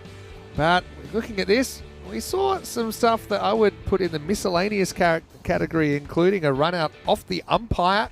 But really, when it's all said and done, Habib Khan, 66, set up a fairly comfortable chase in. This was the moment, though, that Winter, he wears it, and he's in no position to call for the third umpire, is in the position to call for the third medic.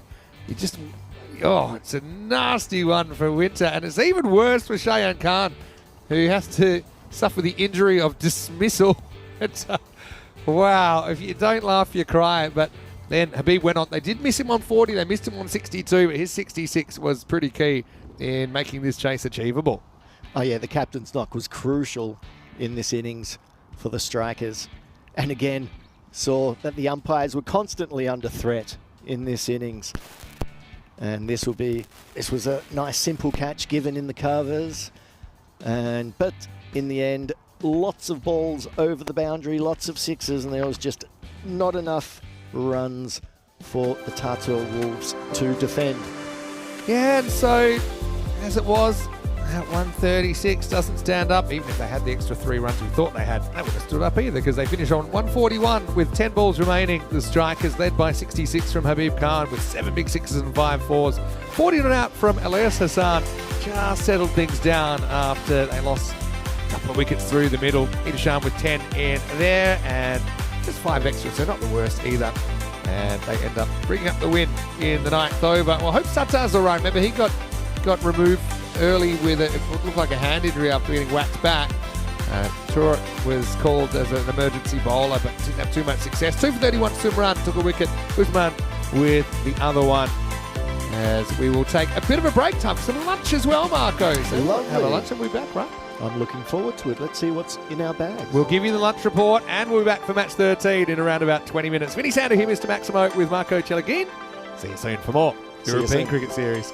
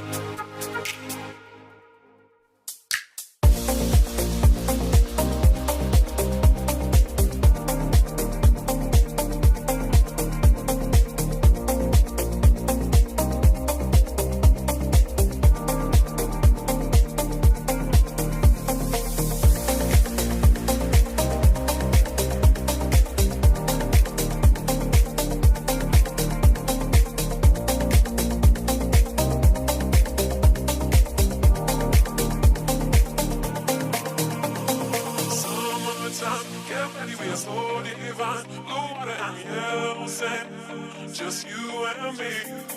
Summertime, get ready, we are so divine. Blue water and yellow sand, let's live our dream. Summertime, get ready, we are so divine. Blue water and yellow sand, just you and me. Summertime, get ready, we are so divine. Blue water and yellow sand, let's live our dream. Summertime.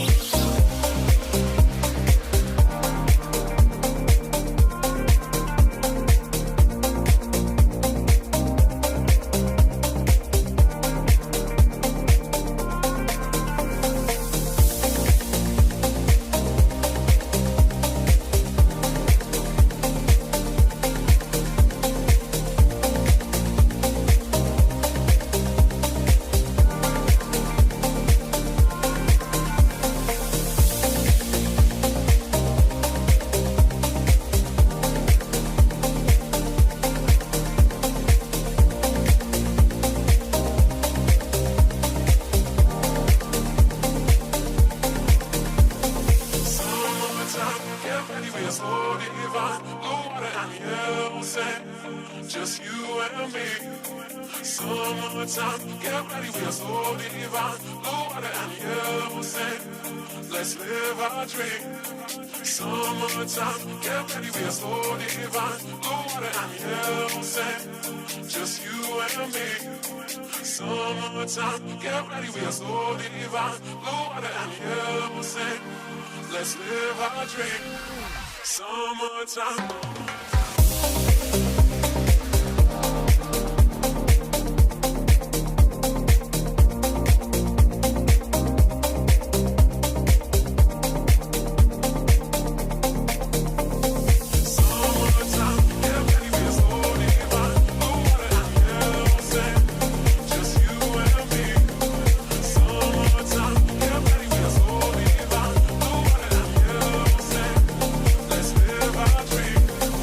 Summer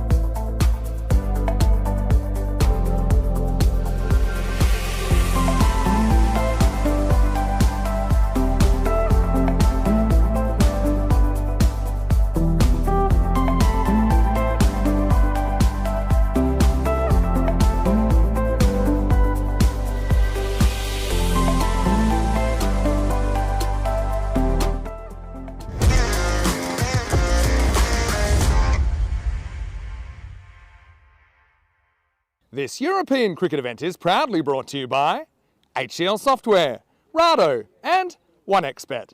Hello and welcome back. Great to have you with us. We're 2 games into day 3. Coming up next is match 13. And as we all know, some spooky things can happen in match number 13. It's the Stallions to take on the Riders in this one. A little bit earlier, we had Tyrone Peters out in the middle. Let's see what happened at the coin toss. The 10 and Riders to call. Tail. Tails is the call, and it's tails. We are bowling first. They're going to have a bowl.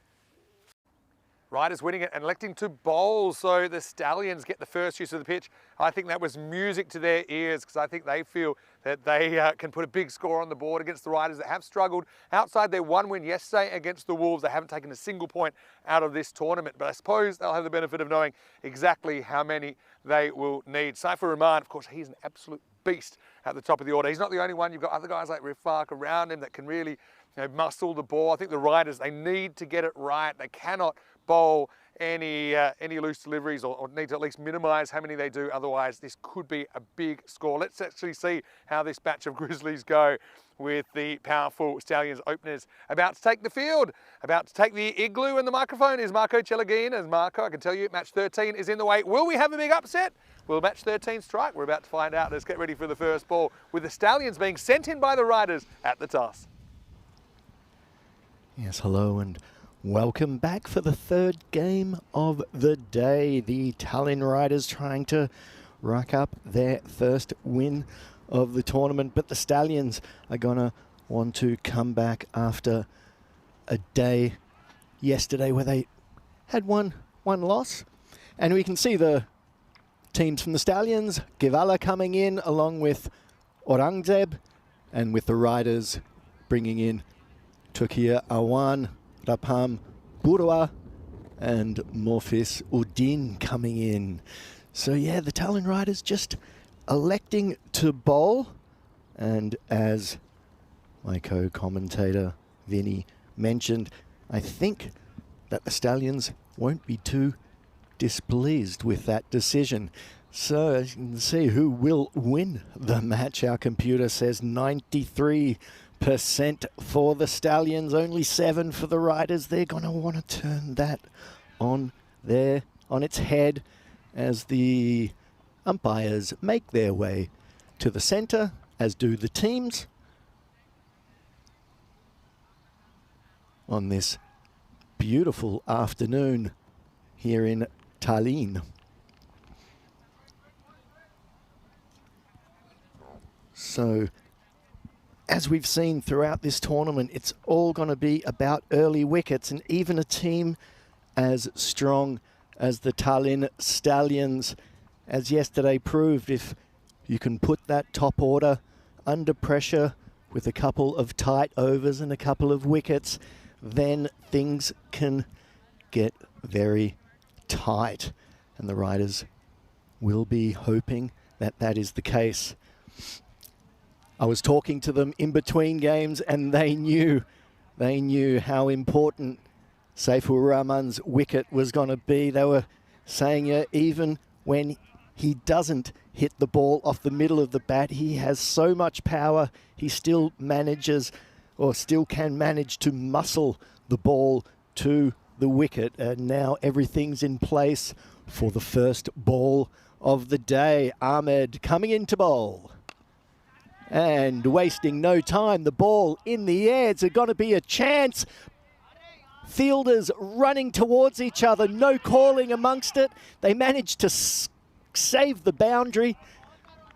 But I hazard to guess, if one of them had called yes and actually committed themselves 100% to the catch, then they might have had given themselves a better chance. So, a chance first up from the Stallions, and just one on the board.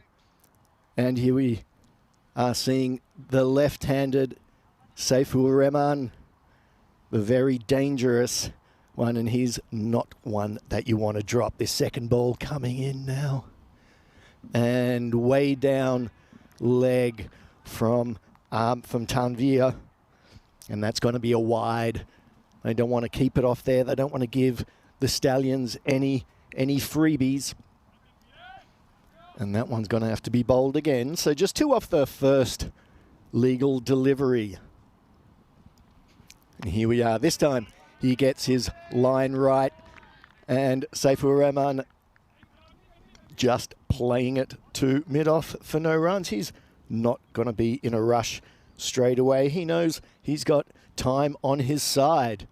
Here's time to this one on the stumps, and he's got time on his side, and he hits the ball off the meat of the bat for a big 6 straight over the bowler's head. And on he goes. Well played. And that's what the riders were fearing when I was talking to them in between games. So 4th ball now. And again, just a bit short, a bit wide into Saif Rahman's hitting arc. And this one over the boundary. So we can see at this stage of the power play, halfway, 4 balls into the first over, and there's one person, one boundary rider on the leg, one boundary rider on the onside at the moment. So Tanvir coming in, keeps it outside off, but gives Rahman too much width, and he crashes it over the boundary for a Maximo. It's the name of the game. So 12 runs now for the Stallions off the first 4 balls. The bowler is going to have to keep it tighter. He's decided to change his line of attack. Coming in now. Last ball, played away behind, square through the fielder, and he lets it go. Lets it go for 4. He holds his head, and the bowler scratches his. And at the end of the first over, the Tallinn Stallions, 18 runs. As we can see, upcoming events, we have Romania coming up for you, followed by Belgium, and then we're in England, Czechia, and in Finland, ever so close to where we are now. So here we are with Mofis Udin coming in for the second over of the game, as I like to welcome my co-commentator, Vinny. Yeah, nice to be back. And yeah, what a start for the Stallions. Galloping start, you might say. And this is going to continue now with Rifat getting in onto the action. He has his first boundary. And so, yeah, plenty happening. A lot of balls flying off the bat early in this one. Indeed, lots coming off the middle of the bat. This time with Khan getting that one away. 4 off that first over from Mofis. From the first ball, I should say. So, Rifat, let's double down. We'll go in the same direction. This one will go all the way. Maximo! And this is brutal from the Stallions in the power play. Yes, once again, a little bit too much width from the bowler Mofis. And the batsman, Khan, just getting it over the boundary. And once again, I mean, what he does so well, Rifat, is he goes with the line of the ball here. So you see some people always kind of want to go that leg side and kind of over-committing to one area. But he does keep his options open.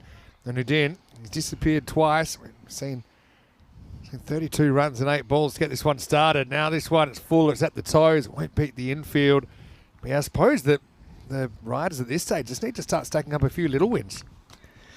That's it. Just a few dots. Clock up the dots. Put a little bit of pressure back.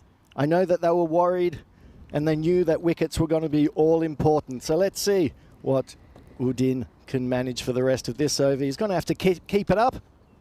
Still got time to turn this around though, but this isn't going to help too much as it's worked away. It brings Saifur Rahman back on strike. And one thing, I love the left-hand, right-hand combination. I think that has the power to just continue to force the bowlers to change their lines. The other thing with the riders, they haven't scored big runs really in the series, with the exception of that one game that they won. That's it. Yeah, the left-right hand combination. As a bowler myself, I knew it was always difficult and challenging, and also from the fielding perspective. As Udin in, and it's an outside edge from Saiful Rahman, and it goes down, and that could be very desperate for the Riders. That was their chance. That was their chance. Yeah, and plays away from his body. It's the one where you might get him here. And it had to go the one hand. It was a fingertip job, wasn't it? But a big moment early as Saiful Rahman has a life. Hey, I was just going back on the chat, and Thomas watching from Madrid, he was talking about that incredible run out of Andrew Winter. We've seen his chest bruise, so we know it was real. Poor Andrew Winter. He's got a new nickname, though. The statue? Yeah, so, no, the magnet, because he's a ball magnet. In fact, the umpires have been under attack a fair bit in this series. So it's 35 without loss after 2. Just 2 overs gone, 35 already on the board, 1 over left in the power play. As we can see there, the Stallions wanting to try to get a full 4 points from this game. They've been the mover and shaker in the ECS last year and in their home league as well. Yeah, I mean, they were all the way into the final after that huge 254 score, but they kind of got rolled in the final. It kind of sums up ECN cricket. Some games you got it, some games you don't. Searching for a winning bowler here. Barua's back in the side for the Riders. He's one of the more experienced players. He'll be hoping to break this opening partnership. So, 3rd over, last over of the power play coming up. Rupin Barua in. And the first ball will be knocked out to point. They won't get a run. So, I suppose the issue with the Stallions is, even if you do get these 2, there's still other batters that can come and hurt you. And then with the Riders, the question is how many can they chase? And there are a couple of times they have been held to kind of scores more or less around the 80 mark. Yeah, and I would suggest 80 is not going to be enough in this game. They're going to have to up the ante a little bit. But Bura, what can he manage? We've seen an outside edge from Saiful Rahman so far. You're going to want to not give him any chance. Same plan, I think, to draw him wide. He's in his arc and he's so powerful. Outfielder comes around, will make the stop. That's the other thing when the ball does go to outfielders. You need to stop it, which isn't so easy when the ball's getting belted around like this. But a good start for Barua. He's another guy we have seen playing for Estonia before. And the Estonian men's team, I know they weren't in action this time, but they've had a pretty busy schedule. We saw them recently playing in Malta. Maybe not quite the results they wanted, but they did win one quite amazing game that went right down to the last ball. Last couple of balls went to the boundary. Pitched up this time and long chases right into the gap. It's foot field, and we'll have to check this one. I think he's done this, and forces the batters to scamper too. Yeah, it's going to be a bit close. Wouldn't mind seeing the replay on this one. Let's see how close it gets. Did he actually stop it? Looks like he's safe. So yes, the foot stopping worked a treat on that occasion. Were you much of a foot fielder, Marco, or were you more of the traditional hands method that we got taught as youngsters? Well, I'll come back to that in a moment. But this is a full toss, and that will get the treatment as well. So making the most of the power play, Refuk belts another 4. But yeah, the foot fielding, I just feel it's not only dangerous, it's not even the best way to field a cricket ball. No, it was hands and long barriers for me. That's what I learnt. Attack the ball, go in, put your body behind it. Only used the foot if probably at the end of a long day in the field. That's understandable. We had a few of those, I think, in the formats we played. Well, this is in the air momentarily. Not really clean contact from Refuk. They're going to grade 2. I'm not a huge fan of running. Well, if that had hit the stumps, I think it might have been out. Quarter chance, if anything, but they need something to go their way. The Riders electing to bowl first. Let's have a look at this on the replay. Saiful, to his credit, he just kind of put their head down and says, all right, if we're going, we're going. He runs a pretty straight line. But if that throw hits the stumps, I think he's just short. So last ball, the power play coming up from Barua. It's brought things back to a bit of normality. Here we go, but the score still That will be the end of the over, and after 3, it's 46 without loss. So it looks like it might be a really brutal power play with the first over going for 22, but they somewhat slow it down. But really, the Riders, what they need at this stage is a wicket. That is it. 46 for the loss of none, and as we saw, the Stallions were put under pressure in that one game by losing wickets at the top of the innings. So now the power play comes to an end. Let's see where the Riders put their fielders. I'd suggest probably it's going to be a 3 and 2. The right-handed Khan will be facing, and the bowler for this over, it will be once again Mofis Udin. Quick load of Helix. Susie in the chat, nice to see you, as well as everyone that's joining us for this one. Yeah, go back and check out that potentially viral run out, which hit umpire Andrew Winter, bounced straight back to the stumps, and was the end of Shayan Khan. But yeah, we do go to Mofis Udin in the 4th. The first one is basically hurls himself with the ball here, does Rifak, and he gets the journey maximal. Quite an extraordinary shot there from the right-hander. Yes, you can say he leant into that shot, giving himself space, and hits it straight over the bowler's head for a very big 6. I thought it was going to be that we were going to come into danger for a second there. Luckily we're a fair way back, but it does bring up the 50 and the 50 partnership now for the Talon Stallions. And now this is another one which is going, and it will go all the way. So Rifak is lighting it up, catching up, if you like. Back-to-back 6s here in the 4th over. Yeah, done. Just bowling that into his hitting arc, and as we've seen, he's backing away, giving himself a bit of space to open up the offside, and he does that really well. Yeah, for the Riders in the games they've lost, which is 3 out of the 4, they haven't put on big runs. 78, 83, and 80. In all 3 of those games, it wasn't good enough to even pick up a point, so they're playing from a tough spot. Slow ball attempt, but he picks it and he hits it, and that's going to be 6. So maximal, 6 more. It's 3 on the spin from Rifak Khan, who moves to 40. The old batter's hat-trick, 3 in a row. 3 6s in a row, 40 off just 13 deliveries, and this is exactly what the bowlers were trying to avoid. But the Stallions off and running. Yeah, down to 7%. Even that might be generous. If you look at this start, belted back, foot fielding employed, but successfully this time. I was talking to the umpires, and they are saying, look, we're trying to stand back a metre or 2. We know we've been in under attack.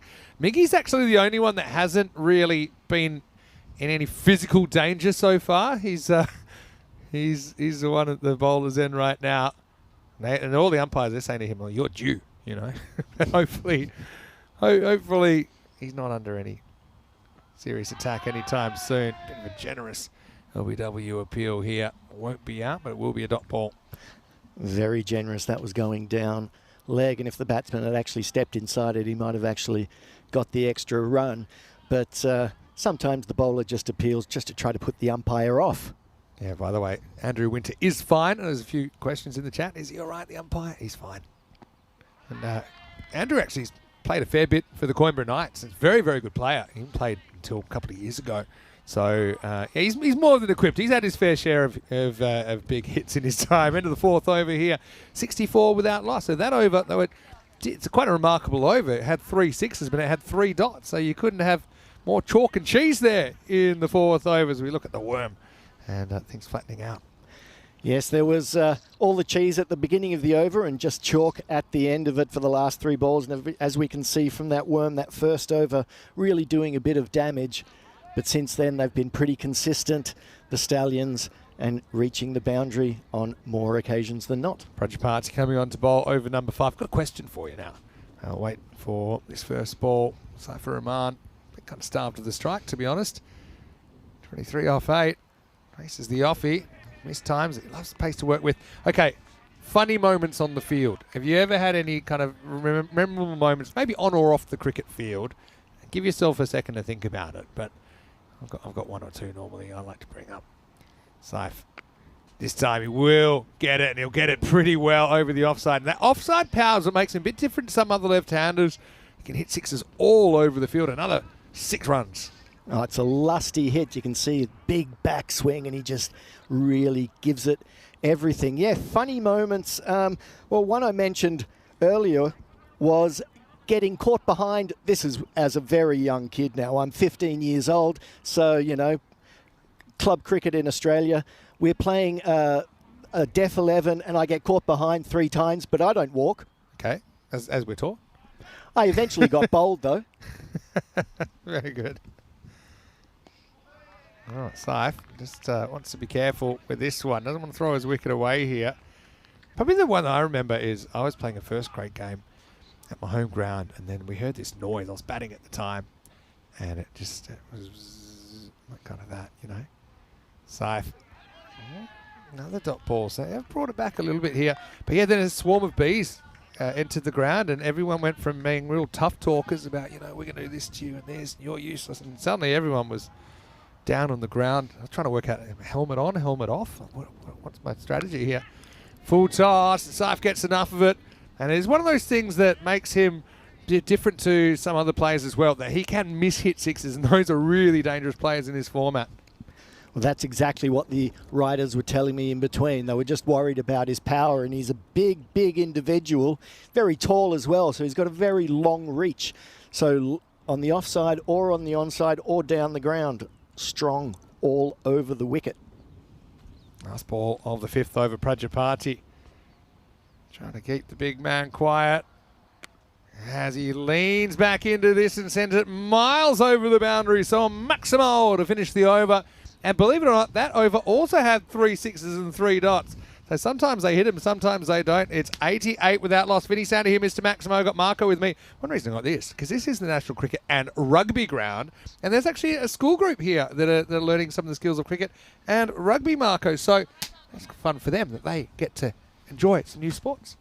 Yes, I was never a rugby fella myself, having, as you know, been brought up on the western shores of Australia, where rugby is a lesser sport, more an Aussie rules game in summer. So that was in winter. So that was my winter sport, and rugby never really tickled my fancy. Well, at least you get the opportunity to try out new things when you have such great multi-sport complexes like this. But obviously they're going to have to go cricket as well. I might even go in there, see if I pick up a couple of wickets. We'll see. I did bowl an 11-year-old in Jersey, and that was probably the highlight of my season so far. He chopped on. Then he hit a pretty good shot the next ball. And I just reminded him he was already out. Anyway, here's Sharma, who was channeling the early 30s English team earlier, banging a whole bunch of bounces. Maybe he can unsettle these opening batters that are flying 40 and 41 respectively. Time for over number 6. First one wide of the mark will get called. So you were a left-arm opening bowler, right? So, well, are you more of a swinger of the ball? Or are you kind of a sheer pace kind of guy? Were you much of a sledger? Tell us about when you were playing. What kind of player were you? Well, I wasn't a sledger. I was terrible at that, but I was very aggressive, and I did like to bang the ball in short. I was I was quick in my early days, you know. Probably still quick, I'm sure. Well, there's the bouncer. Knew it was coming. And that'll be the one for the over. See Refux saying, hey, can he do that? And I think it was a pretty well-directed bouncer, actually. Probably lucky he got out of the way. It was probably heading for the helmet. Yeah, there's not much pace left in me these days. Generally, if I do get the ball in my hand, I'm going to be bowling leg spin. That's pretty hard skill in itself. Sharma has used the bouncer. He tries to bowl another one, really. Doesn't really get up this time. Will just be a single. And so, yeah, we saw this before when he bowled a second one in the over. This one for me doesn't quite get over the shoulder. Yeah, he's testing the bounce. I mean, he needs to be careful. He seems to enjoy testing the bounce, and yeah, I can understand that when you're a quick bowler and you got the fire in the belly, you want to see the ball bounce. I grew up as a big Dennis Lilly fan coming from the west, so I never minded seeing the ball bounce around the batter's ear hole. Yeah, Dennis, what a role model he was. Oh yeah. This one is going to be hit, and it just climbs over the field, and that's going to be 6 more. Maximo to Saifur Rahman. And the Stallions, they have bolted, and they're 90 at the moment, 162 expected, but if these two can bat the distance, could be even more. Yeah, 90 off only 5.3 overs, and things are looking a bit desperate already for the Riders. Sharma is going to have to tighten things up here if he's going to do what his team needs of him. You also see there, it's the length again, isn't it? Where he got too short. Saifur Rahman wasn't too intimidated by it. Round the wicket to the lefty. Now plays a very nice shot, carved away on the offside. Should just be one. Thinking of two with his hesitation. A good throw might have been. Oh, this is interesting. Very interesting.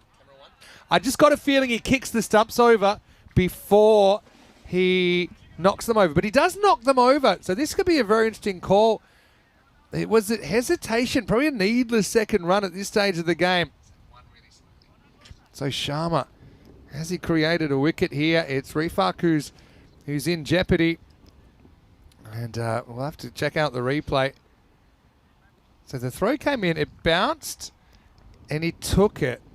But do we have it or we don't have it? So, yeah. So I think we're going to have to just go on the umpire's call. I think it has been given not out. So I think that was the issue, that he actually kicked the stumps before. He knocked him over with the ball. Rahman on 49, make that 55, another half century to the Baltic boss, as he does boss this one up and over the top. A Maximo to bring it up. And this man, when he gets going, there's no stopping him. No, and there's no stopping him if you're going to put it out there. That's right in his hitting arc. He'll be hitting those for 6, I would imagine, for the next 20 years. I'll be happy if it is the next 20 years, I'm sure about that. But he's a really interesting character as well, Saifur Rahman. He's travelled a lot with his cricket. We talked about it yesterday. He's actually living and working in Ireland at the moment. Of course, has that connection with Estonia. That's just hit very hard as well. It'll be 1 bounce 4. So 55 and counting. This is a guy who's already got a century in the series. And we'll be hoping that he can make that 2. So after the end of the 6th over, the score moves on to 102 for the loss of no wicket. And I think already the decision to bowl first is starting to backfire on them. Well, you'd have to be Nostradamus to see that. They could be chasing a lot of leather here, the Riders. And yeah, especially, I suppose maybe they're thinking that their only win was in a situation where they were chasing, so maybe that's what they hoped. But you also got to know what the opposition has done. If you've done your research, you'll know that the Stallions, they faltered yesterday in a match where they were chasing a fairly modest total, and they weren't quite able to get there. As Chandrappa prepares to bowl for the first time, he's going to bowl over number 7. That was against Talon United. They were chasing 102 yesterday, and the Stallions only made it to 83.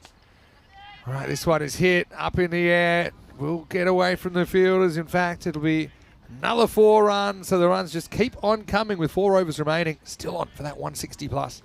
Yeah, both batsmen looking good here. And the score is looking very high so far, projected of over 160. And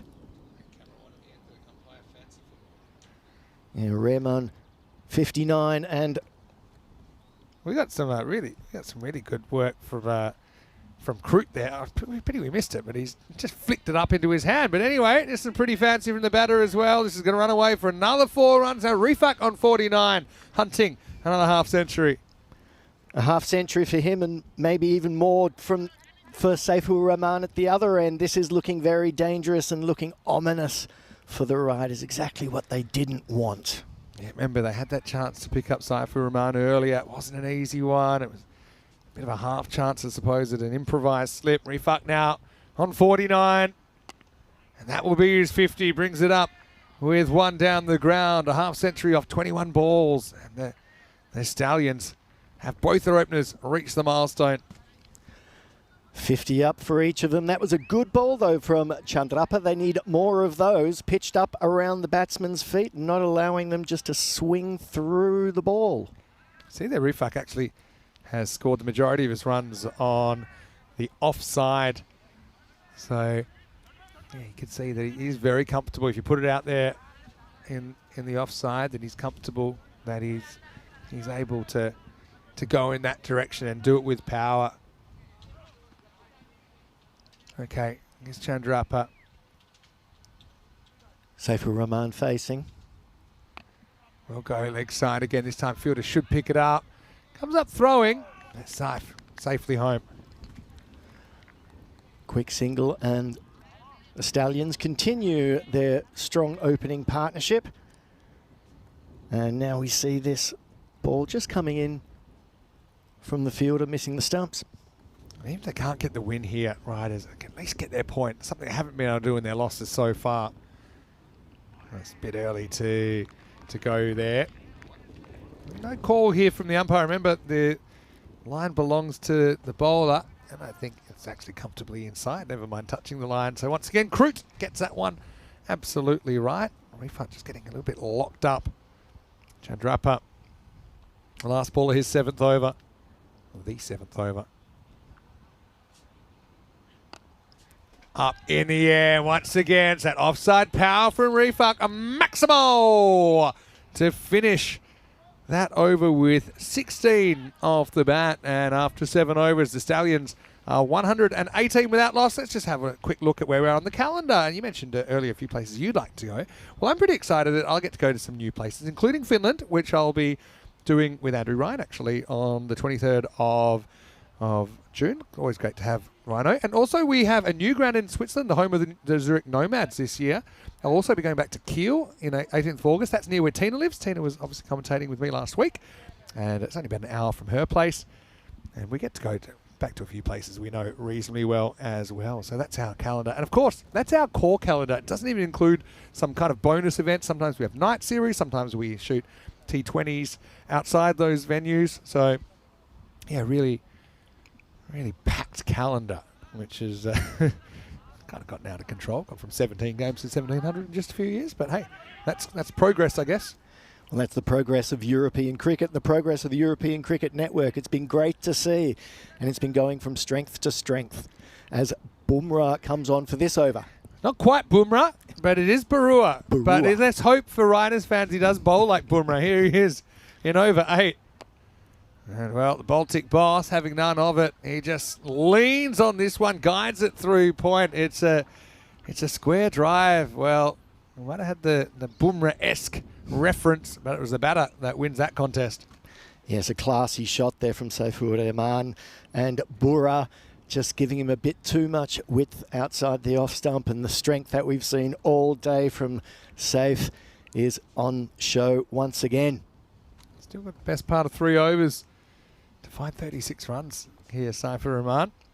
And he's going to go straight, and he's going to go with power this time. A Maximo takes him up to 70. Well, the boss is at his desk, and he's dealing right now. This is a destructive innings. Oh, yeah, he is destroying the bowlers, the Riders bowlers, and Bumrah, 21 off his 8 balls so far. Still 4 balls to come in this over. He's going to want to tighten this up. Saif sits, waits, watches. It's wide, actually gets away from the keeper, and it takes out Syed Askar. He wants to come for 2. The keeper never made it really back to the stumps, and so he will pitch another run. It'll be 3 bonus runs. It's almost at this stage, though, as the Riders are just hoping for a miss hit, hoping for a mistake. And I still think even if that had found its way into the stumps, it would have been okay for Saif. It just shows unselfish as well. They weren't his runs. He was still hustling for every run for his team. Yeah, quick running between wickets puts extra pressure on the fielding team, and that's good to see. And they're well on top. This time he slices once again over point. That'll get away from the fielder as well. Cuatro carreras. Barua proving expensive here, but he's bowling to 2 set batters, and that wicket, to be honest, for the Riders has never looked further away. No, I'd suggest that the century from Saif is looking closer than the wicket coming. Yeah, seems so. And again, what do you do to these guys? And all you can do is maybe change your approach. You can change the bowler from spin to pace. But they've tried a few things, but they're just looking very, very relaxed. And the thing with Saif, again, he's waits at the crease. He's very still, kind of waits to see what's bowled at him before he chooses his shot. I think sometimes less destructive players, they've chosen before the ball's bowled. Where's this one going? It's going to be cool. Yeah, it's a couple of times now. Each batter's got a ball they thought, they kind of more hoped it would be a wide. But this is a good spot from Barua. In fact, you see it's well inside the line. Yeah, it was a tight one from Bra, but he got it right. And there was a dot ball a rare dot ball bowl to Saifur Rahman. Yeah, 135 without loss. Still 14 balls left in this innings. This one won't work at all. In fact, it's been called a wide, but I think that's bounced off the pitch just because you can see where it bounces. It hits the very edge of the pitch. So, I mean, is that considered on the pitch or off? That's kind of up to the umpire's discretion. I just saw what looked like some sand coming up, which is normally an indication. I haven't seen a signal for a free hit. So I'm guessing that one will stay a wide. I suppose it did hit something artificial. In fact, it did actually get away to the boundary as well. So it's going to be the minimo, 5 wides in fact. Ouch. Now it's going to be a low full toss. He just leans back and digs it out. Saifur Rahman to 80. And the boss is once again climbing towards the 3 figures. I mentioned one interesting thing about Saif is that they don't normally clap his 50 because they feel it distracts him on his way to the 100. So that just shows you how quick he bats. How quick, how confident he bats, I would think that would be. And that's exactly what the riders were fearing. And their fears are coming to fruition. Abura still got a ball left in this over. Let's see what he can do. There's going to be a change in the field. They've brought in an extra mid-off. This one's up in the air, and fielder has to watch this as well as Saifur Rahman moves up to 86. A Maximo to finish up the 8th, and it also brings up the 150 without the loss of a wicket. The riders have fallen off the Stallions at the moment. It's 152 without loss. Oh yes, the Stallions are running wild over the riders at the moment. They're the wild horses that stopped the game before. I think the riders wouldn't mind if they'd stopped if some wild horses came across the field right now. Yeah, that's quite famous in Bulgaria. We were talking about that earlier with the wild horses running across the field. Yeah, Saifur Rahman, you find. And he's actually already on the centuries board. He'll be hoping to be on there twice. As Rifak is going to get this one. It's going to be up in the air. It's just out of the fielder's grasp. We got a wipe out. And I don't know if that's touched the rope. I guess not. And they're going to come back for, is that 3? I think they've run 3. Thing with this is you can't tell if it's hit the rope or not because it stops. But does it stop on the grass or on the rope? I mean, it does come back a little bit, so it suggests it. But maybe if the fielder hasn't said that's hit the rope, I think you've almost got to give it to him. But I think maybe on review they have given it 4 based on the visual evidence. Yeah, I think by the looks of things, it just bounced off the rope, and that's exactly where it's what it looked like. But I mean, sometimes the ball stops that way anyway.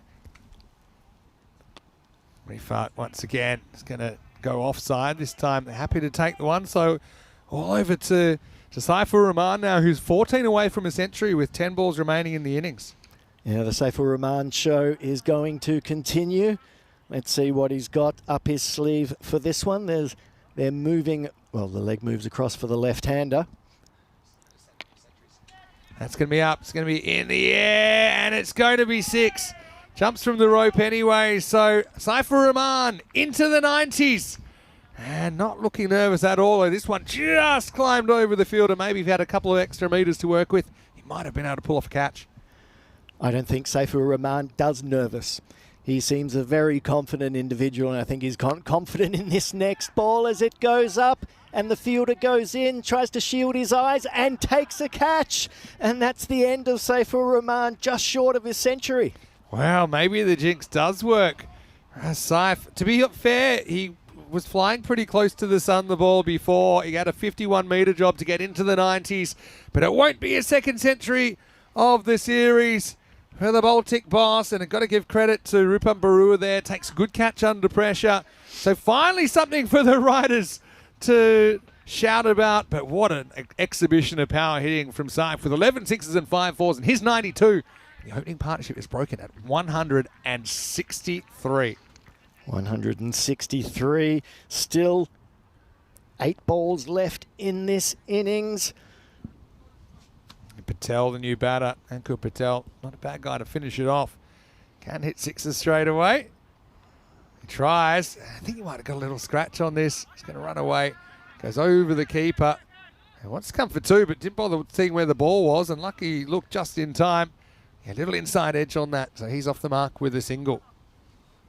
Yeah, Patel just turning blind, but turned around just quick enough to get back into the crease.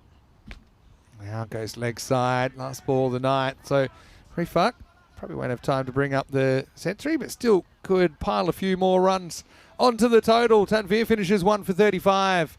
And after 9 overs, it's 165 for 1.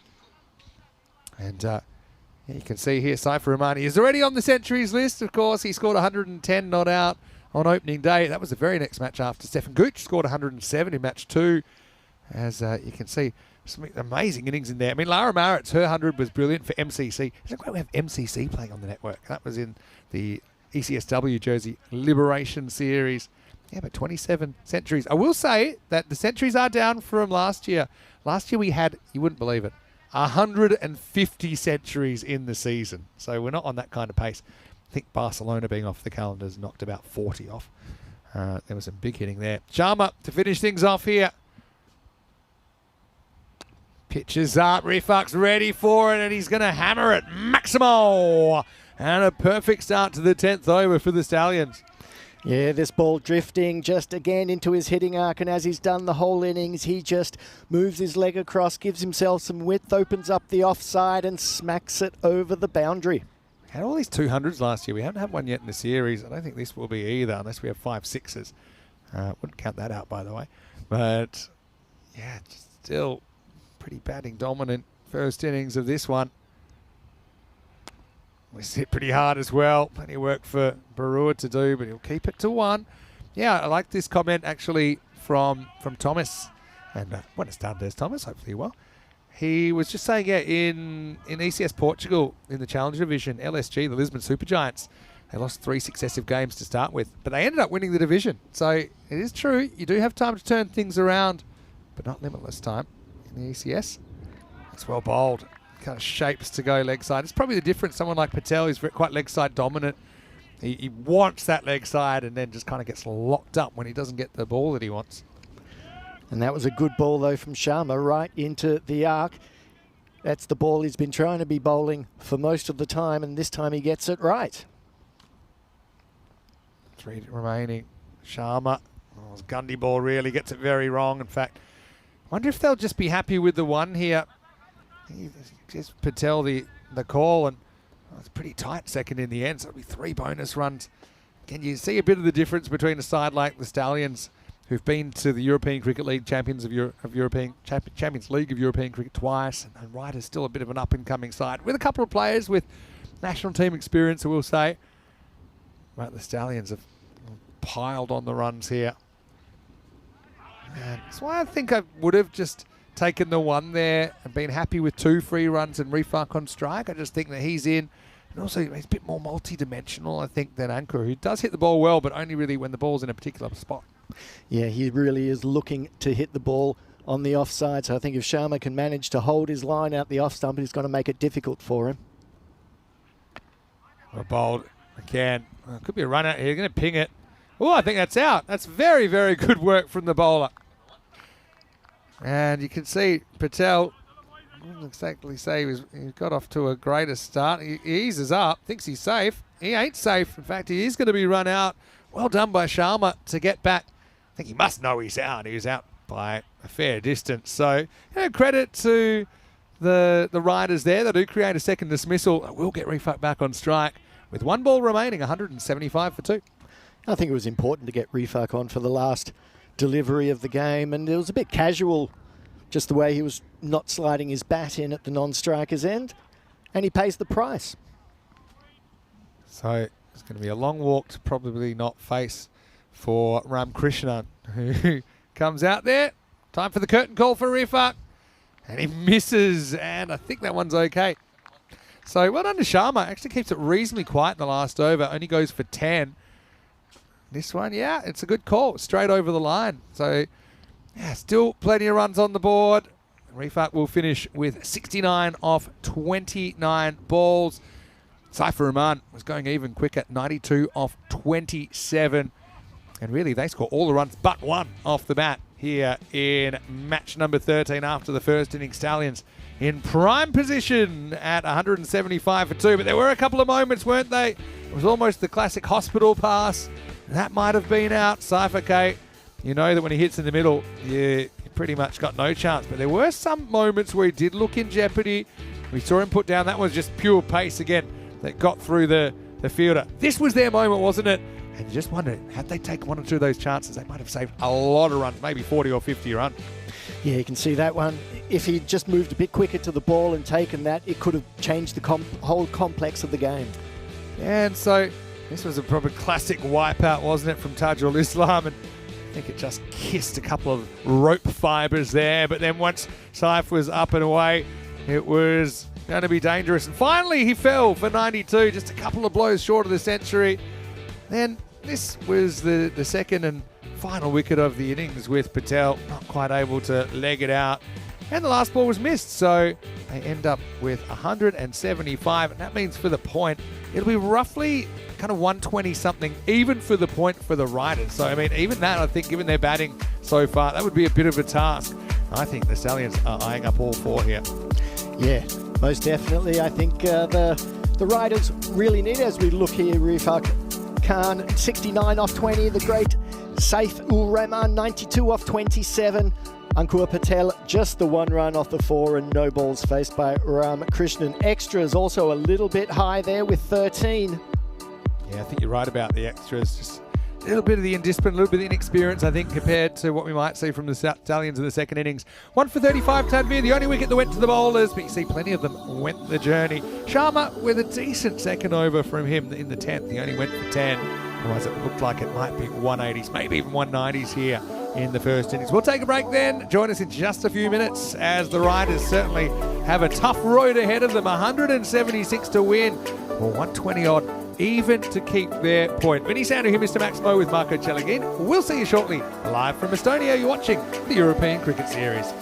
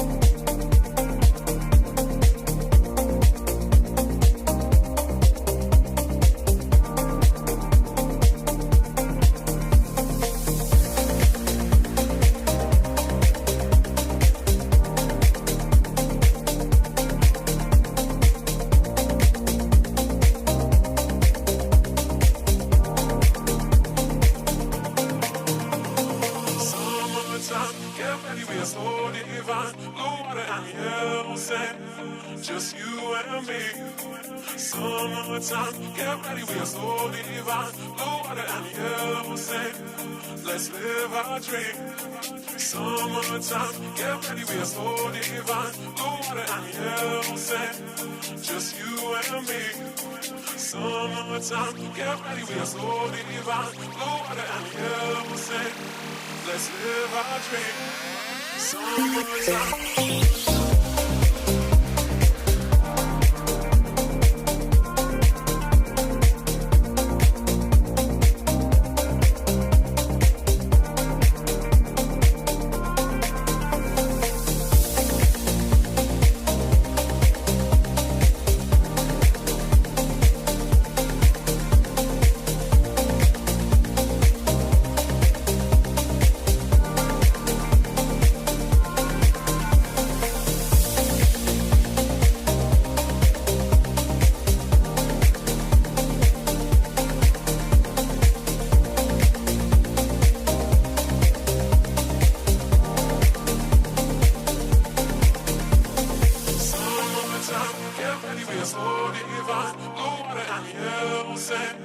Just you and me. Summertime, get ready, we are so divine. Blue water and yellow sand, let's live our dream. Summertime, get ready, we are so divine. Blue water and yellow sand, just you and me. Summertime, get ready, we are so divine. Blue water and yellow sand, let's live our dream. Summertime.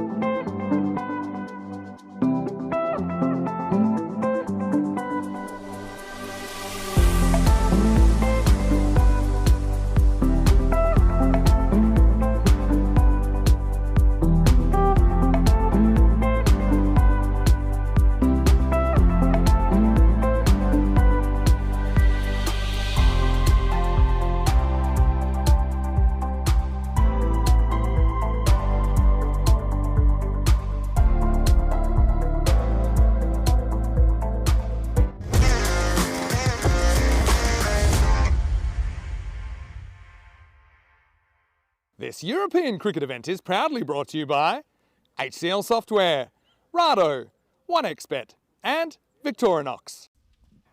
Hello cricket lovers and welcome back to Talon here in Estonia. It's day 3 of the European Cricket Series. And right now we're looking at the Talon Stallions, the defending champions and 2-time ECL side that have put 175 on the board. So 122 or less is what they would need to restrict the Riders to take all 4 points. It's a fate that the Riders know all too well in 3 of their 4 games so far. They have gone away pointless. Stallions are playing a bit of catch up to the Hippos, who set a cracking pace early in the tournament, but they did get their better of the Hips last night, taking all 4 in match number 10. Vinny Sandu here, Mr. Maximo. I hope you're well. Just noticed in the chat that Monica Ramos Acosta is in there. Buenos dias. Hopefully you're well. And she's watching all the way from Colombia. So we got viewers on all these different continents, all these different countries. But we all unite, don't we? Because of our love of European cricket. Okay, Riders, they've been shorter runs, haven't they, in the series? And if you look at the 3 losses, they've only put 78, 83 and 80 on the board. Their only win was actually against the Tartu Wolves. That was in match 9 yesterday, when they were able to chase 118 with 2 balls to spare. But that was against a Wolves side that, to be honest, have gone for big runs in the series. They conceded 187 in their first game. Since then, they conceded. They weren't able to defend 113 and 117. Both of those games were won with balls to spare. But yeah, Stallions, they put up the runs. Now it's time to defend them. The Riders will be hoping they can turn the corner, maybe get a couple of their top order players clicking. Ahmad Khan is going to open up. So Miracle 176 for victory. Would be kind of top 10 of all time if they could do it. But let's see how close they can get. It's going to start with a wild one. Wow, that one was, to be honest, I think that's a no ball. Just because I think it's well above the waist. It was so wide, it felt it was nowhere near him. But yeah, that's going to be a no ball. And a free hit, so you needs no invitation here. Chandrappa try and cash it in. It's an elegant looking shot. Maybe doesn't get it quite out of the middle. Saif goes back and will actually keep it to a single. Any sounder here, Mr. Maximo. Marco Chelagin is back in the box for this second innings. And there's a lot of runs to chase, but let's see what the Riders are made of. Let's see what they can do. They've haven't started. Well, they've got two off the first ball. Let's see what they can go, where they can go from here. He's back on target now. First one was a genuine loosener, wasn't it? Two fielders out there in the outfield on the leg side. Of course, you only do get two in the power play. Yeah, it's a busy action from the bowler, Ahmad Khan. Yeah, you're right about that. He there's a lot of moving parts is how I describe it. Likes this round the wicket. I know it's not always a tactic that we think is that effective. Like a fake left armour, we would say, creating that angle. This one will go towards those two outfielders, but it's going to be away and over the boundary. Chandrappa with his first. It's a 4. So that's the first boundary for the Riders, and it's going to be the first of many needed if they have aspirations of getting past the big score posted by the Stallions. Hello to Wayne as well. Nice to see you in there with lithium and all sorts of discussions going on. If you have any random questions, it's never too early to throw them in as well. Got Marco with me here. Marco's with me today and tomorrow. Rico's on a bit of a 2-day break. Fake weekend, really, in the middle of the week. And of course, come the weekend, he'll be back. In fact, he's doing Saturday and or Sunday actually. Well, Rico won't be able to do finals because he'll already be on the way to Romania. And such is the life of people like Rico and myself that come here, there, everywhere. I come from a blue pitch last week, Marco. Had the blue pitch in Landskrona, which is, I know you watched a bit of that. It's different, but it's also pretty cool. Couple to go here for Hamad. Oh, well, that should be gone. It will be gone. Just offers a fairly open face here to Chandrappa. Just trying to use the pace. In the end, it balloons to backward point. And there's the first wicket. Didn't take long. 7 without loss. He tries to play it over the infield, but just doesn't get enough wood onto it and just basically places it into the deep point gully fielder. I know it looks kind of soft, but I can see what he's thinking there. He's thinking, okay, get bat on it with the pace and with the angle. Probably, quite a lot of times it probably does fly into a gap or over the fielder. But when it doesn't come off, it just looks like he should have hit it harder. So it will be the first wicket. 7 for 1 then after only 5 balls. And Ahmad Khan actually does make that angle work for him. It was Rifa that took the catch. He's been in the action so far. New batter is Prajapati for the Talon Riders. They'll be hoping they don't get absolutely rolled here. At 122 or 123 to get a point is actually looking quite a long way off as well. Oh, it's another ball that's wild. And again, they want to check this because this could be high as well. And if it is, then I think we could be looking at a second high ball. So yeah, they're just checking. I think we were wide anyway. But, and called, yes. Yeah, it's called a wide. I think it's pretty lucky that they don't get a second look at that. He might have been let off there. Anyway, means it was not a free hit. Gets it right this time, slides it across. So that's the end of the first over. And As we expected, the riders having a hard time of it. The Stallions are bucking. It's 8 for 1. Yes, the riders hanging on for dear life. Yeah, 65 matches since a golden ball. Let's see if I get one. I don't think it's going to be this game, but let's see. Stranger things have happened. We'll tell you the highest golden ball total ever was 177 between Estonia and Malta here when they played in a men's ECI last year. Although we went close in Jersey, we had a tie on 173. The old record back in 2020 was 167. That was in Cyprus, and no surprises there. That golden ball went for 6. But yeah, golden ball was pretty exciting when we get one. Let's see if you get lucky enough to experience one.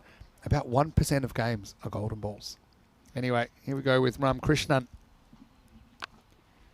Nice looking little punch down here. In fact, that's into the gap, and that'll run away for 4. So Barua, he's going to get his first boundary. These two, they are kind of experienced players for the riders. They need to lead the way. And that was beautifully hit. Kind of backed away slightly, but whacked it into the turf. And once again, this outfield, I do think it's still pretty fast. Runs away reasonably well. Yeah, the outfield quickens up in the afternoon, and especially with all the sun we've been having on it. In the morning, it's a little bit damp and sticky. But right now, the ball is racing over the top of it. Has to chase this one, but it will be called a wide. Yeah, I do think you're right as well that it does dry out a bit. There's a little bit of the overnight dew, and as the day goes on, it does get a little bit quicker. And that last one from Krishna, just a little bit wide outside off. See what he's got this time. Similar kind of shot, this time bit of a bottom edge. Won't escape the fielder. So you can see what they need for the win here. 163 off 52. I don't think that's going to happen. But yeah, I think if they could make the 123, they'd probably take the point and move on, because they're in a bit of a battle. I suppose with the 6-team format, it's a bit different to the 5-team format, where you only have to outperform one team to make the finals. You have to outperform 2 here. This is hit back towards the umpire, which has been a bit of a theme of the day. It's a big chase required, and well, Saif going to go the old foot fielding. Now, I've actually played with Saif a little bit, and for that, I would probably consign him to what I called kicker's corner, and he knows it. Yeah, he's a big man, I will give him that. I'm just worried he's going to break his ankle here, but he puts that ball halfway into the turf. Well, as you said, he is a big fella, and if I was on his team, I wouldn't want him sliding around and putting too much. Just stay on the field as much as possible. Runs probably weren't going to make a huge difference the way this game's going, but this is in the air now. We'll just climb over the fielder in the circle and the rope. Maximo, a pretty good shot there from Barua. Gives it the old kitchen sink and gets enough. 6 runs. Yeah, Barua into his hitting arc, down through the leg side, and well played, and he's looking good. 13 off his 5 deliveries so far. Krishnan just dropping a bit shorter than he would have liked on that delivery.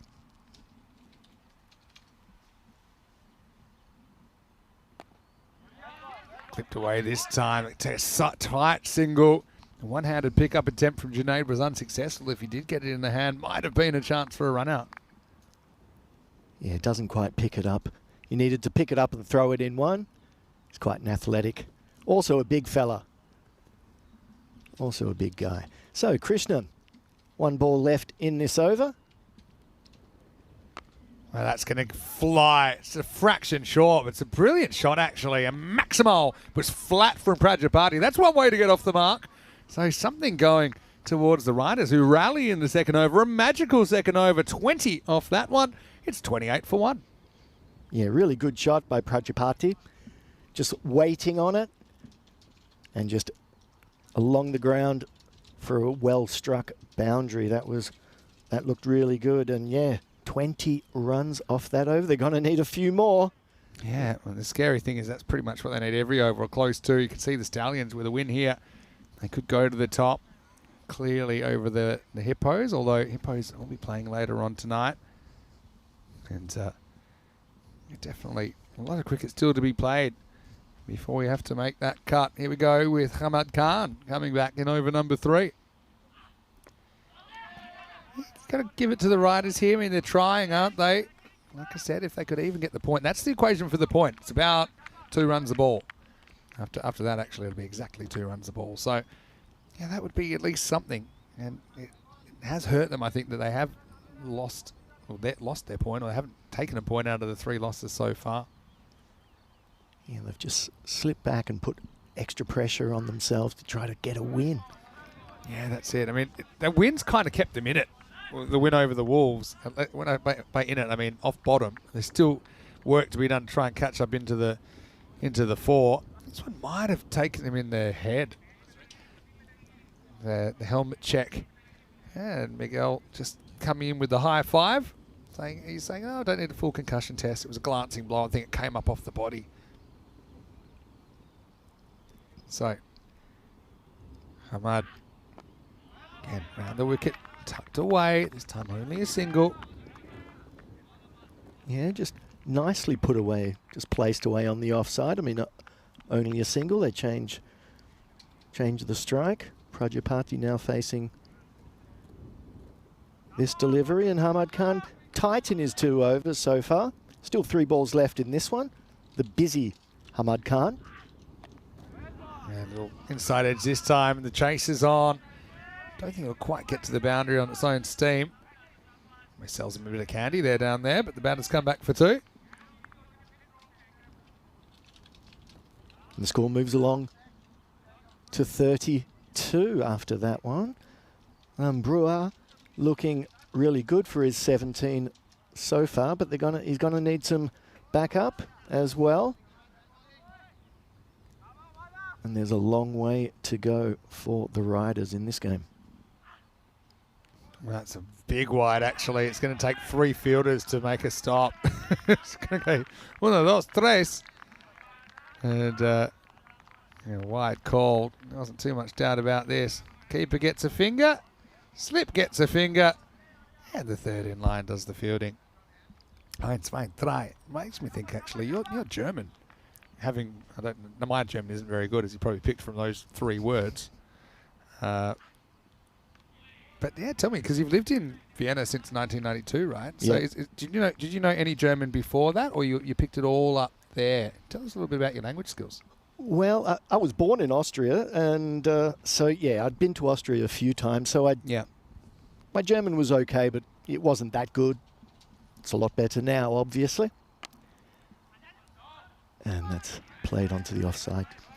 Yeah, actually, you were asking about funny moments, and one of them is a German-speaking moment playing for Austria against Germany in '96, and this is one of the funniest national team moments I had, where the German fielder was chasing a ball to the boundary while the German infielder was saying, laufen, laufen, laufen, Ball abheben und werfen. Oh, you have to break that one down for me. Prajapati, by the way, hits this 4. Hamad doesn't finish well. Loses that one outside the leg stump, and it goes to the only boundary of the over, and the score 39 for 1. Okay, explanation, please. Yeah, so we're playing a national team game, and basically the infielder's telling the outfielder what to do. He's saying run, run, run, pick up the ball, and throw it in. Okay, that's good advice. So yeah, I think it's great that you're bilingual. Any other languages you can speak a piece of? I know you must be very fluent in English and German. Well, yeah, English and German's fine. My Italian's terrible, but it's there. You do have Italian citizenship on account of your father, I do. Lots of relatives in the north of Italy, around Friuli, around Venice. Yeah, we actually been to Italy quite a few times, actually. I think 8 different locations we've been to in Italy. This is another one of these back cuts by Barua. This one will beat the fielder. So Aurangzeb comes into the attack. His first ball's short, a little bit wide, and it gets slammed to the boundary again. It creates a bit of room there, but it hits it pretty well. And again, the outfield coming to the party, 4 runs. Yeah. Aurangzeb, too much width outside off stump. Yeah, my first cricket tour was actually in Italy, in Cesena, in '93. Well, short this time and hooked away, but the fielder should clean up. Yeah, no, Italy's beautiful, obviously. Great time of year to be in Italy right now as well. It's not too hot. Yeah, May's normally pretty nice. Even April's pretty good. We've been, my first year doing this full-time in 2021, we actually did 5 weeks in Italy, 5 different locations. Beautiful. It was bang, bang, bang, caught the train. It's well bowled. Aurangzeb pitches it up and beats the bat. Yeah, we went to, I think, in order, Rome, then Bologna, then Venice, then Milan, then Brescia.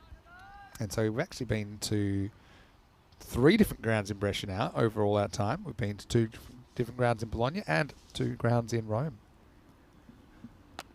Misses hit pretty hard. So for Rahman, he looked like he just wanted to lope after it, then had to put in a bit of a quick step. And Prajapati's limited to a single. Yeah, somebody who played a lot of cricket in a time when there weren't many cricket fields in Europe. It's just nice to hear the amount of cricket fields that are now available. And with Italy now, 3 just in Brescia? For me, I find that incredible. Well done. Nice little back cut again, finds another gap. And this could run away, it does. So despite the foot fielding effort from Rifat Khan, Barua will help himself to another 4 runs. Another nice shot from Barua, and he's looking good outside the off stump there. It was a nice shot, just waded on it and got it through the point gully area to the boundary. Very stylish, nice to look at. And Aurangzeb would want to keep it just a bit tighter, not give him so much space outside. Aurangzeb with the comeback ball to Barua. It's not a good one, actually. Wants maybe a wicket, but he's not going to get it. He'll get a wide instead. And I'm going to stop bringing this up. But Aurangzeb, I love him. I'm always wanting him to do well because he holds the record, not just by himself, with a couple of others, for the most expensive over ever bowled on ECN. 45, playing for the Stallions at the ECL. Oh, that hurts. 2024, I'm going to say. Wow, this almost gets away from Faik Usmani, who's out there as the sweeper. That'll be the end of the over. So see, Aurangzeb, I still like him. I think he's got a good bowl. And as generally happens, you see him come back well from a moment like that. And he's still playing his trade on ECN. End of the over, 12 off that one. It's 51 for 1 after 4. Well, it is a format of the game where you can just go. It can happen. It can happen. Hey, look, see, they're just above the rate they need to at least hold their points. Let's see if they can sustain it. It certainly would be something for the Riders to take away from this game. The 4-point system actually was brought in just at the very end of 2023, but it's been really successful, I suppose, in keeping games alive that might otherwise kind of peter out. This is one where I think, they're not going to go 21 and over from here to win the game, but they do have a realistic chance at taking something useful out of the game and taking that point. Yeah, and it also gives both, the team who's a bit down, a bit of a chance to go and give them some momentum. At least they have something to build on, something to work on. A point in the back pocket would be great. Let's see if they can continue and get there. The change in the bowling now. We have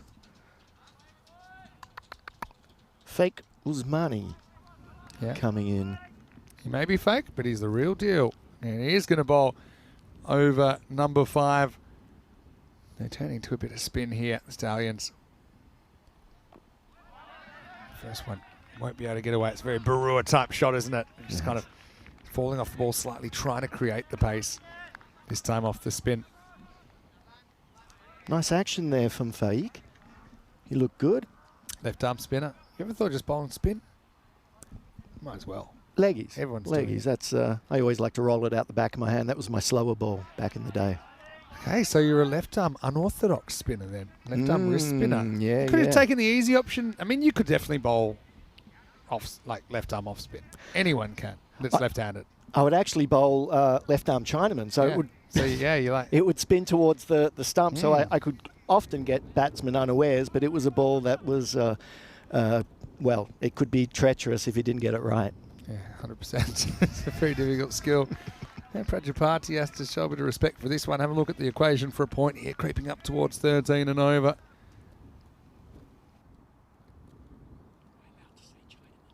Probably not. This is going to be he knocked into the ground.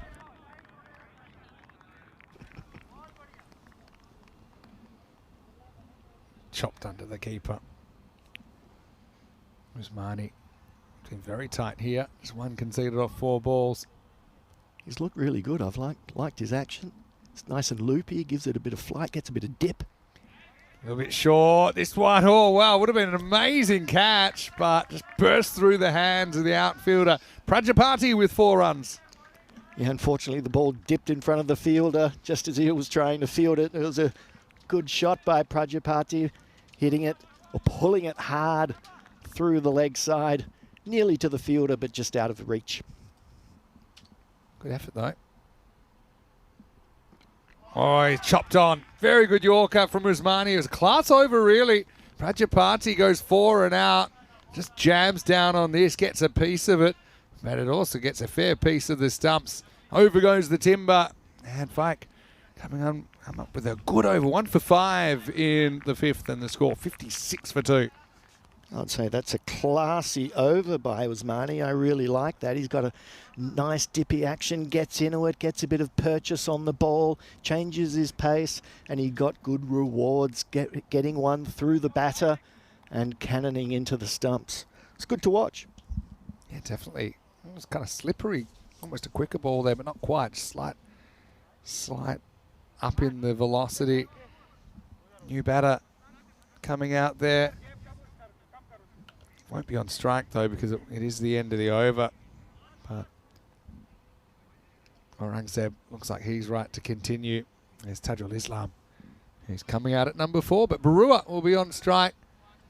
I'd actually considered him having another fielder back at deep backward point. I just think he's tried to put a lot in that part of the ground, make him play another shot. Tries it here, but misses. So Aurangzeb gets the first one past him. Now, it's looking a long way to that point total now. I suppose we'll see how Tajul Islam settles in, but even more responsibility on Barua. I think Aurangzeb has been good in his bowling so far, and this ball once again pitches it up, and the batter just gets it down to the mid-off fielder, to Saifur Rahman. Yes, Saif runs it back. Saif always looks so relaxed. Yes, he does. So relaxed. Probably easy after smashing 92. Well, they're going to take a tight one here to the bowler. More than happy about that, the Stallions. The thing about looking so relaxed as Saifur Rahman does is you look so cool. It's the old Chris Gale scenario. That's what he's named after him, the Baltic boss. But if you do make a mistake, then instead of relaxed, you start to look lazy. So that's something, he's always under some sort of pressure. It's actually exactly the same body language. It's a fine line. It's a fine line. That one's going to be cut away, and Brewer, death by 1,000 cuts for the bowlers at the moment. He's played that shot very well. And with that 4 runs, he moves into the 30s. Yeah, he's been looking good in that area all day, and he really does play it well. But they are feeding him that area and feeding him that delivery, and he's eating it up. Yeah, he is. He's absolutely loving it. Is Rupam Barua. Might be eyeing off a PB here. I'll have to check what his high score is on the network. Aurangzeb with a comeback. He does go straight, but it might be curtains. Oh, well, climbs just over that field. It'll be a maximal for Rupam. And the Riders still have a little bit of fight left. Just getting over the top. Yeah, Barua this time taking the aerial route over the leg side and gets the boundary just over the top. Good hit. Barua does have a high score up in the 70s, actually. He scored 78 not out last year against Tartu CC, but that's his only 50 to date in 26 matches on ECN. I've seen him bowling a fair bit as well, has 11 wickets. Generally does bowl. This will be the end of the 6th over. Brewer's on 40 at the moment. Aurangzeb with a more than decent none for 25. And the score is 68 for 2. You know, it's funny. Sometimes people go, oh, you know, for the bowlers, it's so hard. This. And even in some of our big tournaments, the scoring has gotten crazy. But I think you just need to readjust your goalposts. So there's some tournaments where the average run rate is 15 and over. And you just have to say, look, if I can go for less than 30 and over, then I've done my job really well. It's just this adjustment mentally that you have to make. And I know that Corey Rutgers, who commentates with us a fair bit, he was coaching Team Europe recently in the Western Shield. He said, look, if you can just create 2 non-boundary balls and over, we're happy with you. So in a sense, there's less pressure on bowlers as well, because I suppose everyone is expecting them to get smashed all over the place in this format. Here's Usmani, bowled a pretty good first over. This one is just going to be a single out to deep square leg. Barua moves to 41. Yeah, I think I can honestly say I'm very happy that I'm not playing in this era. Hey, I like this. This is from Golan. We haven't done this in a while. He wants me to do a lurker shout out. So, okay, you know what a lurker is? It's someone that's watching, but they're not in the chat. So if you're watching and you haven't been in the chat today, or you haven't been in the chat for a while, I'm doing a shout out right now. Lurkers, make yourselves known. Probably 2 here if they run. I don't think that's running. It's jogging at a pinch. And I'll just get the 1. So come on, all you lurkers out there. Let's see you, and let's see where you're watching from. Tell us where you're watching from. Okay? Thanks, Golem. Good idea. About time for a lurker shout out. Does have a beautiful action, right? Usmani, beautiful left arm orthodox kind of action. And we've seen him have success already, and just hasn't bowled really any bad balls, has he? He's been right on the money, and as the left armers do, they just drift it in and bring it into the right armour. Just on cue, he bowls a big full toss, and it's going to eat up the fielder. It will be 4. Wasn't the worst ball. It was low full toss, still needs to be hit, but pretty well struck by Barua. It moves to 45. Well, if you're going to choose short or full, always choose full. Always go full. But yeah, first wayward delivery from Usmani there. Now overcorrect slightly in the vicinity of the fielder in the infield, but he's not going to chase this down, so that'll be 4. And Barua knocking on the door of a half century. His second, possibly, if he does get it. Yeah, Usmani just last couple of balls lost his rhythm, lost his groove. Yeah, he's been hoping to get it back. Saw him in national team a fair bit actually. He won't get his 50 here, gets jammed up. So an excellent spell from Usmani. He does get hit for a couple of 4s that over. He only concedes 15 and picks up a wicket. It's 7 overs down, 79 for 2. Yeah, Rupam, I've seen him playing for Team Estonia. And they went pretty close to winning the Challenger Division. They were runners up. We saw him in Malta recently as well. This is what's coming up. Match number 14, Strikers versus Talon United. And once again, United, they're swinging the changes every game. The mystery men, as we call them. They've had a lot of players turn out. Shaquille Chown, I don't think he'll bat down that low again. I think we might see him back at the top of the order, unless there's some sort of injury thing we don't know about. For the Strikers, watch out for their openers, Habib Khan and Asan Amjad. Cheyenne, he got run out off the umpire, so he probably feels he's due a bit of luck. And Elias Hassan thought batted really well in the last game. That game's coming up in, I'm going to say, I think it's 2:30 start Central Europe. I will just double check my work. Yeah, it is. So it's a bit of an extended break for the next game, starting in about 40 minutes' time. Here's Junaid Khan. He's always fun to watch, isn't he? Just bend his back. He's got a bit of pace. One of the pacier bowlers in this tournament. Tajul Islam facing up. That one gets through him pretty quickly. So 44 required off 3 overs for a point. So it is doable, but we have potentially 2 overs of Junaid. It's not going to be very easy for the Riders. Yeah, Junaid, that was a bit of a loosener, that one. Yeah, he's got a bit of extra pace and can really bang it in and can get it through chest height. He's one of the few that can really get it through chest height to the batsman with a bit of pace on it.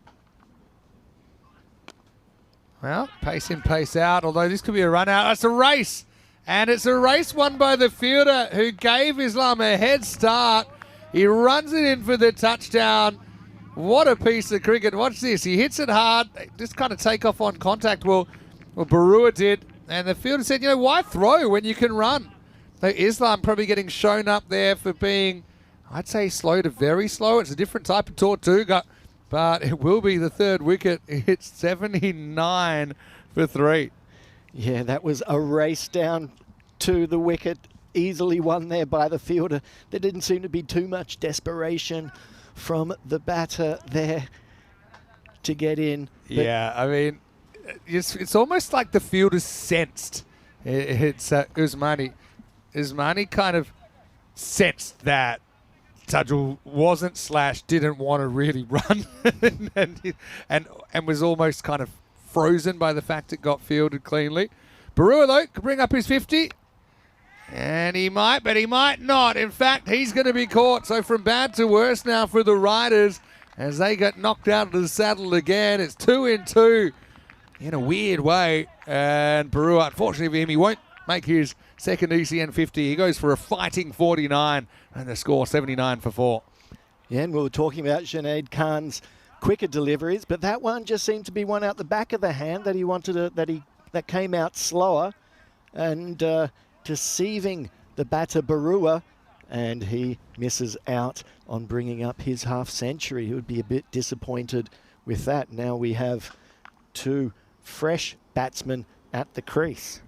So I want to say hello to everyone. We'll get some of the lurkers coming out. So yeah, Deborah Hall says she's lurking from the Netherlands. Hello, Deborah. Which part of the Netherlands are you from? Don't know if I've ever asked you that. Jane Jeffcoat watching from Battersea in London. Hello, Jane. Good to have you with us. Now she's got to get back to work. Fair enough, but thanks for saying hi. Hello to Julian Dawson. He's tuning in as well.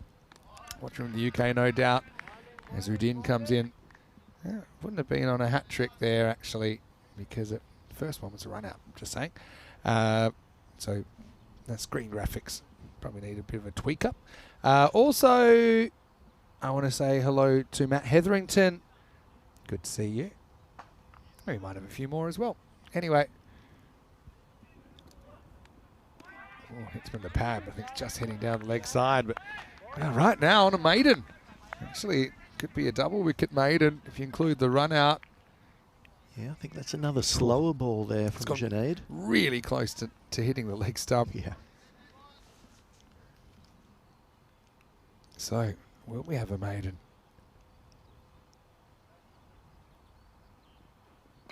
Yes, we will. In fact, it's a 3rd wicket for the over. It's an archetypal Yorker from Junaid that cleans up their stumps, and Udin has to walk back for a duck. And the riders getting exposed a little bit here with those wickets being lost, and after 8 overs, 79 for 5. 79 for 5, so it looks a long way off now for the bonus point.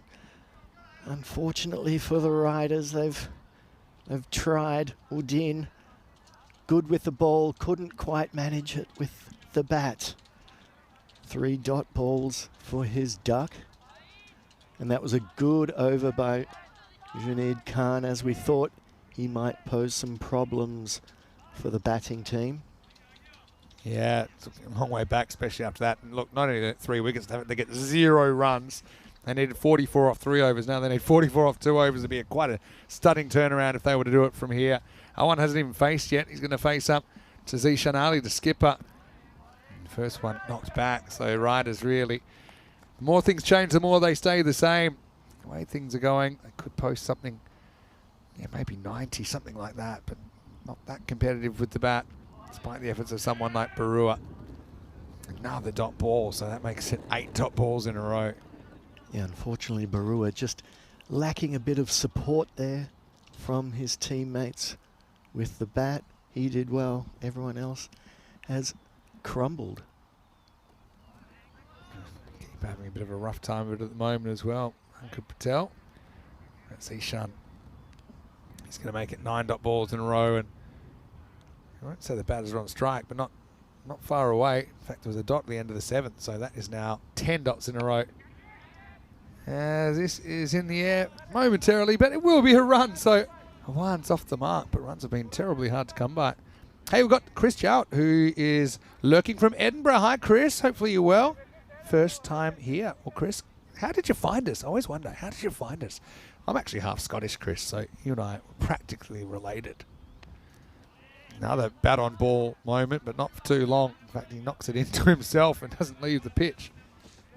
So come on, lurkers. Thanks very much for taking the time. I know it's not so easy to multitask. We've got a lot of people lurking while working. Yeah, that delivery just coming into the batsman after pitching. Just puts a bit of cut on the ball as this one gets played up behind square leg. Yeah, a little bit of a bat back. Going to come back for 2. It almost went to the fielder, didn't it? The edge ballooning in the air. Yeah, I'm always excited to find out where some of these viewers come from. And, hello to Tarek Sandhu, nice to see you. Hello to Kath from Tonbridge in Kent as well. So, yeah, it's a good lurker shout out. Gollum, great idea. Keep them coming, by the way. Still got an over to go here, 82 for 5. And I think that point has crept out of control. Looks like the Stallions will be making the foreplay here in match number 13. So I don't know how strange it was, this match number 13. I think it did strike early with the umpire run out off the umpire solar plexus. Yeah, I think it all went into the sternum of umpire Winter. Yeah, I think there's going to be some lurkers from Vienna. I want to hear some people, see some people in Vienna in the chat. Come on. Komme euch aus Wien, schreib uns an. Yeah, so 40 or 5, not going to happen. Let's see if they can just maybe get a personal highlight here. Yeah, Zishan Khan. 5 balls still to go. As this one gets hit high and wide and gets caught by the person at a wide slip. It's a good, simple catch there. And another wicket goes down for the Riders. They've fallen away quickly. You see the difference between the two teams, really. And, yeah, fairly elementary catch. So that will be the 6th wicket down now, I think. Syed Asghar is going to go for 2. It's 83 for 6. And Zishan Khan, a bit of a 10th over specialist, actually. He'll come up with a wicket there. So, yeah, hello to everyone that just jumped in, even if it's just for a moment. We do appreciate it. Aurangzeb, by the way, with a good catch there. With 4 balls remaining, this game's going to peter out. Then we will have about a 40 to 45 minute break before the next game. It should be a good one, actually. Here's Zahan. This is going to be lifted up over the top, and that's going to be 4. So Zaman with a bit of a highlight, batting down at number 8, but he makes pretty good contact there. Goes over the infielder and disappears for 4. Yeah, straight off the meat of the bat. He gives it the big heave-ho, gets good bat onto it, connects well, gets it over the boundary. There hasn't been too many of those. Got another lurker here, but right now we're going to watch another ball gets hit, forces Saif to move. Doesn't impress him that much, but he will keep it to 1. Hello to Jamie Lusk. He's a worker lurker from Preston, Lancashire. Loving the channel. Great to see you, Jamie. Actually had some fantastic interactions with some English fans during our ECS. Oh, this is in the air. Just gets over the fielder. They'll run away for another 4. So some late runs coming. First time they've reached the 90s in a loss. That won't be enough to get them a point out of this one. Yeah, so we have 2 European Cricket Series in England this year. We have one in Hornchurch coming up at the start of June, and we have one in Rains Park, Wimbledon, the host club for that at the end of July. Won't be able to make Hornchurch. We'll be able to make Wimbledon. But, yeah, stay tuned. If you can join us, then why don't you? Right now, this game is in the book. They'll end up with 93. So it's 175 to 93 in the end. So fairly healthy margin. I make that 82 runs, and that means the Stallions also, because they keep the Riders to 70% or below of their total, they take all 4 points in this one. Riders, they kind of battled, pardon the pun, but they stayed on the horse as long as they could for that point, but some key wickets saw them fall away and have to walk away with another donut, 0 points. Strikers United coming up in around about 40 minutes with United once again ringing the changes. And the Strikers winning the toss and bowling in that one. And yeah, Strikers just had a funny old tournament so far. But let's go back and look at this one. We did see that early wicket, despite some fight from Barua. I think it was a tough 10 overs really for the Talon Riders. Yeah, just didn't have enough backup at the one batter who came off with Barua. Not much support apart from that. It was a good, strong performance with bat and with ball from the Stallions. And as you mentioned, the Riders got thrown off the bucking Bronco as we see that run out there. Also, another good catch taken, and there were some good catches in this innings and some good straight deliveries as we see there from Zunid Khan. It's another simple catch. And a late flurry of boundaries in that last over, but just not enough from the Riders once again, and all 4 points going to the very strong Stallions. Yeah, so it's a bit of a tough learning curve, isn't it, for the Riders here? Stallions just way too good, just looks in a different league. As Barua, a bit unlucky to miss out in the half century again. Played some nice shots on the way to his 49 of 25 balls. Also scored a decent rate at more or less tour balls for Rupa, but it wasn't a second ECN half century. Not this time anyway. Prajapati was 16, the only other batter to reach double figures. And not too many extras given away, single digits. 6 wides and no ball in there. Bowling wise, well, how about Junaid Khan? 2 for none. Had a run out in that over as well, so actually a 3 for none over. Didn't bother bowling again. Didn't have to. Zahan given a bowl at the end, 1 for 11. Wickets also to Faik Usmani, who I thought was very, very good with his left arm orthodox. And Hamad Khan started things off on a right note for Stallions fans. He took 1 for 19 with his 2 overs. We'll take a break then, bit of an extended break, back in around about 35 minutes. And we'll see what happens in that next game between the Strikers and United. Vinny Sandu here, Mr. Maximo, with Marco Gilligeen. Have a quick break, then come back. And if you're lurking, you can also send us a message in the chat. In the meantime, we'll see you when we return to Talent for more European Cricket Series.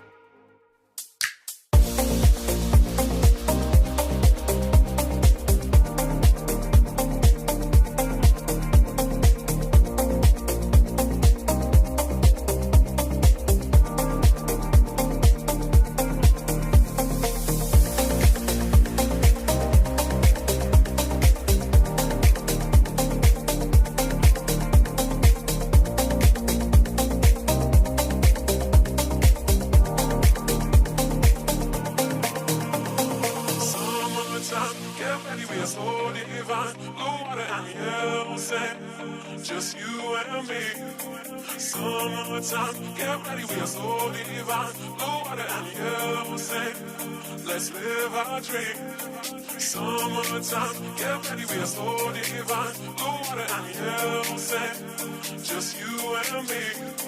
Summertime, get ready, we are so divine. Blue water and yellow sand, let's live our dream. Summertime.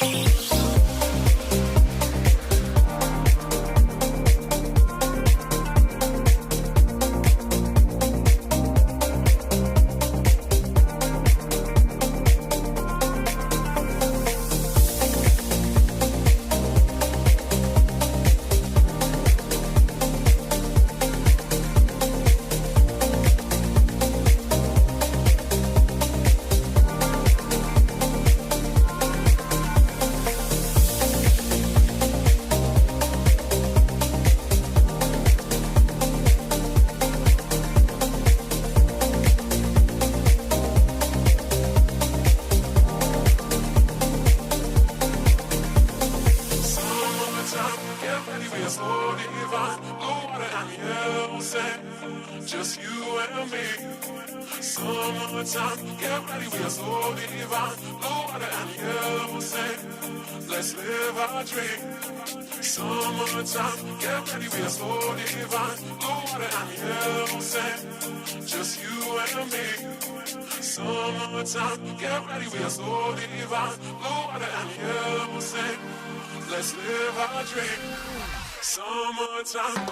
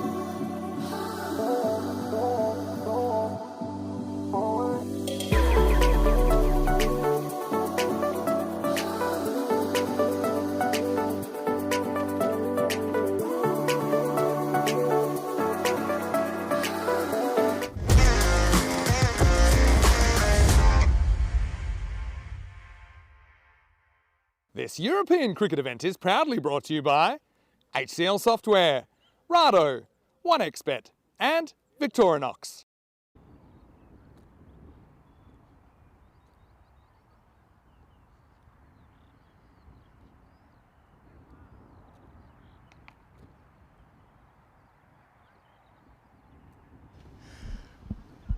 So hello and welcome back to Game 4 of today here in Estonia.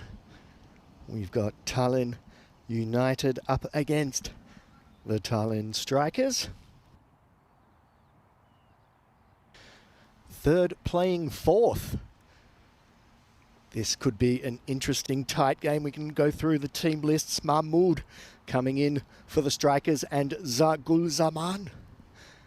And for Tallinn United, again, quite a few changes.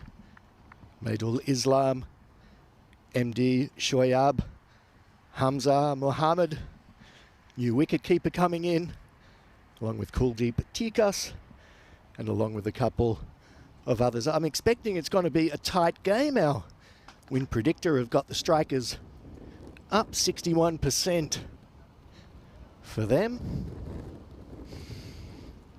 But I think it's going to be a tighter game. And I think a lot of it will depend on how these first few power play overs play out.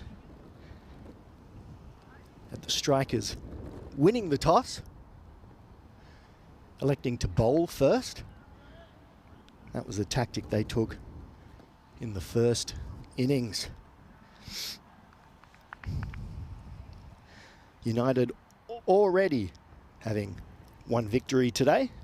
The Strikers also a comprehensive victory in the second game of today. One of them will be going down and will have to pick up a loss at some stage after these 20 overs are up. So the captain for the Strikers, Habib Khan, who is he going to open the bowling with? We will see. It looks like it's going to be Aslan Amjad opening the bowling. With the batting coming from captain Shohan and Islam as the first ball gets bowled. And bit short outside off and just delicately placed away through the vacant slip and third area for a 4 boundary off the first ball. Just nicely played there by the United batter. So 4 off the first delivery. Amjad coming in again. This one short down the leg and the batsman pulls it away for a simple boundary, and once again 2 4s to start off this innings. One on the offside, one on the leg side. Let's see what answer the bowler will have. What has Aslan got up his sleeve? He's going to go round the wicket now, changing his mode of attack. Wide of the crease, gives himself space. He wants to create a bit of an angle across, and the batsman gets an edge. It works well for him. He gets a bit of extra bounce, and it's well taken by the keeper, Mohammed Etisham. Well taken there, and that's exactly the start that the Strikers wanted. Perfect beginning there, and after 2 boundaries off the first 2 balls, a wicket off the third, that's exactly what the bowler wanted. And in this format where the bowlers just have to accept that they will be going for the odd boundary to come back with a wicket and put the batter under pressure right from the word go, that's well done. So United, after 2 boundaries, lose a wicket, Score, 8 runs for 1. For the loss of 1 after 3 deliveries. The boundary riders are all on the leg side. You've got a mid-on and a wide mid-on out in that area. So when you go for the 4th delivery, and this one's short again, batsman doesn't really get anything proper onto it, pops up, but nothing dangerous, just floats across to the backward square leg, no runs there.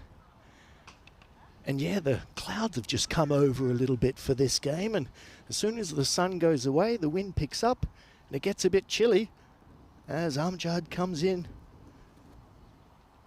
Batsman goes down the crease, pulls it away along the ground to the wide mid-on, just for the single.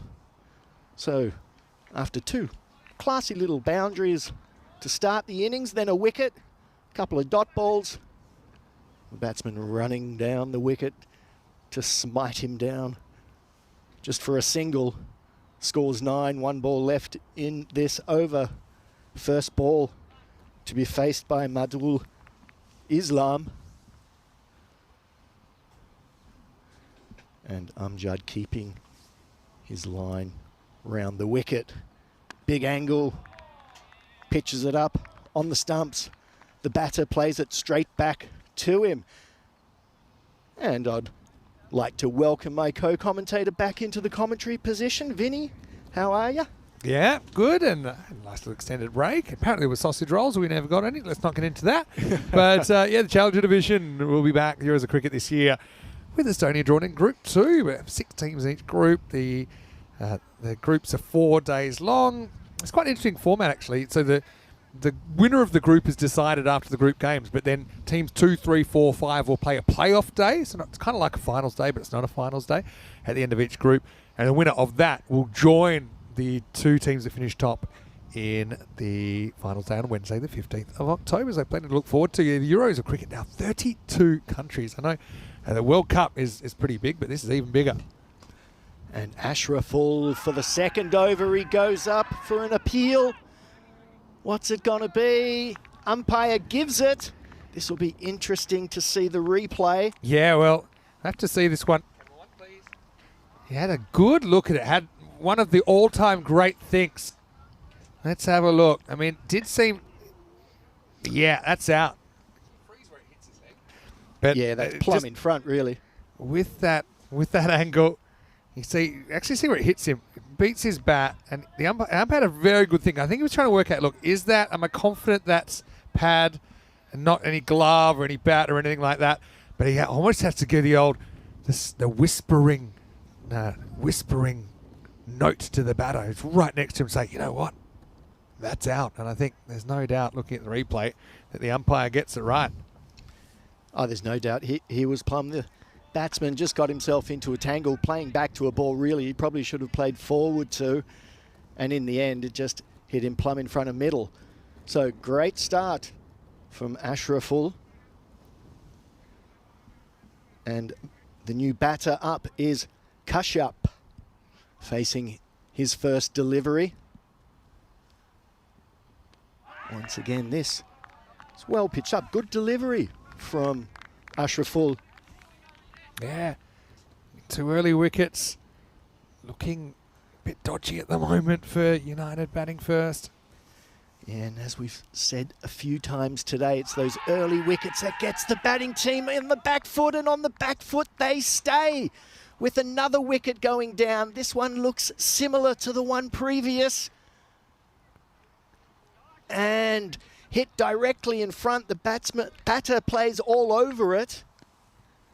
Yeah, just a hint of straightening down the line there. And I think it's a good decision again. I can't see that missing leg stump. That'd be the only thing that the umpire would have considered. Hit him back leg as well. So, yeah, very clever bowling from Shuvo. He had a bit of a rough outing earlier, but he's certainly striking back hard. Kashyap out for a duck. It's 9 for 3.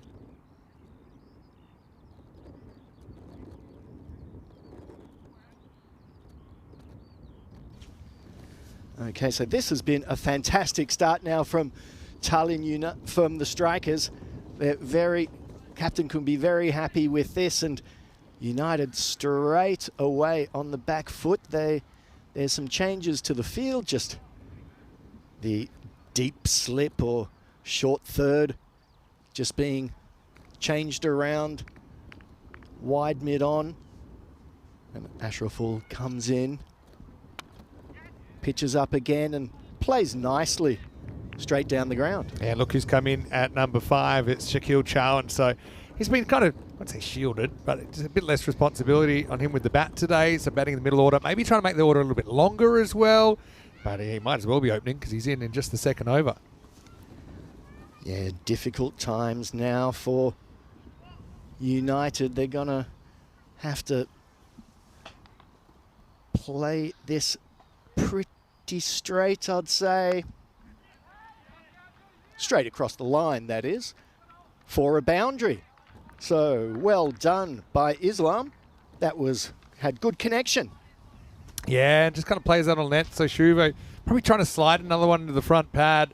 This time Islam good enough to get bat on it, but they're playing from a real tough spot here, Talon United. Expected to score 101, but if Shaquille Chowan can go big, I think they could probably get a few more than that. But yeah, definitely a bit of an emergency situation. Yeah, there's some repairing work to be done, that's for sure. And that's the end of the over. After the second, it's 3 down for 14 on the board. Check on the table. And yeah, Talon United, they had a bit of a shocker of a start. Went down by what felt like about 1,000. But since then, they've been undefeated. They're 3-1 in total with 10 points. And with a win here, with a big win, they could potentially even jump into second. Anyone actually get them in second. But for the Strikers, yeah, it's been a little bit disappointing, I suppose, compared to how they went last year. I suppose the business end is where it matters. And the Strikers, again, haven't really seen the best out of Aslan Amjad yet. He's a guy who I think at some point will click this week. He's going to bowl the second over of his spell here, bowling the third, last over of the power play. Having a quick word. I want to say warm welcome back to all of our viewers as well. To Paul Kempen, to Lithium who's in there, Thomas Martinez, hello to you. We had a bit of fun with the lurker call out earlier, so if there are any lurkers and you haven't said hello yet, then feel free to jump in.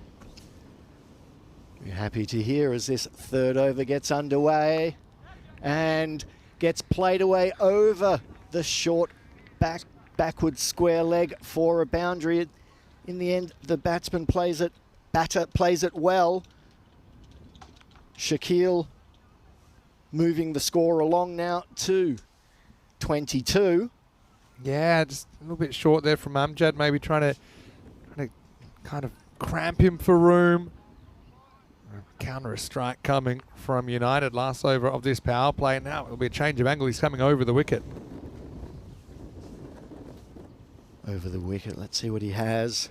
Here we go, it's short, it's outside off. The batter throws himself at it and plays it over point for another boundary. So now the score moves along to 22 for the loss of 3. And one thing about having Chowan in this position is the batters above haven't really wasted a lot of balls. I mean, the batters that are out, they're combined, 9 off 8. So not a huge kind of hole that they've dug. And Chowan is the man that might be able to get them out of it. Yeah, that's true. They haven't wasted any time. And this ball goes down to mid-on and stop for no runs. Shaquille getting a good amount of bat on it, but there's no power there. And a decent line there from Amjad. And that one just on the body, plays away quite stylishly over the infield and makes the way over the boundary. It was nicely played, nicely placed as well between the fielders there on the leg side. And Shaquille moving his score along. And Amjad, once again, just wanting to pitch the ball up for a bit more return. He's going to go around the wicket again, so he's trying a few things. Love to get Chowan out the way. It could make a big difference. Yeah, that would make a huge difference as this ball goes. Unfortunately, the angle's a little bit too much on that ball. He loses his action a little bit. The ball floating outside off. for a wide. So Amjad would want to recalibrate here. And doesn't quite manage. It's another wide.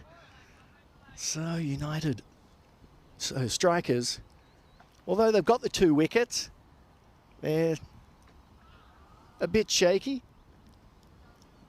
on the extras, and they'd want to tighten that up as the tournament goes on. Amjad in again.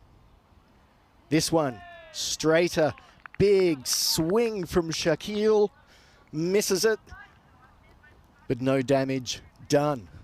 Got a question here from Lithium. It's a good question, actually. He says, with LA having cricket in the Olympics in 2028, what are my thoughts about the West Indies? Should they be allowed to play as the West Indies, a combined team, or as the individual country? I'll come back to that in a second. It's an interesting question. And again, it's a good line there. He tries to play it sweetly through, but totally misses it. And at the end of the 3rd over, United 3 down for 28. Now, my answer might surprise you. Should the West Indies be able to play as a combined team at the Olympics? My first part of the answer is I don't think they'll qualify. There's only 6 teams. And this is this whole not answering your question, but I would have loved for there to be T10 cricket in the Olympics, this kind of format. It's a bit more appealing to non-cricket lovers because it's your chance to sell the game to the world. And I think most people would think T20's too long, even though it's quite a short form of cricket. So that's another thing. And I'd love to see kind of 32 teams. I know the IOC, that's quite expensive. They don't really like team games. There's a lot of people you've got to put up in the village and whatnot. So they've decided, okay, six teams. And okay, it's better than nothing. Come out of that in a second as we get Habib Khan, who's just going to get turned away. Maybe this is off the leg, maybe off the face of the bat. It will be a boundary to start the over. He's signalled leg byes. So this is Habib Khan coming in. Muddled Islam. He won't get the runs, but his team will get the runs. So, but here's what I feel. No way they can compete as the West Indies. You can't override what the Olympics is just because it suits cricket. And we are just one sport of many, many sports. And so that might not surprise you because I think you can't really do it. If they were to qualify in the top 6, come back to that in a second, as Habib's going to get turned away this time. That's going to run away for 4 as well. This time certainly off the bat. So back-to-back boundaries to start the 4th over. But here we go. Here's a bombshell for you. I actually think the West Indies should be broken up in all cricket because how come they have a multi-country alliance while other countries... Why can't we just have Europe then? You see the West Indies? Yes, they were a nation for a while. In cricket, they haven't been. In Test cricket, they're barely competitive anymore. And so, I know not everyone might agree. It's a clever bit of bowling. Stays just inside the line. So I just think that would be fairer for countries that are the next tier, such as the Netherlands, such as Ireland, such as Scotland. That's only the European ones, but there's other countries in there.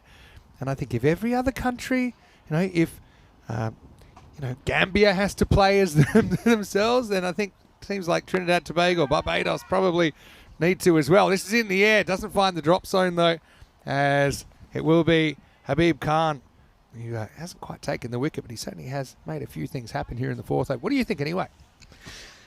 Well, I'm a traditionalist. I would loathe to... So you don't want to see cricket in the Olympics at all? Oh, no, I'm super happy to have it in the Olympics, but I would be loath to lose the West Indies. I think they're a tradition. It's been hard to watch the West Indies go down since I grew up watching the great West Indian team of the 70s and the 80s and the early 90s. So to see them the track the way that they've gone over the last few years has been a bit sore for me. And I think there's political things that have dealt with that. So I'd like to see the West Indies stay. I would, as a traditionalist, Test cricket, the first tied Test match, so many great players, the history, the tradition. It would bring a tear to my eye, Vinny. It would bring a tear to my eye. As the captain, Habib Khan, comes in, the last ball of the over, and it's a good one. It's a very good one. Goes through to the keeper, and at the end of the 4th over, the score is 37. Yeah, and actually, to be honest, I'm with you on that. I mean, the nostalgia, the West Indies winning the World Cup in 75, 79, and I also grew up watching a very, very competitive West Indies team. First ever series I watched, Australia versus West Indies in Australia, 88-9. Amazing. Still, the memories are fresh. But I don't know. It's just a new generation. I don't think that with what's happened in the West Indies, even politically and with their issues with, player payments and sponsorship and all this. And I think that maybe it's a relic of the past that we can still feel happy about nostalgically. But I just think, for me, it comes out of fairness. I mean, because you've got every country having to compete as themselves in the ICC cricket world, but the West Indies still have this multi-team event. And also, I suppose it'll give more opportunities to players in the islands to play international cricket. Here's Chuvo coming back for his third over, for his second over, searching for his third wicket. Better not be his third over. But yeah, I get it. But this is why I just think, you've got 100 countries. Some of these countries are small, admittedly, but see if they can qualify in their own merit. Well, here we are back to European cricket here in Chuvo. Bowling outside off stump. Batter Islam hitting it down to the mid-on just for a single. United struggling after the power play. 4 overs gone, 38 just on the board. They'd want to lift this run rate. This one again pitched up a little appeal for LBW, but going down leg side. Yeah, I think that one just going on with the angle. I think you could see it didn't really turn back. So he has had a couple of LBs, but he won't get that one. No point in freezing that, so I can't see. Shaquille down the ground again, past the mid-off for a well-struck boundary and a much-needed boundary for Tallinn United. You can see Shaquille hits the ball so hard. Clean hitter of the ball. He's a natural striker. Chuvo. Interesting also that they didn't bring him back straight away when they could have. They bowled Habib in the fourth. But it went okay. There were 4 leg byes and 5 extra runs off that over. But United having to play from behind here, 42 for 3. And Chuvo searching for a third wicket. Bowling well, probing. And this one, big swing and a miss from Shakil Chauhan. Misses that, all ends up. Bounces onto the stumps here. But his foot stays down, I think. It never leaves the ground. Yeah, we'll call that sharp keeping there from the keeper. Well done. Rebound something's actually quicker than if you take the ball. So if you can do it, fair enough. There we go. That'll be the end of the over as Chowan will move to 18 and it'll be 43 for 3 after 5. Let's welcome you into the commentary box. Great to have your company wherever you're watching from around the world. Vinny Sounder here, Mr. Maximo Marcocelligine with me, Rico, having a well-deserved break, but we never take too much of a break on European cricket with so many locations. We've had what I've been calling May Madness because we've had so much going on. I'm excited to have you part of it, and obviously you must be enjoying it as much as all of us are. I certainly am. There's cricket galore. There's sixes, there's boundaries. I've been enjoying everyone, meeting all the players and seeing all the wonderful facilities. Hey, also, I know Wayne, he likes I call this my bacteria shirt. Do you have any other names for it? I'm just going to rip it off like Superman. But yeah, what do you think of the bacteria shirt? Well, I like there's a little green flavour happening in the commentary box today, and I've liked that. I thought I went for the lime green, and I woke up, went out into the to the breakfast area of the hotel, and the lime green was superseded by full-on green. So there we go. Yeah, I mean, I like your style as well. Well, you got everyone we get in here has their own sense of style, and you got a bit of a throwback. I think a lot of people are appreciating. I even like the jacket. Is it the cream, the beige, the ivory, the bone? Yep, yeah, the white, the off-white. Certainly is. Okay, so Captain Habib Khan in for bowling the 6th over. He's been with the ball and with the bat, a strong player and a well-struck ball driven through the covers by Islam. That was a nice shot. Not quite getting to the boundary though, and that's what the Tallinn United team needs. That sparked a healthy discussion with the West Indies, and yeah, fair point as well. In the domestic level, it doesn't always follow country lines. Maybe it's time to redraw the lines. I'm just saying. Cricket's been changed in 2019. It's been changed forever, including all countries. So let all countries play. Here we are. Shakil plays it high and wide, and it's over the boundary. That looks like it's a big 6. Maximo, yes, the captain, just dropping short, giving the batter a bit of width outside the off stump, and Shaquille making full use of it. Yeah, he certainly did. Doesn't mind going offside. So Shaquille's been a bit of a speed hump to the rolling at the moment of this innings. The strikers would love to get rid of him.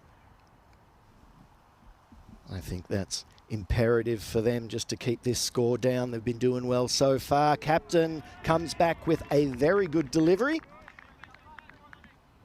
And the batsman doesn't let it go through to the keeper, but misses it, and the keeper stops it.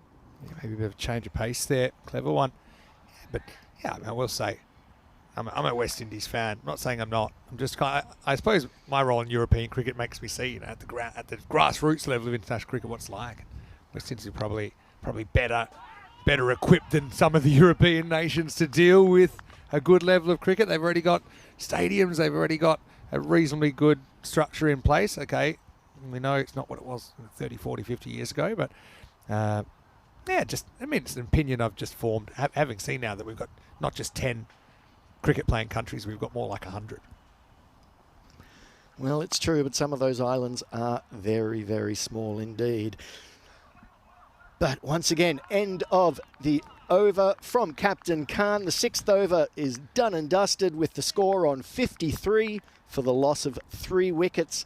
Tallinn United will want to pick it up with the 24 balls left as much as they can. They're going to have to get this score up well above 100 to be in this game. So, yeah, I'm going to put that out as a hypothetical to the chat. So whether you agree with me or whether you're not, and I respect everyone's opinion on this, but where would some of these countries rank? Like, where would Jamaica rank? Where would Barbados rank? I mean, the Netherlands are more or less 15. They're always hovering around there, or Ireland and Scotland around about the same. There's UAE up there now. You've got Oman. You've got... Because, I mean, you could equally say, okay, why don't we have a Middle East team? You know, but there's just not the tradition of that being a thing. Well, with countries as small as Antigua, it's an interesting debate, and it's worth the debate. But yeah, it would bring a tear to my eye not to see the Maroon West Indians play and continue to play. I hope that they reach their fantastic levels again. And while we're at it, do you know that England isn't just England? Oh, not just the Olympics either. This one will be worked away, and I think this could be a long chase, an unsuccessful chase. It'll be 4 runs. Chowan moves into the 30s with a little flick off the legs. Because, okay, you've got cricket England, you've got cricket Scotland, cricket Ireland, but ECB is actually England and Wales Cricket Board. So how come Wales don't have a cricket team? It's England and Wales. And we never call it England and Wales, but really the Ashes is Australia versus England and Wales. Well, I have some very good friends who are Welsh, and I don't know if they would want a Welsh cricket team. I don't know. I've never heard it from them. Because they never get mentioned. I'm just saying, it's a weird structure. And for some reason, it's just the way it's been. It's tradition. I suppose tradition does count for a bit. The last Welsh player to play for England, was it Robert Croft? I'm not sure if there's been one since then, but yeah, I know there's been quite a few. There's been a few Scots that have played for England. Peter Such is one. True. Well, Gavin Hamilton. And from Ireland, Boyd Rankin on the last Ashes tour to Australia. This one high in the air. The wicketkeeper going along. Willie just misses it. He goes forward. It was a long run in the end. It would have been easier for the bowler to go around and get it caught and bowled. This is controversial, but I actually agree with this call from Ederson, because the odds are with the gloves, he's more chance to catch it than a barehanded fielder for something that high. And to be honest, he gets so close to getting it, he's also less likely to have one of his fingers snap in half with the protection of the gloves. But it will be a bit of a lucky moment there for Chowan on 36. And talking about the fingers, it has got quite chilly here. So, yeah, they could snap in half in this cold. And this ball over-pitched. Islam hitting it into the outfield. It's just the single. Doesn't quite get the connection he would be hoping for. Some good points here about, populations of countries in the islands. But they don't really stack up if you look at, there isn't so much of a correlation. There's a bit, but not so much between population and performance. Anyway, right now it's Chowan who's putting in a good performance here. He muscles this one over the leg side boundary. A maximal to finish the 7th over. And the score is 72 for 3 after 7. Well, of course, we go a bit international as well, don't we, on the European Cricket Network. We've got this series in Estonia. We've got Romania next week. We've also got the Medina Cup in Belgium next week. I'll be doing that one, including first ever performance from the Switzerland women's team internationally, as well as cricket from Hornchurch in England for a couple of weeks. We've got Czechia there, which is actually 2 weeks in itself, bit of a week overlap. Then Finland, just been organising that right now. I'm really looking forward to that, which includes ECS men's and ECS women's cricket. Yeah, so, I mean, otherwise, you know, well, China should have the best team in the world, or they should, them and India should be duking it out. So it's not quite as simple as that. There's a huge... It's not even necessarily player numbers. It's a bit multifaceted. But yeah, it's just interesting. Partly things are the way they are because they make sense, or it's just the way they were. That goes just in cricket, but it goes in life as well. So people are generally loath to change things without kind of some sort of external pressure. Anyway, let's get ready for the 8th over with Devala to bowl it. Well, cricket's always had to take tradition off their hands, kicking and screaming normally. So here, yes, bowler in, the batter playing it through the offside just delicately, when the United team need a lot more than just delicate at the moment. They need consistent, and they need consistent boundaries. Yeah, so Charwan, 3 overs to get down to business. What's their best case scenario here? Maybe they really get after it. Maybe 3 a ball from here. Already got 17 balls left, so maybe 124. I would play it. Be a tough, long way there, though. Well, 124, I think if you gave them that, they'll take that right now. As Shaquille plays it again down the ground, but once again, the strikers bowling steadily and just keeping down the boundaries ultimately. And just singles and twos won't do it for United, or it won't be enough. Bit of a fun fact, we actually looked into having Wales in the ECC, but of course we can't because they all fall under the same federation. That would be an interesting one, and that gets put down. Was there an edge? Does the umpire call? Yes. Oh. Right off the end of the bat there. Have a look at it from behind. You get a clear view of it. Gets 2 hands to it. Probably should have taken it. Big edge. Pops out. It was actually goes begging. An easier catch than the earlier one we saw earlier in the day. And then Devala hit down the ground by Shaquille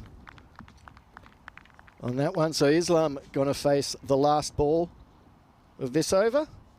Was there 2 balls to come? Let's see. Devala keeping it up though, and United not being able to get what they need. Here we go, Devala again.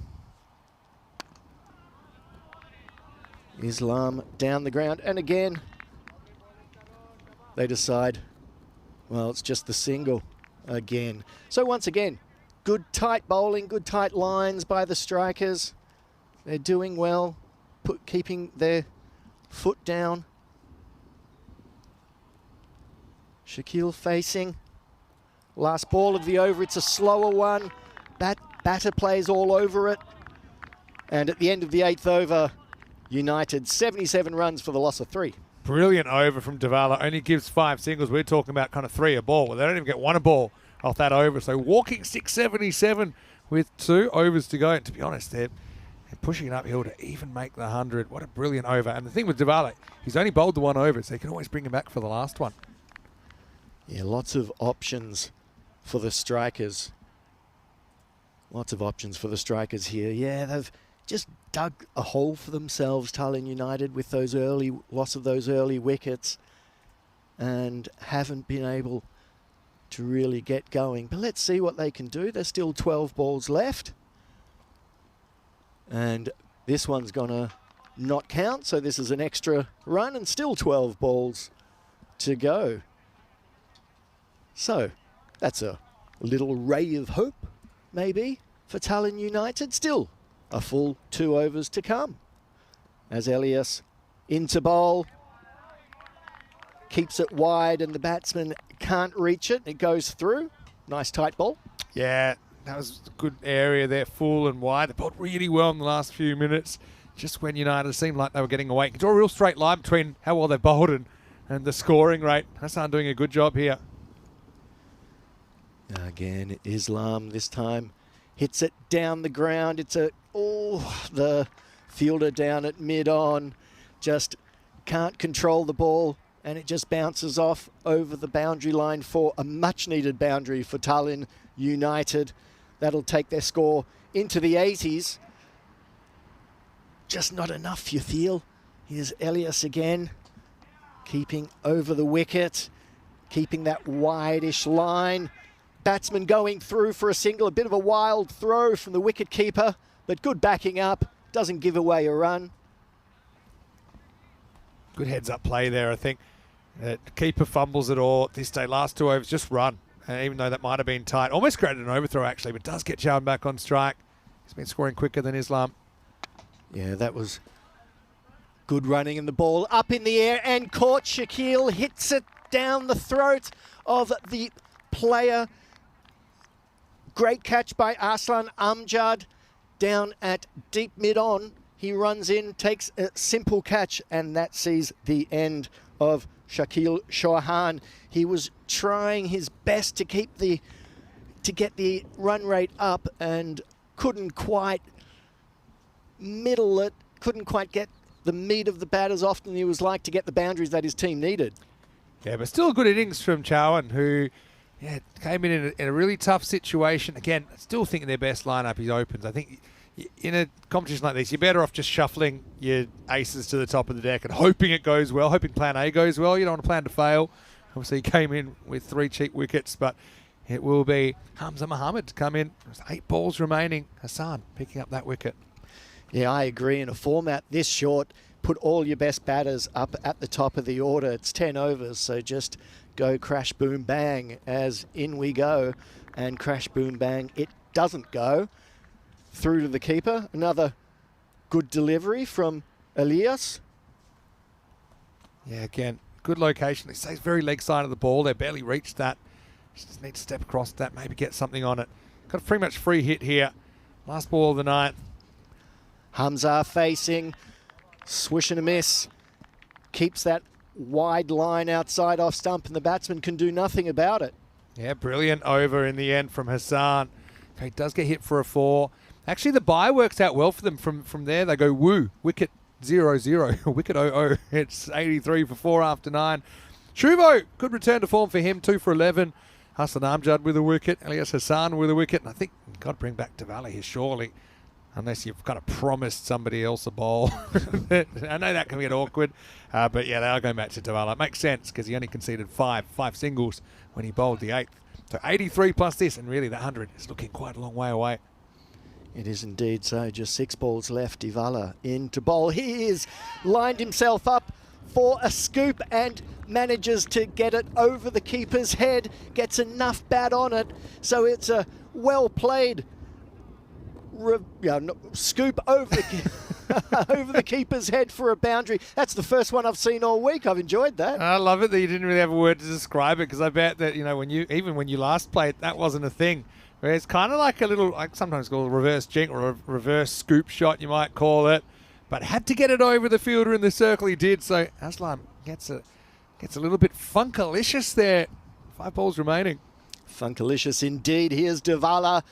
And nothing funky about that one. That's just straight. The batsman misses it all up, and it goes through to the keeper. No run there. You probably heard this. I know that Ragnar played a good reverse during the Estonia Bulgaria Women's Series, but yes, Rico likes to say sun, sea, sand, and sexy cricket. And that was sexy cricket there from Islam. Indeed. Here we are. Oh, and again, it's funkalicious as the batter runs down to get back into the crease. Yeah, well, you can see he tries it again, almost loses his off pole. Then he cops in the derriere as he's trying to run through for the bye. But, tried it once. This time he tries to do the full kind of switch hit. Wants to whack it for 6. Next one, big swing and a miss. So they changed the strike. And so Hamza still hasn't been able to hit the ball. It's basically strike 3 for him. Yeah, I feel he might have been better just trying to play a similar scoop to the one he played before, as opposed to that big swish swipe. Hello to Terry Richmond. Hope you're well. Nice to see you. Just 2 balls remaining here. And Divala in. Outside off stump, a big swing and a miss. The batters think about going through for a run, decide against it, and good that they did because the wicketkeeper was right there at the stumps waiting for them. It's one of those ones where I think you're probably trying to hold your crease and let them run you out the bowler's end, but try and get the set batter at least to face one more ball. Last ball coming up though. Hamza facing, what can he do? He misses it. Is there an edge? There is. And it goes through. Good catch by the keeper. So a wicket off the last ball. The score isn't quite what Tallinn United wanted or needed. They make it to 4 for 88 off their 10 overs. Yeah, well, actually 5 with that caught behind, but yeah, 88 is the final score. And so the target will be 89 for the strikers. Again, that's 12.5 and over or so, and you could do it in 7. They certainly have the heavy hitters that might be able to do that. But there was trouble afoot early here for the Tallinn United top order. I mean, Sahil Chauhan, that is, at the top. You know, he's a very, very important player. But you could see he would nick off, and then it would be 2, and it would be 3 as well. A couple of LBWs to Shuvo, and I think they were both out. I think it was very, very well umpired in there as well. Had a lot to consider. That was Kashyap who went. And then we saw one of the highest balls I've seen hit all week. Keeper on the long march to nowhere. It was Isham, and in the end he was one step away from pulling off a sensational catch. But I suppose with those 3 wickets, it did bring Sahil Chauhan to the crease, and his 45 was invaluable to bring some modicum of respectability to the scoreboard. Respectable, yes, enough for a win, but look at that scoop. That was the highlight for me. I enjoyed that one.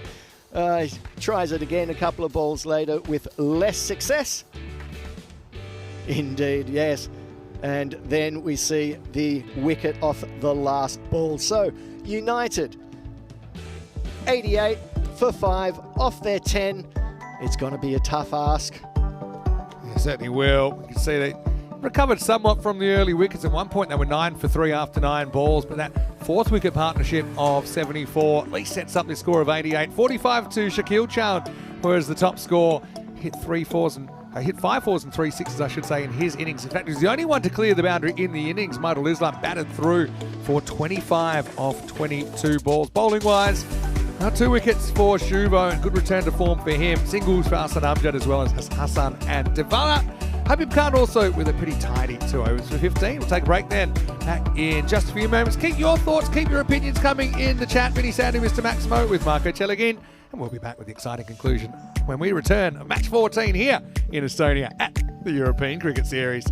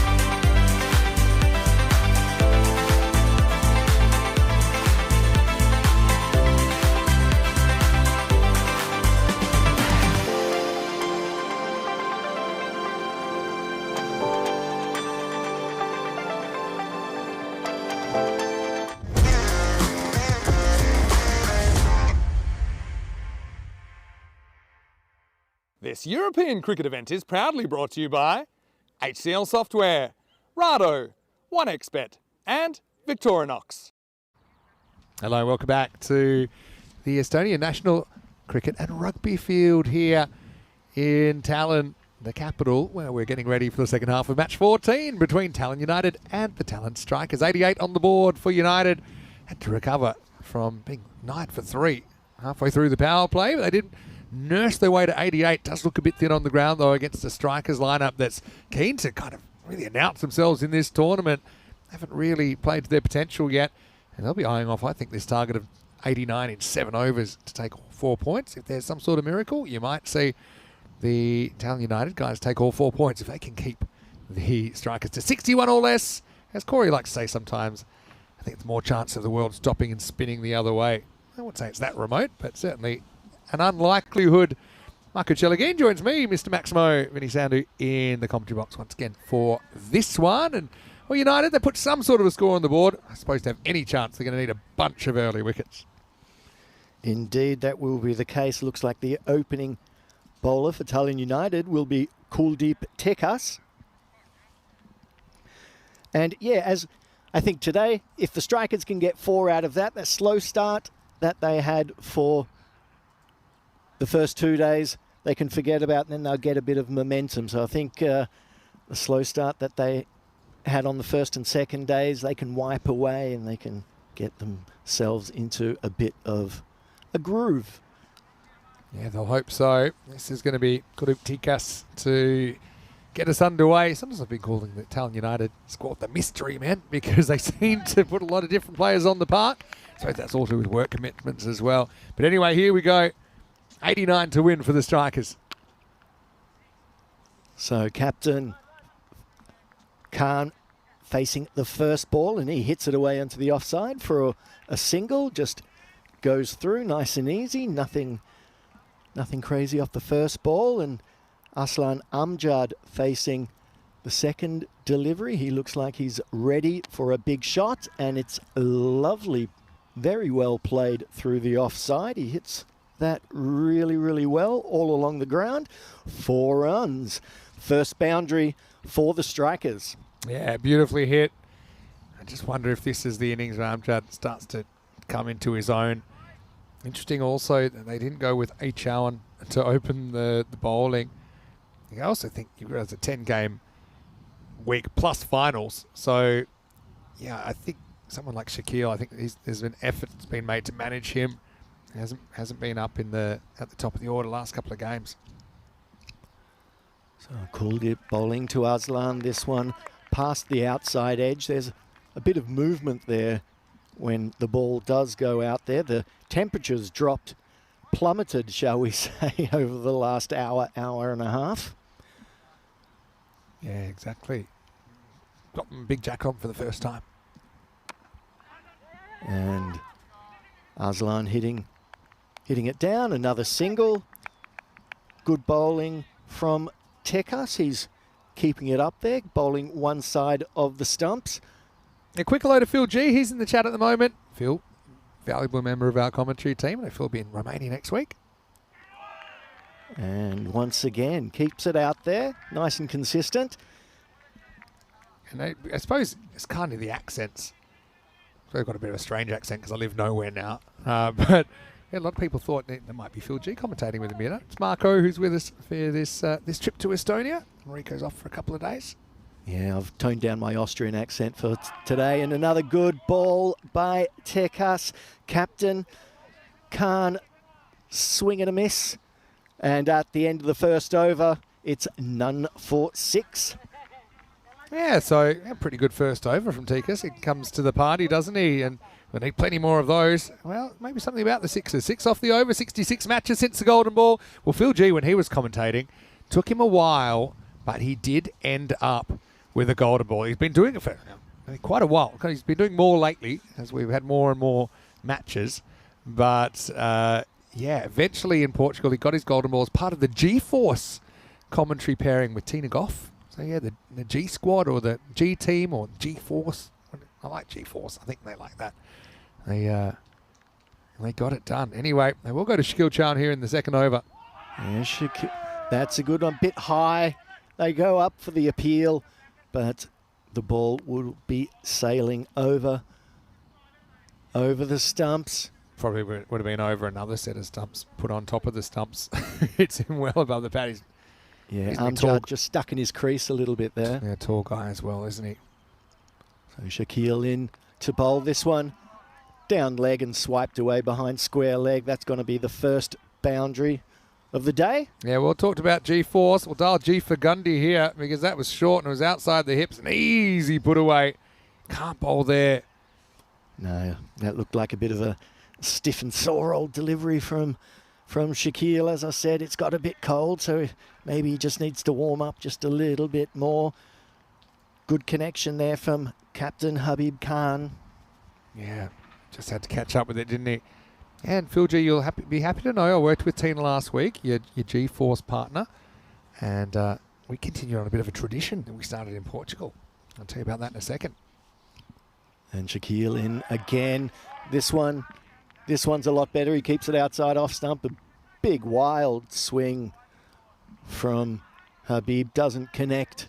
Yeah, big windy wolf there. Gets a little bit of a free coaching session from Andrad for his troubles. That was a bit of a heave. But you can understand trying to be aggressive at this stage. Yeah, so Phil, he lives in Prague actually as well, and he's looking forward to catching up.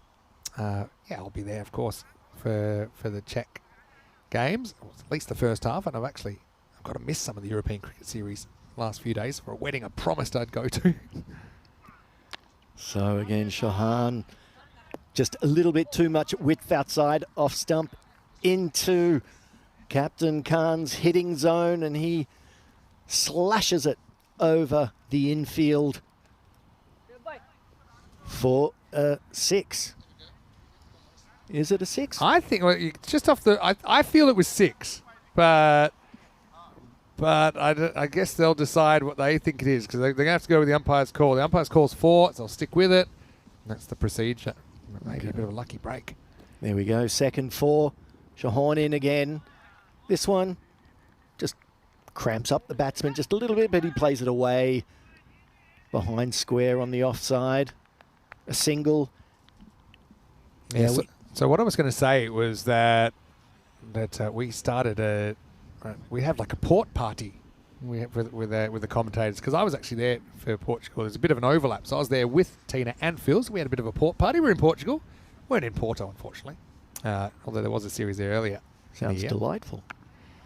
We even we turned it into what we called the PPP. We had a port and pajama party, and then Tina ordered pizza, so we became the PPPP. We didn't quite fill all the P's. 16 without loss after 2.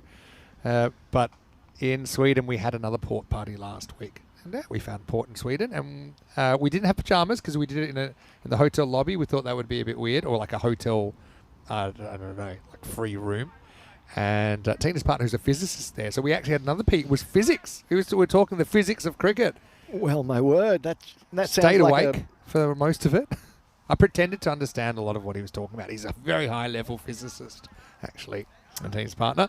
So you can see 3 and 4, these two teams at the moment kind of jostling for position in the middle of the table. This is Faisal Shahzad wearing the retro Tetris version of the Town United shirt. He's going to bowl over number 3. Yeah, Shahzad in. He's going to be bowling to Habib Khan. And that one goes up for the appeal. The umpire gives it. Batter hits across the line and has to go. Let's have another look. It hits him right in the breadbasket. I mean, I think it's on the way up. Is it going to hit the bails? It's always hard to tell. The batter's crouched down. He's blocking the stumps. So I can understand why it's given. Maybe Habib's a little bit unlucky. I mean, he was warned off it by Amjad. Said, hey, be careful cross-batting these straight balls. Because it hits him high. You actually can't see the stumps there. It just feels to me it's a little bit high and it might be climbing over. But the umpire was happy with it. He says, yeah, I think that's getting some of the bails. So Habib misses and it costs him his wicket. That's the first one down, 16 for 1. Yeah, and there's not that much bounce in this wicket. So it's not as if Faisal Shahzad is really hitting the pitch too hard. So there's a good chance that I'm sure the umpire did a good call, and that was probably going to clatter into the top of the stumps. The new batter here is Shayan Khan. He's going to be facing his first delivery.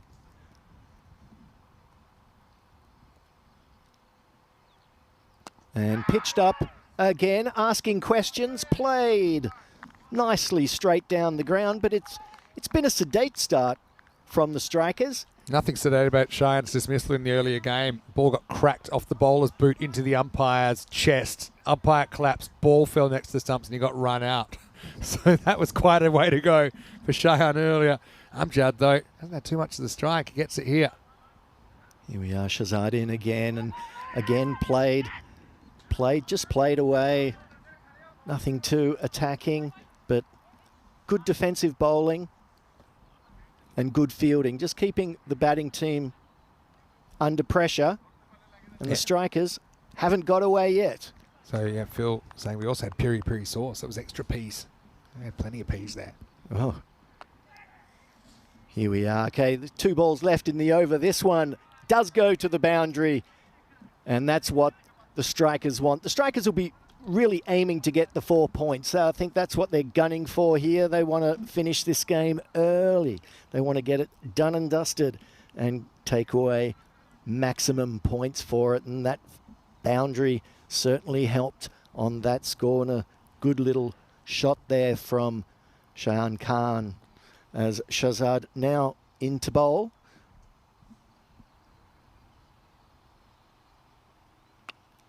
And Pitts stays pitched up.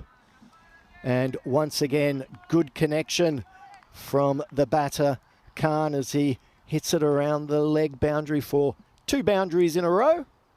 Yeah, back to back. Shahzad just gets worked away. Cheyenne will be feeling he's got all this bad luck out the way. I want to cash in here and have a leading role in this chase. And the other thing with Amjad, you can see he's also not afraid to bide his time here. Probably feels if he can get his eye in a little bit, then he can still chase it down the 7 overs. Yeah, United only managing 88 on the board, so not too much there for the strikers to get. And this one played again defensively through, but the fielder lets it through, plays tunnel ball, gets it back. Kind of got distracted by his teammate there, and that's what got in his eye line and took his eye off the ball, got megged. End of the 3rd over. The score is 28 for 1.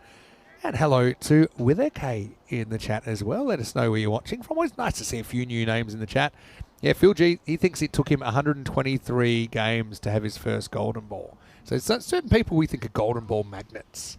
I've got to say, I think lately I've been pretty good. If you want to look for a common thread, Danny Hudacek was commentating with in Jersey. He's got a bit of a reputation, though. He had a bit of a drought as well. Just approximately, a tiny fraction over this, but approximately 1% of matches are golden balls. So 1 in 100. So we do, how long does it take us to do 100 matches? Probably around about 3 weeks, give or take. So you'd expect one every 3 weeks. We had one about a week and a half ago now. Well, if this game goes to a golden ball, that's going to be really tight, and I hope I get one in the week. I hope I get a few in the week. Let's see. Let's see. And the captain brings himself on to bowl. This one's a bit of a loosener from Sahil. 1 bounce to the boundary rider on the leg stump. So the power play's ended. Let's have a look at the field. What have United got up their sleeve? They've got 3 on the leg side, on the boundary, 2 on the off, cover boundary and a mid-off. And this one is going to be over the top of all of them. That's Shahan Khan and a Maximo for him. Yeah, put the fielders wherever you like. But this boundary is generally hard to protect. You see Shahan just practicing what just got done to him. But it's a long way back, isn't it? You can see to actually win the game, they need 8 and over. If you just take 18 balls off that equation, it gives you to do it in 7. So 54 off 22. It's around about 15 and over or so rate to get all 4 here for the strikers. That's what they want, I think. That's exactly what they want. And that one gets called a wide.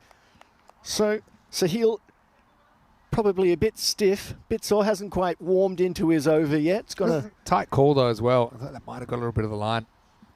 So Shahil again, a hop, skip and a jump, and the ball gets hit up and high and over the boundary for a 6. Shayan Khan continues.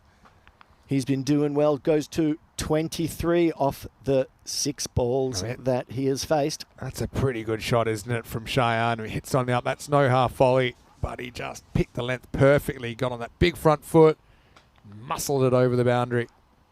Oh, Sahil again. This one isn't connected quite so well from Shahan. Shahan's someone we've seen play for Estonia as well, by the way. He's got a high score of 92 not out in the ECS last year against the Bulls. There we are again. Arslan, he's just been, what he's been doing this whole innings, just playing it into the offside. 8 off 8, run a ball. It's the end of the over. Strikers, 44 for 1. Is there still one to go? Still one to go. Still one to go. There Trying we to go. avoid this over going magical here. 16 off 5 so far. And that magical it becomes. That one is a big 6 hit over the wide, deep mid on. And Shahan Khan makes it a magical over. 30 off his 8. Sahil not quite warming into his over as we thought. And that gets the Strikers on their way. Yeah, have a look at that. 50's up, 50 for 1 off 4. The Worm's out of control. It's poking its head up. You can see those 3 early wickets. Just a bit of a hassle in the first innings for United. They battled and kind of got in a position after kind of 6-7 when they looked they might be able to accelerate, but they lost Chowan then, Shaquille Chowan, and from there they really fell away towards the end. Here's Mohammad Shoaib, who's going to bowl over number 5. To Arslan, who's been steady. He's been the calm at that end while the storm has been happening at the other side of the pitch as the ball comes in. He gets back into his crease. No runs there. He just got sent back just in the nick of time, didn't he? 1 or 2 more steps. Probably could have had an easy run out just by throwing to the keeper. They had to try the direct hit. It was a good call from his partner in the end. Good communication. And Shoaib coming in now for the second ball. Just some slow off spin, just looping it up. Hey, I've got a question. I was watching last week during the T20s and during the ECI, and Starship was out. Now, where's Starship been? This is my second day, and I haven't seen Starship anywhere. Was there an incident? There wasn't any incident. I think it was something to do with that they had them for the 2020s, not for the tournament. I have seen them around the ground. I have seen them around the city though, delivering stuff. Yeah, it was a robot delivery system for drinks. Yes. It's quite strange through the city seeing Could these get little... at least 3 here. Look, genuine 3 coming up. Oh, they don't even look for it. He literally dived. There was nobody else who was going to field it, and it ends up going about 49 metres off the bat. So they'll just walk a 2. Should have got 3 there. So Aslan has all gauge. Just Man down. Man down. Here we are. Shoaib, another one. Bit too high, that one, and it's going to go through the fielders on the leg side boundary. Yeah, Shoaib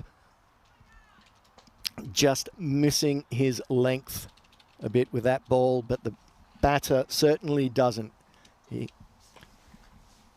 I think that one's just dipping below. If it was in his crease, you got to judge it. If he was standing in his crease, so yeah, looking possible now. 32 off 14.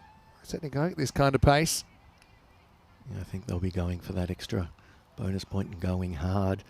Here's Shoaib again, just trundles it down outside off stump. Speaking of robots, when we were at Krefeld in Germany, there's an automatic lawnmower, which our audience they christened Maximo. Makes sense. And again, plays down. That's dropped. That is dropped. Have a look at this. Drop catch. Yeah, he hits something else. Not bump Let's have ball. a look at this replay. Just chips it back to him. Couldn't have hoped for a better one. No. Shoaib, he's going to put down a bit of a goober. Cheyenne, he's living a charmed life. Well, he had his bad luck, remember, when he got run out off the umpire. And now he's had his good luck because he really should be walking back for 36, but he'll get to bat on 57 1 after 5. Just talking about the fact that we did start with the women's internationals, both T20s and T10s. And they had Starship, a robot delivery system. Yeah, so we had Maximo in Germany. We've had Starship here. We've also had the ECN robot suit. That's a whole other story. The batsman hit right in front of all the stumps for the first time. Amjad wanted to play a big shot down across the line of the ball. He's been playing straight all the time, and this time he plays all over a ball pitched right up on middle peg, and the umpire gives him out LBW, quite rightly so. Yeah, I think that kind of hits his pad and rolls up his leg a little bit because it hits a bent leg. But I think you look at the impact, that's not going over and hits him in line, going on to hit. So Amjad just still can't get going in the series, can he? It's a disappointing 9 off 11, almost like he was. Yeah, you see where it hits him. It ain't going over, I don't think anyway. I think it's crashing into the stumps. Almost like he was setting us up for a big finish, but that big finish won't be coming from him. 57 for 2. I think that might be a good thing for the strikers. He just wasn't connecting. So let's get the next batsman in. That's the way it works in this format. So Etisham, he's already had some success. He's been good with the ball and also good with the bat. Yeah, so let's have a look here because they're going with Etisham, the keeper, at number 4. So wicket for Shaquille Chowan. Yeah, but I think they did mow the grass yesterday, Paul. Well, I mean, even then, I think it was reasonably good shape. Etisham, the ball goes straight through him. It's pitched up. It's a good delivery from Shaquille. This goes so close. Look at in-swinger. Oh. It is so close to the off stump. It's a code of varnish job. Watch it here. Genuine in-swinger. Just sneaks past the off stump. Close call. Good delivery from Shaquille. Good movement. And here we are. This one straying too far down leg. Just batters going through just for a leg by. Tell you what, if they could get Cheyenne now, and really should have been out in the last over, then you've got 2 new batters. Okay, you've got Elias Hassan to come in next, and he was very good earlier on. But you still are in a situation, 31 off 27 for the game, where you've got more runs required than balls remaining. So Shaquille to Shahan. This one going down leg. He appeals, but this one won't be given. It was a bit of a hopeful appeal more than anything. Yeah, definitely going down. I love it. He shows the bat anyway, just for extra insurance, even though I don't think he got anywhere near it. But hey, why not? Yeah, the robot suit. I'll tell you that one in a minute. At the end of the over, maybe. Anyway, Cheyenne faces up. Yeah, robot suit. What is that? What? How can he hit that? Geez, what's going on? Where is everyone going? How's this not out? Gee whiz. I think he's hit it first up, and I thought maybe it was a catch down the leg side. Did it carry? Yep, dropped it. Then they run for no reason, and then he drops the ball a second time, and then he had a chance to run out the batter. So he survives basically 3 brushes with dismissal there. He's having all his good luck now. He just got dropped again. That ball sort of came off the face of the bat. He just sort of played it around the corner. And again, this one down the ground. Good fielding. Boundary stopped. And the batters go through. They go through for 1. Should be 2. Did they? Good fielding there. Good fielding from the fielder. Hello to Wasmatron, by the way. End the over. It's 60 for 2. Yeah, we're just talking about the robot suit. So we did a bit of a crowdfund because when we have the ECN account in the chat, we never know who's quite behind it. We call that the ECN robot. And also there are some robotic texts that get sent out on that one. So yeah, we crowdfunded to get a robot mascot suit. And the robot came to the Cardamom Oval, and we ordered it from China. It was the dodgiest website. I had my credit card information stolen. I had to change my credit card. That's another story. Eventually, it came, and we were there and waiting for it to arrive. Start of it. Well, he said he wasn't ready here. I wonder if they're going to give this a dead ball. He's saying, hey, but, I mean, should he have been ready? He actually looked like he was in his stance. He was ready. He's saying, yeah, but you're facing up. But look, because he's in a ready position. I don't think here you can just be like, nah, wasn't ready. But Nah, he's ready to face that delivery. I That don't know was what so he's doing. weird. He looked totally ready to hit that ball. If I was the bowler, I mean, if it I'd hit have his words. stumps, imagine if it hit his stumps. That would have been a real awkward moment. 29-5, the bonus point's creeping away now. Okay, Etisham, this time he's not. This time he is ready. Swipes it over the deep mid on for a big Maximo. That's another 6, and that's what they needed. I think maybe that ball before maybe just pressed his button. And Well, let's see if it comes back to bite them, though, because, yeah, if they get close to the bonus point and they miss out by a ball, they'll feel, hey, I wanted that one. But really, it was his own fault. He needed to pull out a bit earlier. Famous last words. And Shahzad again, same. This time not connecting quite as well, and straight to the fielder. It's a good catch out there in the outfield. He takes it well. Nearly pops out, but he rolls with it. Good stuff there. Good catch by Shoaib.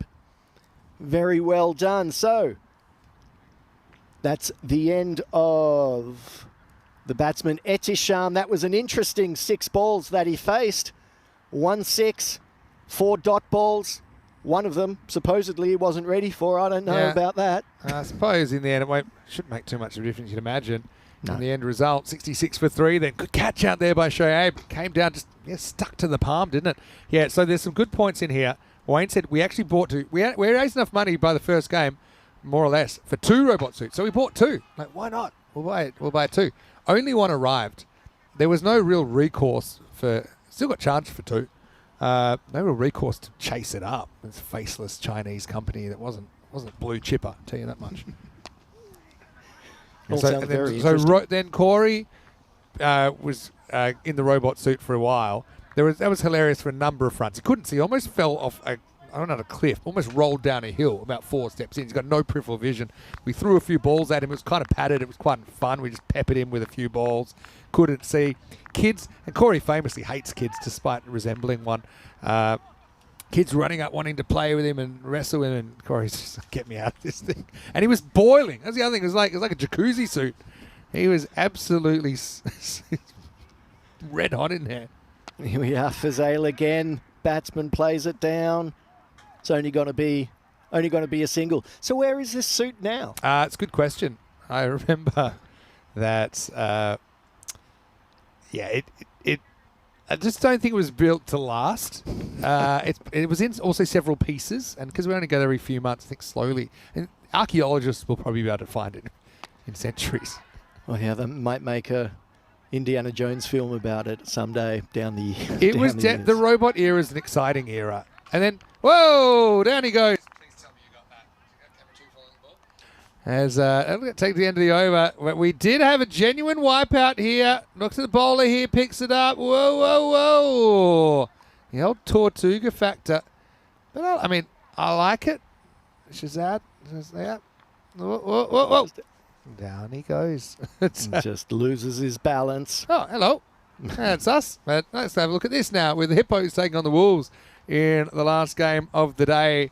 And, Jordan O'Brien, Nick Saldon come in for Hippos. So 2 Finnish national team players coming in for the first time in the series to bolster them against the Wolves, who have Danish tour into the 11 as selected this time. Eddie comes in for the first time for them, but Hippos trying to get back in the winner's circle after not even taking a single point out of their game last night against the Stallions. Actually, while Faisal Shahzad is there, it does remind me that his daughter Ishal is having a birthday today. That's up in the air, and that's going to go for 6.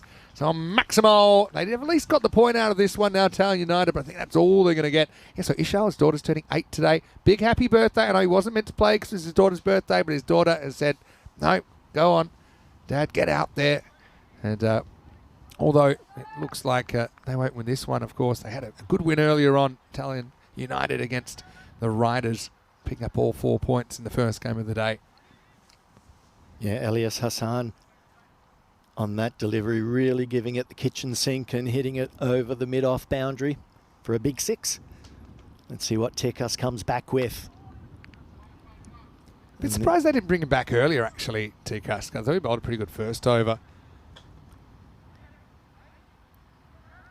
Yeah, they were probably hoping that they would pick up some wickets and put some more pressure on, but at this stage of proceedings, things have sort of run their course.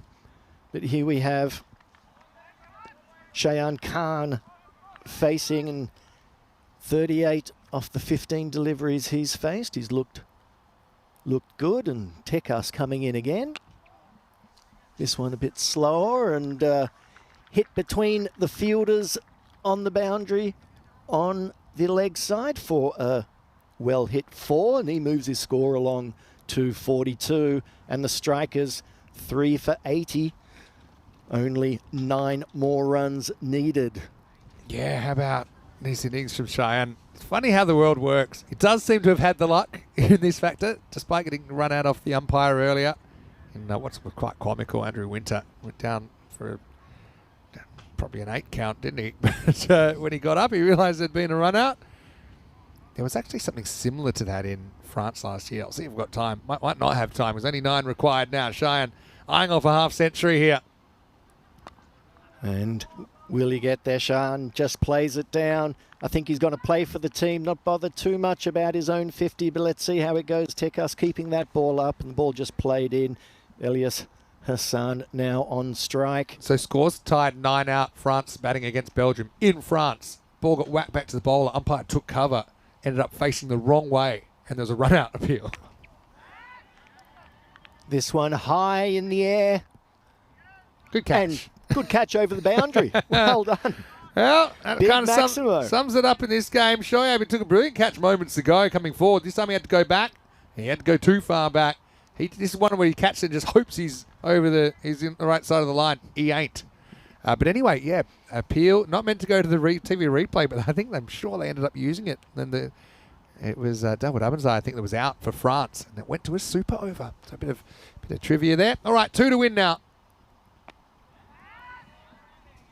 And it's going to be stopped inside the boundary. The batsmen don't want to go through for the winning run. The scores are now tied.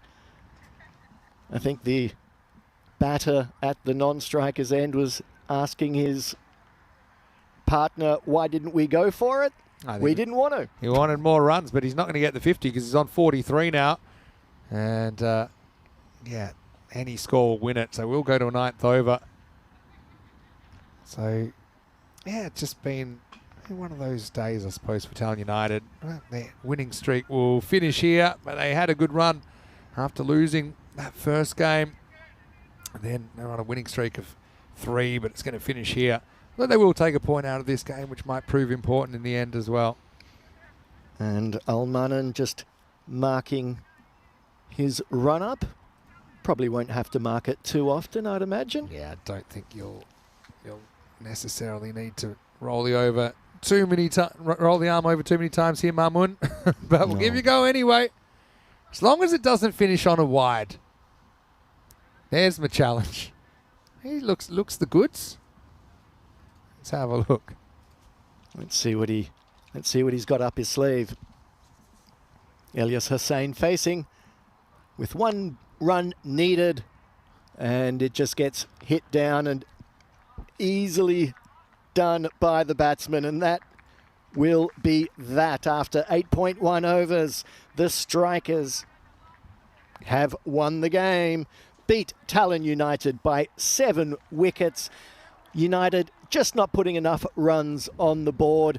Strikers having too much firepower for United on this occasion as we look up to the last game of the day coming up, the Tallinn Hippos versus the Tartu Wolves. We can see just a couple of changes to the Hippos lineup with Jordan O'Brien coming in and Nicholas as we look at the quick replay of the strikers' innings, and you can see there was a couple of deliveries, couple of LBWs, a little bit of a fumble in the outfield, some big hits over the boundary.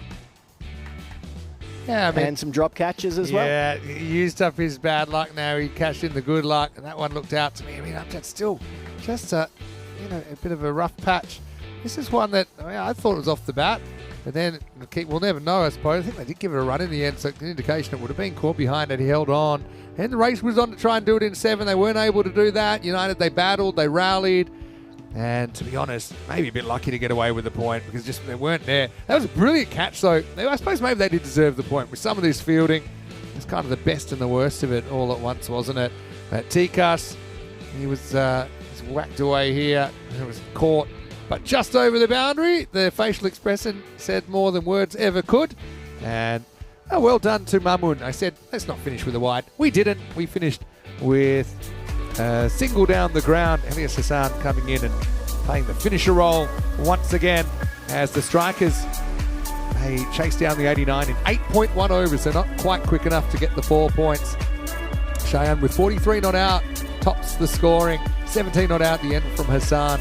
After Habib went for 10 and Amjad went for a bit of a laborious 9, and Isham had an interesting time while he was there. He was living dangerously, ended up being out for 7. And bowling wise, I mean, they battled well enough, I suppose, to get the point. Yeah, we saw Teka starting things off. Maybe he should have come on for his second over a bit earlier. A few wickets, or a single wicket there from Shakil Chauhan, 2 overs, 1 for 11. Good economy of 5.5 and 2 wickets for Fazil Shahad as well. Yeah, so we'll take a break. We'll be back in around about half an hour's time. It'll be the last game of the day. That also means random question time. Maybe a bit of food chat as well. Vinny Sander here, Mr. Maximo for ECN alongside Marco Chelagin. And we'll see you for the exciting conclusion of day 3 when we return to Estonia for more European Cricket Series.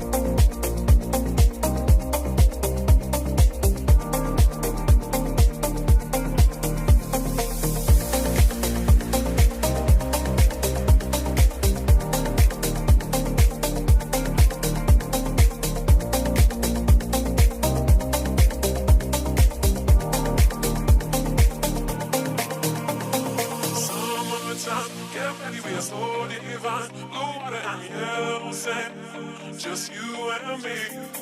Summertime, get ready, we are so divine. Blue water and yellow sand, let's live our dream. Summertime, get ready, we are so divine. Blue water and yellow sand, just you and me. Summertime, get ready, we are so divine. Blue water and yellow sand, let's live our dream. Summertime.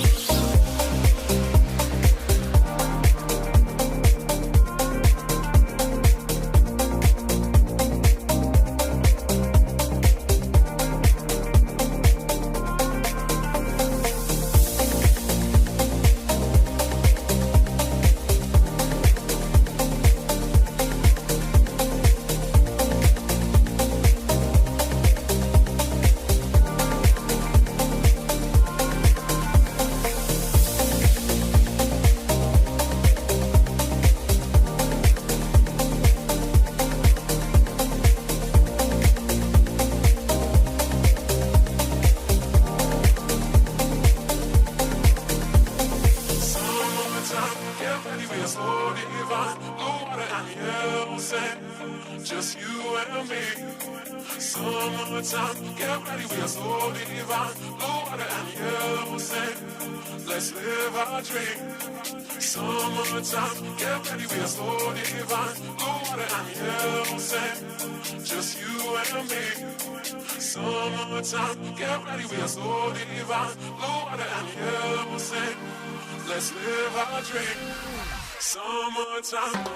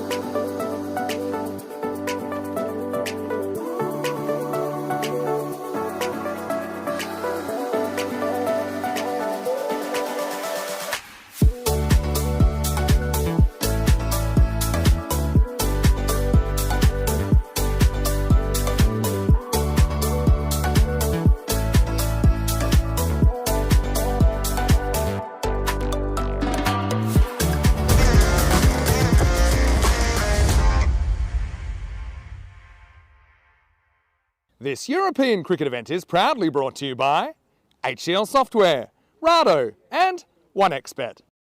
Hello and welcome back. Time to wrap up day 3 with match number 15 where the Talon Hippos will take on the Tartu Wolves. Let's see what happens at the coin toss now with Tyrone Peters and the 2 captains. The Wolves to call. Heads. Heads is a call. Heads it is. We will bat. They're going to have a bat.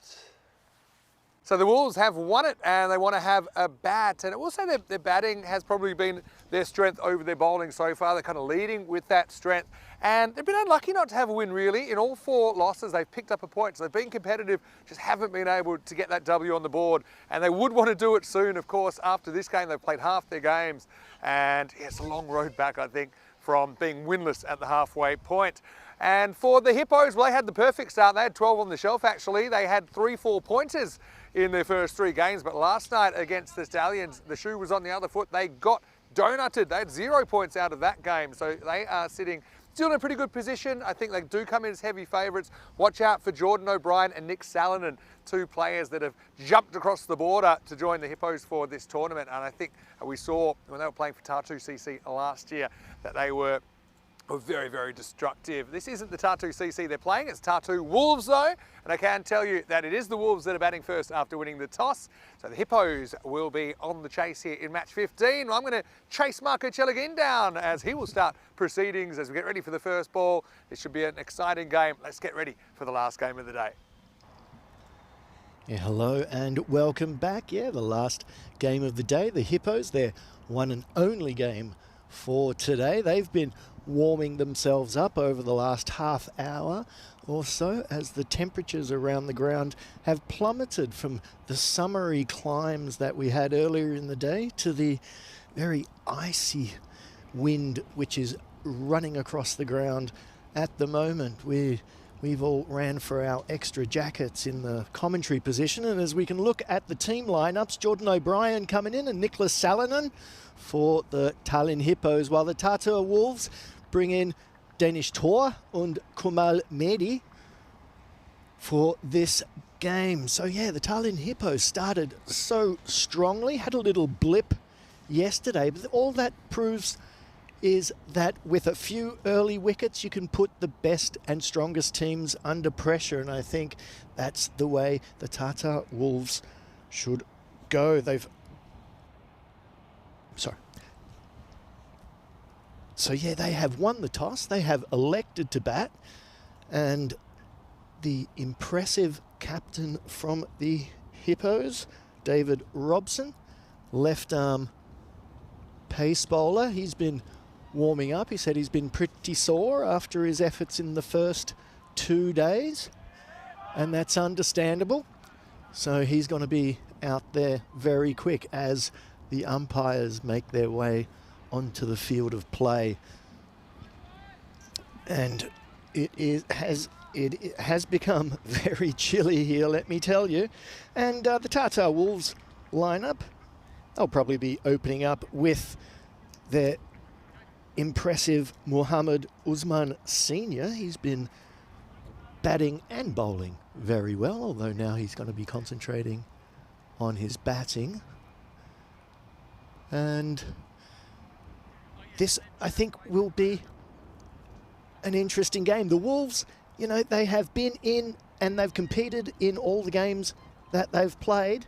And if they can just get themselves off to a nice quick start, then they might be able to put the Hippos under some pressure. If they can put some runs on the board, get some early wickets, then even the strongest teams will struggle. The Hippos aren't going to start with their left arm captain Robson. They'll be starting with Priyanka Dharmaratne. I haven't seen him bowl yet, so I'll be looking forward to see what he's got up his sleeve as the umpire holds his hand out, already in place for the first ball of the last game of today. The Hippos against the Tartu Wolves. So, Demaratne coming into bowl to Usman Senior. And this one is just a wide loosener outside off stump, just going through. Yeah, I think all the bowlers are going to probably need one or two more looseners than they would have liked with the wind going straight through them. So here we are once again. Usman Senior facing. This one line is better. The non-striker considering going through the run, but sent back by Muhammad Usman. And so first ball down, we've just the one wide so far. Fielders on the boundary, just boundary rider on the mid-off. And that's the only person outside of the infield at the moment. So Dhammaratna in. This one's short, angled down leg. The batsman does what the batsman does and pulls it behind square for the first boundary of the innings for the Tartu Wolves, and it gets Usman Senior's account underway. All along the ground, there was no danger in that one. The bowler's going to have to be keeping it up as we've seen all day. Anything short just gets put through the leg side without much of a hassle. So this one just played through the offside, through the air, a bit uppishly, but no fielders there. Stopped by the player down at the deep third position. Good stop. Good support from his other fielding partners from Hook, just keeping the energy levels up in the field. And now we have the batter Raza in this one. That one's going to be a wide as well, similar to the first delivery, just loses scope of this one, does the bowler. And he's telling himself, just keep it straight, that's what they have to do. And it's always about picking up early wickets and putting the batting team on the back foot, and that's not going to help. That's a wide down leg side. So it's been a bit of a woolly start from Dhammaratna as he warms into his work for the afternoon. And Raza just waiting.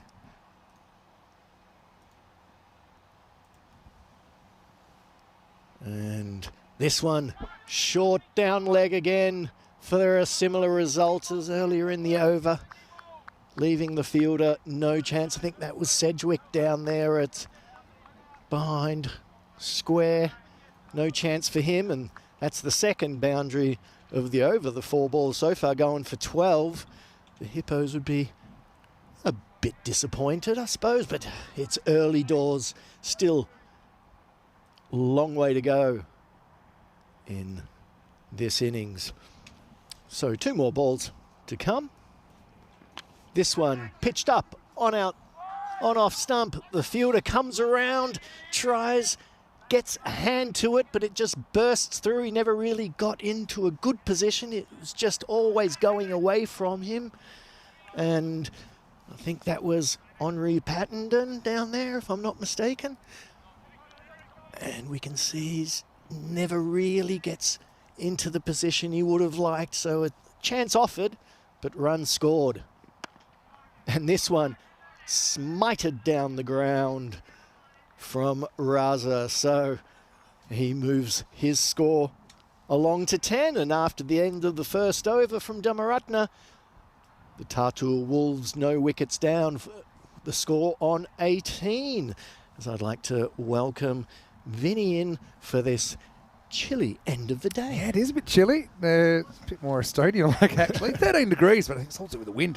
Yeah, Estonia is our current location, but we're in Romania next week. Then Hornchurch, Czechia, Finland, Bulgaria, and then we're pretty much halfway through the season. Finland, by the way, we've got a couple of their national players in the Hippos side today with Nick Salonen and Jordan O'Brien. So, yeah, watch out for them.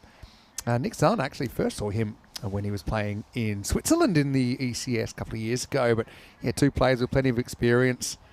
And yeah, watch out for them making an impact. I think they'll want to give him a hit as well, just depending on what happens here. But yeah, pretty decent first over for the Wolves. 18 without loss as Kale Vislapu comes on. First one a little bit short and pulled away. Nice shot by Mohamed Usman. And he'll get 4 runs. The good start continues for the Wolves. Yeah, the Usman doesn't try to overhit this one, just sort of goes with it, just sort of puts it around the corner, so to speak, and down to the leg boundary. Vislapau just dropping that one a bit short. Also warming himself up into his work for the day. Vislapu. It's a bit of an adjustment. This time it's outside off. Will be kept in the infield. It's young Henry Pattenden who he wears that on the kneecap. I don't know if his knees are fully developed yet. He's still only 15 years of age. Good young bowler though. I mean, he took a bunch of wickets in the series last year. That's the old long barrier getting tested. The old doctor testing your reflexes style. Well, he certainly bowled well on the first day and he picked up some good rewards as Vislapu comes in. This one just moving and drifting outside. The batsman probably didn't have to play that one and probably saved the Hippos a wide. Yeah, probably. It was right at the end of the bat, wasn't it? So, yeah, Vislapu is a really good example of it. A native Estonian player. He's picked it up. He's been part of the national setup. So Raza facing this one. This nice line this time. This time he gets it absolutely right. Outside of Raza's hitting zone, he gets his back foot back into the crease and good work behind the stumps from the wicketkeeper as well. Yeah, Marco Vark's back behind the stumps this time because... So, yeah, Marco's back in his more customary position. He's got his wickets and he's all right, back to work.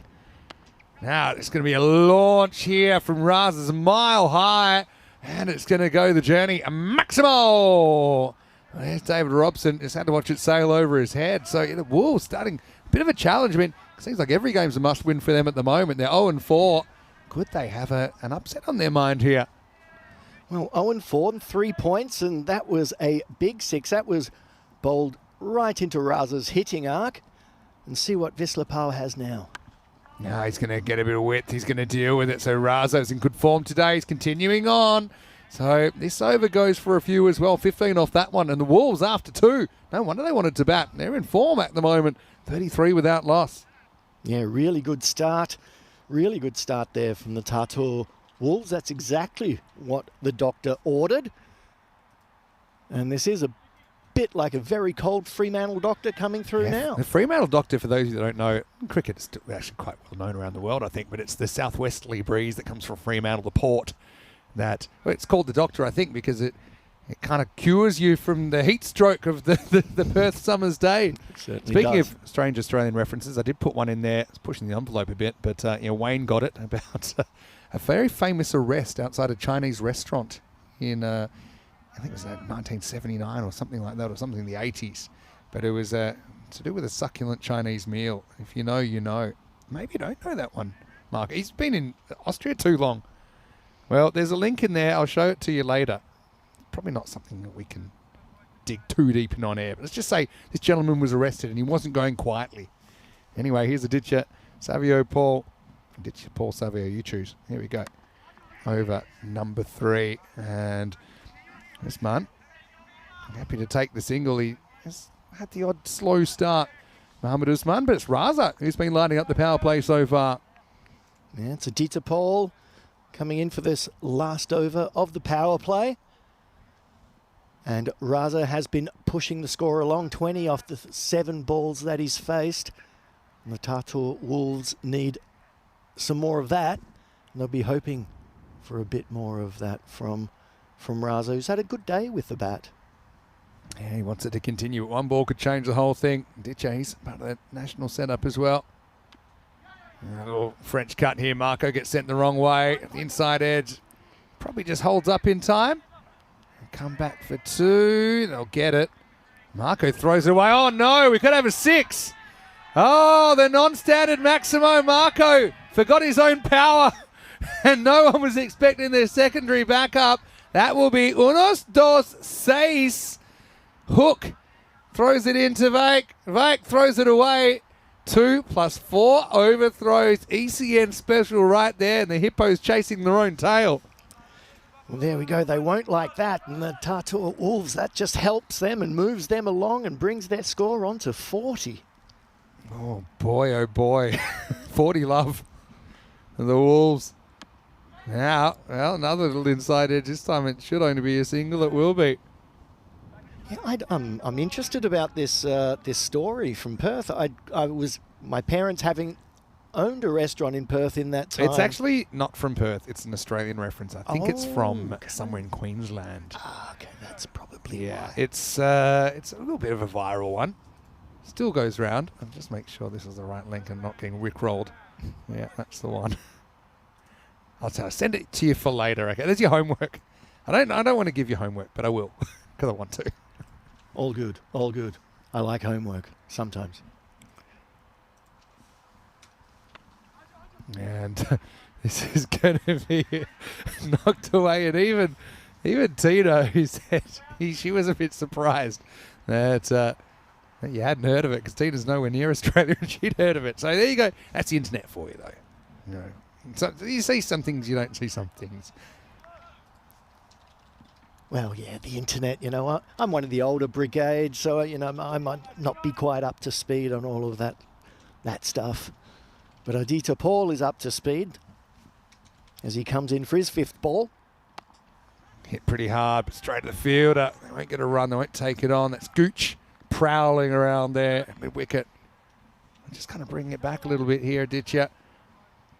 But, still very productive power play for the Wolves. The Hippos, no breakthrough so far.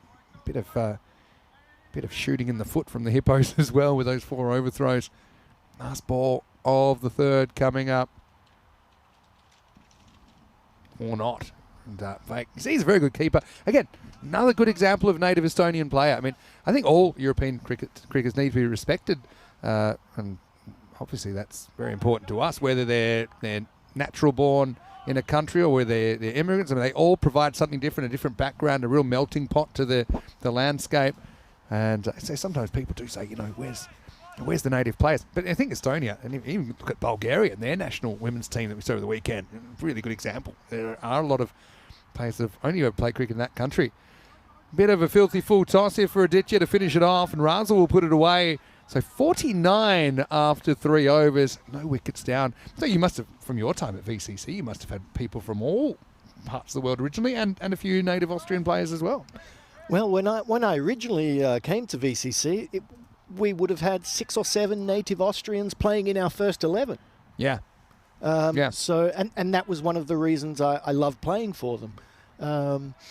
You know, players of the caliber of Wolfgang Teser, Helmut Zikuda, Thomas Grabitz.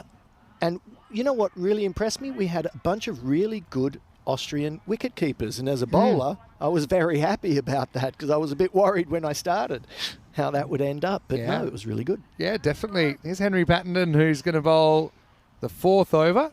Waiting for the scoreboard tick over. It is 49 without loss after 3. Field can go back now as well. As Raza got a big target on his back. He's held the key so far. It's Usman who will face up. In fact, it's not. That's definitely Raza who's facing right now. And the first one from Henry, nice little bit of outswing there, but doesn't quite get it on line. We'll have to bowl that one again. Indeed, yeah. His modus operandi in the first game was to pitch it right up at the stumps with a little bit of outswing. So that's what he's looking for. He's got the field set straight down the ground for it. Oh, that's a thick edge. It's going to fly away. They've got 3rd in place. I like that. Hook, who's a pretty versatile player himself. You see him with the gloves. I mean, to be honest, count the keepers. They've got so many keepers. I mean, Stefan Gooch actually has done a lot of keeping as well, but you typically don't see him keeping for the Hippos or Estonia because they've just got so many options, and he is actually a bowling option when he can physically do it. But yeah, Hook's an option. You've got Vake is a very good gloveman as well. 50's up, by the way. That one could be trouble. It's reasonably high. It was on the charge, though. Mohamed Usman, I probably want to have a little peek at this to see how high it is. He's well out of his crease. That might just save him. Yeah, I think probably lose your benefit of the doubt when you're that far down. And it still had a little bit of drop. There's a bit of running repairs here for the batter. Umpire fixing the helmet. Good to go. Everyone's wandering around. Classic Game 5. I mean, it's a bit of a long day, isn't it? Now, when you come into the European Cricket Series, thinking for the umpires, for the players, for everybody. When you get to this time of the day, short and hit and fielded, maybe accidentally fielded. But that's Priyanga, who has got something behind that. It was a classic ball magnet. We've seen that happen a few times today. Even the umpire got hit by the ball earlier. You know, that was a good stop by Dhammaratne out there, if he meant it or not. Good stop to him. So Pattenden coming in again. That's going to be a big swing and a miss. Well, Tina's actually tuning in, and she said to me, yeah, Marco, when she's heard you speak German, because she's German, half English, but speaks both fluently. She said your German accent is flawless. Austrian accent. Yeah. When you speak German, your accent is spot on. Thank you very much. You probably knew that already, though, after spending, was it? How many years is it? 30 years? plus years, yeah. Big swing and a miss. Good comeback from Pattenden. He's only actually gone for 4 in the over. Will you give us... Okay, I'll give you an easy one. I'm going to be quiet, which I'm sure a lot of people will enjoy. Last 2 balls, the over. Give us just German commentary. Oh, my word, okay. So, snap the brain, go. Okay, so Pattenden jetzt nur noch ein Ball noch in den Over. Schau mal, was drauf hat. Und hoffentlich... Oh, das ist on the leg side. And a schöner Vierer from the batter Usman Senior.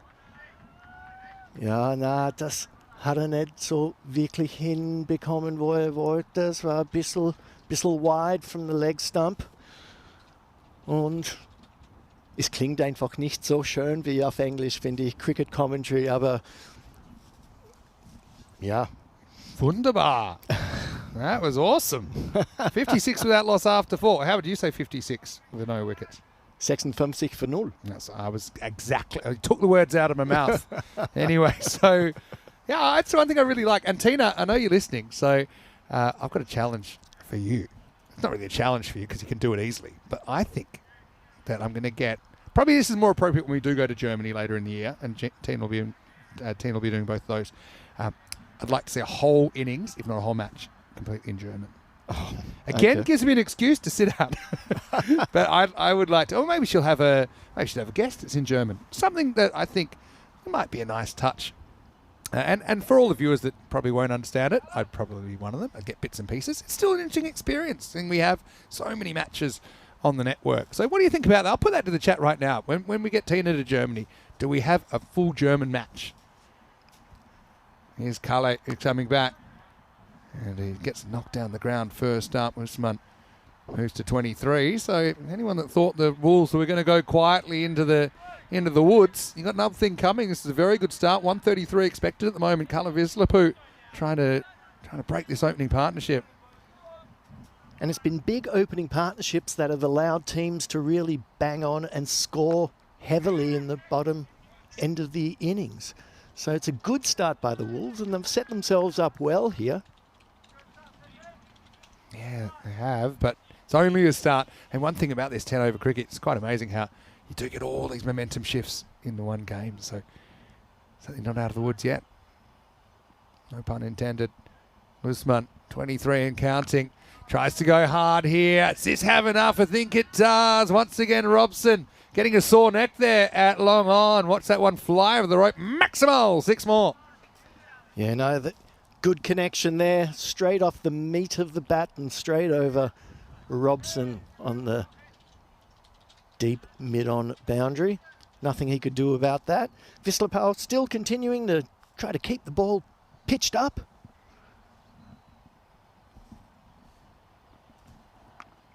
Yeah, a bit of a heave this time.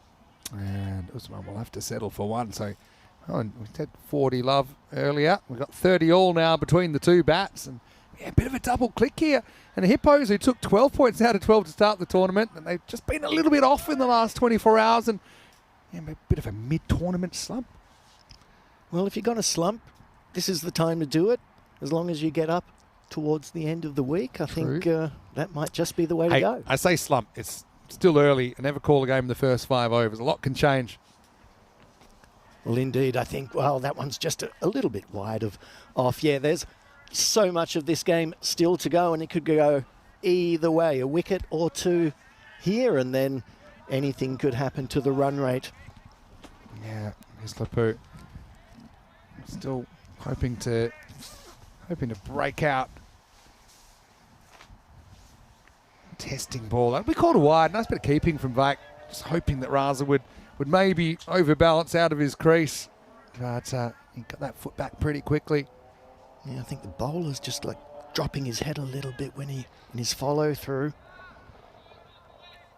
So you just feel like, you know, if they can get a breakthrough, could turn this innings around, could have the house of cards going based on what we've seen from the Wolves so far. It's straighter this time, yeah, and that's going to be glanced away. That'll run away for 4. So it will be the, maybe it is, maybe it's not actually not the end of the 5th just yet, but yeah, the 4 runs will take him up into the 70s. Yes, none for 71. There's still 1 ball left in Vislapal's over in this over number 5. And this opening combination has really done well. They've got the run rate up, put themselves into a good position. Let's see where they can go from here. Classic banana peel came here actually for the Hippos. Last ball for Colour. That's a cracking cover drive actually, but I'll have to settle for the 1. As that's Jordan O'Brien, the Finnish international, doing the fielding. End of the over. It's 72 without loss. Let's welcome you into the commentary box. Vinny Sounder here, Mr. Maximo. That may make you Maximo Seligin. No, Mr. Maximo, Marco Seligin. Great to have you with us. And yeah, hopefully you've been enjoying the action here from Estonia. Rico's off for a couple of days, but we'll be back for Peacock Friday, actually. And looking forward to that. Hello to Tina. I know that you're tuning in. Hello to all the viewers.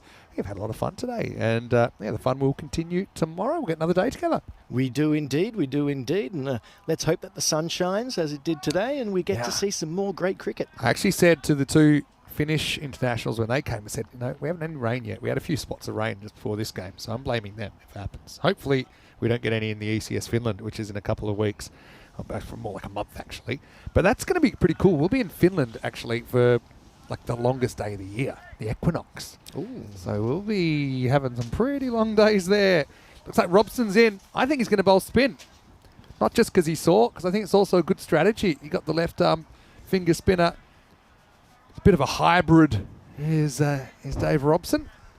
And he's going to bowl to Raza. Well, I haven't seen his off spin yet, so this will be interesting.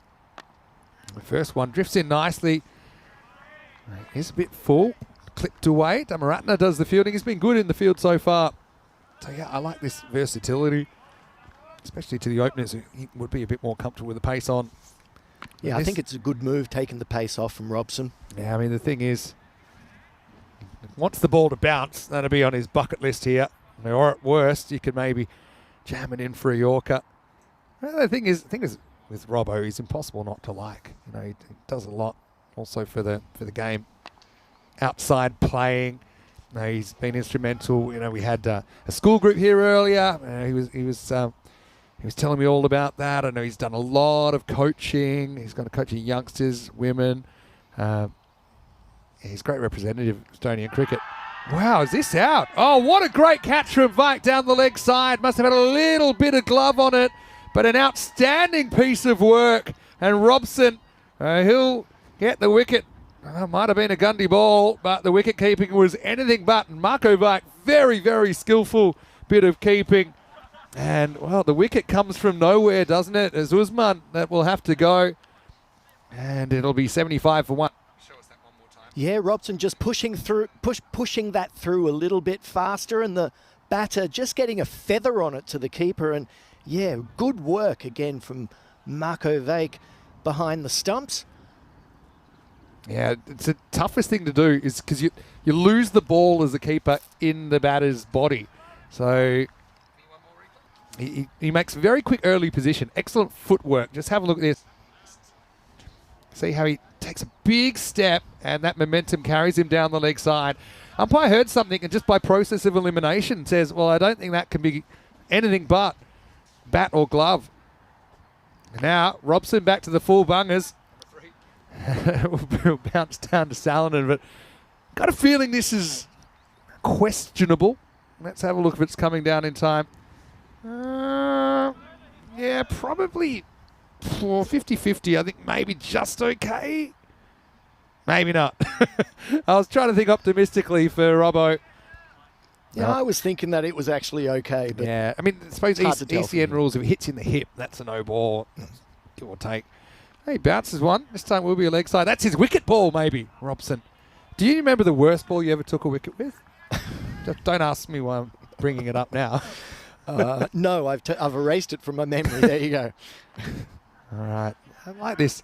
Thing with faster bowlers that go to spin is they don't like flighting it too much. It kind of goes against their DNA. So that one, to be fair, just takes a little bit off it. That's something I think you need to do. Oh, Robson being very courageous there and giving it a bit of flight, but putting it at the batsman's feet and the batter's feet, and there's nothing that they can do about that. Yeah. So well done by Raza. He's still in 38 off his 17 balls, and at the end of the 6th over, the Tata Wolves 79 for the loss of just 1 wicket. Yeah, so still a decent start, but Robson, he's still got the ability to bowl another over. Yeah, the funny thing with the bowler like Robson, he spent his whole life kind of breaking his back and running in off a long run and putting all the stress on his body. He realizes, hey, all along I could have just been tweaking him out. It's all those years wasted trying to bowl fast, thinking that you're Mitchell Johnson or Wasim Akram. You're left-handed. You've just got an unnatural advantage. Honestly, almost anyone can bowl finger spin okay. Here's Patton, who's going to get a second over. Stops in his run up, doesn't quite get it. Yeah, I bowled one over 1 year of spin at the end of my career, and I thought, nah, I'm not enjoying this, so I stopped. It's not fun when you get hit because you feel like, hey, I can bowl faster than this. But yeah, in this game, we have seen that there's sometimes pace off can work. Just maybe some very light mist that's falling at the moment. Luckily, we're in the igloo, so I can't really feel it. But yeah, it's pretty nippy. I mean, on paper it says 12 degrees, but certainly I think the chill factor is pretty significant. I can safely say that we're in single figures here, Vinny. Yeah, I think I might. What's the feels like temperature? I'm going to go find the feels like, because it feels like frozen. Feels like 8. There you go. Wind is making it feel cooler. Thank you, phone. Not quite sure what the hold up is here. But it might have been a slight issue with giving the wrong batter out. Yeah, definitely was Ali Raza who's out, so they'll fix that, and yeah, gives us a chance maybe for some random questions. Why don't you throw it in? And yeah, Wayne nearly picked up one. Well, I've got this lane out. That's a good point. So yeah, it's an interesting one from Monty Loose. I like this thinking. I just like different ways to think about things. He says that he's been thinking about third over tactics. If a batting team is 30 without loss after 2, well, the bowling team might consider using a weaker bowler on the basis that they're generally expensive anyway. I mean, I haven't thought of that, but it kind of has its own logic. Interesting. It all works. That's what's wonderful about cricket. There's so many little theories that you can throw up. Some work better than others. You could sell it as, a vote of confidence in the bowler when actually it's the opposite. So I like that as well. It's all about how the captain communicates it. Yeah, exactly. So Pattenden now everything ready in place for this delivery. Big swing and a miss. But Pattenden has been getting that out movement. It's one thing with his approach. If he is missing left, I'd love to see him maybe start a bit wider and then change nothing else, just so his body's approaching a little bit more at the stumps. If you just aim with your arm, then you often lose the movement. I do mention that a lot. I mean, I was an outswing bowler all the way through school when I was his age, actually. He's very straight in his approach. That one's better, though. Doesn't really get the movement that time. And yeah, as it was explained to me, it was actually John Inverarity who played a lot of cricket for Western Australia and South Australia, actually, and also played some tests for Australia. He was my headmaster at school, actually. So he wasn't really the cricket coach, but a pretty handy guy to give you advice. And he said, Vinny, look, I said, well, when I'm aiming at that the stump's not swimming, not swinging. It's just going down the leg side. He said, no, it's all about the angle of approach. Don't lose your mechanics. So you see this one, it's very front on. So it also applied to when there's a left-hander. So I would naturally have my run up 1.5, 2 meters to the left, so that I'm naturally facing that way. But I'm not changing what's happening with my action. Because when you start aiming with your arm, then you swing such a dark art. Like, everything has to be right for it to happen. It is. So you went to Trinity, Vinny. No, I went to Hale. Hale, Well, that's firstly, that's going to be out. So it's Stefan Gooch that's going to take the catch. Well, he's actually a private school boy from Perth. I went to Wesley College back in the day and told me he graduated as well, Stefan Gooch. I'm sure his mum, Sean, is watching right now. She'd know that as well. But it will be a wicket for Pattenden. It'll be his first of the game. And the Wolves are going to lose Margie for just the single. It's 82 for 2. 82 for 2 after 6 overs gone. 6.2. We're in the 7th now. Yeah, no, that was a good reward from Pattenden for courageous bowling, keeping the ball up at the batsman. And the Tartu Wolves just losing their second wicket. But Usman Senior still at the crease. And he's been a bit of a banker for the team throughout this tournament so far, with the bat and with the ball. And Mohammad Iqbal coming in now, facing the third delivery of this over. Yeah, chance for Iqbal here. The captain of the Wolves. Oh, lucky he hit that. If he didn't, he was gone. But instead, the ball's gone for 4. And a boundary to get the new batter, Mubashir Iqbal, up and running. And as you can see there, Pattenden getting in a little bit closer to the stumps on that occasion. Yeah, I was also told the same thing. Maybe just come in on an angle, get your body in, and that can help your front arm and your swing. Sometimes it worked, and sometimes it didn't. Yeah, that's true. That's true for anything actually in the game that we all love. Pattenden with a comeback.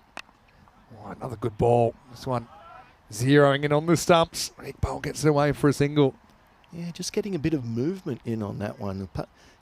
Early on in the over, he's just getting a bit of a way swing, and this one just drifting in and causing just an inside edge. Good question from Ayush. Actually, this is one I don't know because it's not in our stats, except for we keep it one by one. But who's got the most number of hat tricks in ECN cricket? Great question, Ayush. He'll step across from Usman this time. He'll get one. I know people have got a couple. I think Mark Simpson Parker's got a couple, actually. I think Mohammed Atif has a couple. You think Mohammed Kamran? I think Mohammed Babar has a couple. Generally, if you look at people that played a lot of games and taken a lot of wickets, they'll probably be there. I can't think of anyone that's taken 3, though. Something to keep an eye on. Been a while since we had a hat-trick, actually. All right, up in the air and caught. And that's the quality you get when you bring Jordan O'Brien into the side. He was just kind of crabbing himself round the boundary rope there, but he knew exactly where he was, and he takes it. Perfect technique, fingers up, with a bit of room to spare. So Jordan has arrived, has his first catch in a Hippos jersey. Pattenden will finish with 2 for 17. Great work from the 15-year-old. It's 88 for 3 after 7. Let's have a look to tomorrow, and we'll be back, won't we? And we'll see the Stallions take on the Strikers in the first game of the day. The Hippos, they'll play twice. Once against Talon United, once against the Riders. But yeah, the new day will be with us. Day 4 of 7, day 4 of 6 days qualifying. Same time, nice and early, everyone. 6 a.m. GMT, 8 o'clock in Central Europe, and 11:30 in India. I'm sure Rico will still be lurking in the sauna all day tomorrow. And Robson here now, he's continuing with the off spin. The new batsman is Mubashir Iqbal. No, it isn't.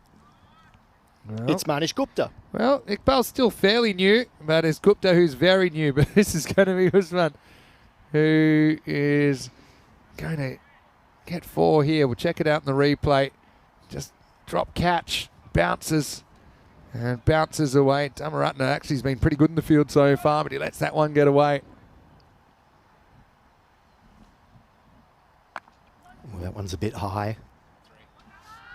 Yeah, again, he's on the charge though again, so it'll be an interesting call.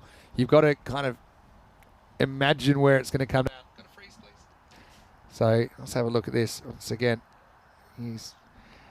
it's one of those ones. He might have tested his patience one too many times, Robson. He might not get away with this one, but he might. He doesn't. So, free hit coming up. Just a bit too high, even though the batter came out and as much as he did, it just wasn't enough. So Robson again. This is going to be a free hit. It's not really hit too well by Gupta. It's all backyard cricket rules. Can't get out first ball. Do you have any? You must play a bit of backyard cricket growing up? Yes and no? We often played it in the front yard, I think. It still counts. Yeah. Oh, I wonder if there's an edge on that. Fak does pretty well to try and scramble a catch. Takes a big deflection, I think. Bang, to his left. Almost sticks. Back to live action. Very tight. This one played into the offside. Well fielded. They go through for 2. Yeah. Easy 2. Yeah, well fielded out there. Sorry, I was actually very lucky. I lived across the road from Charles Verriard Oval. Yeah, I know that very well. Yeah, North Perth. Yeah, that's it. That's going to be away off the outside half of the bat.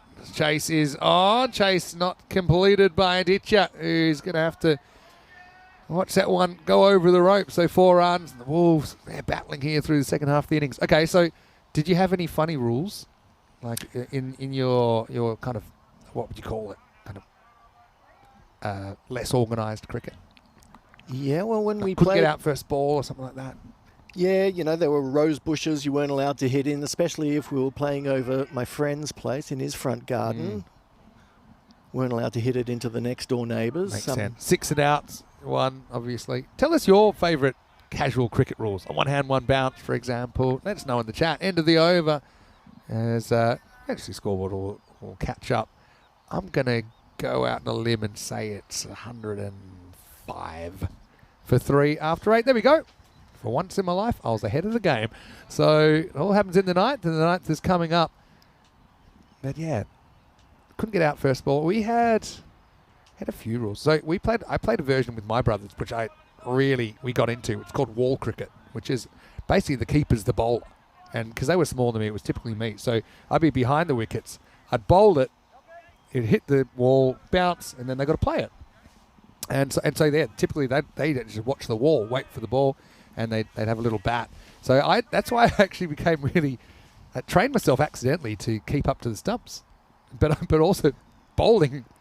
So we had stumped and bowled, which was a pretty unusual dismissal. Well, I mean, the bowler was always the keeper. So every stumping was a stumped and bowled. But yeah, that was something. And also, yeah, sometimes you bowl faster and you keep back.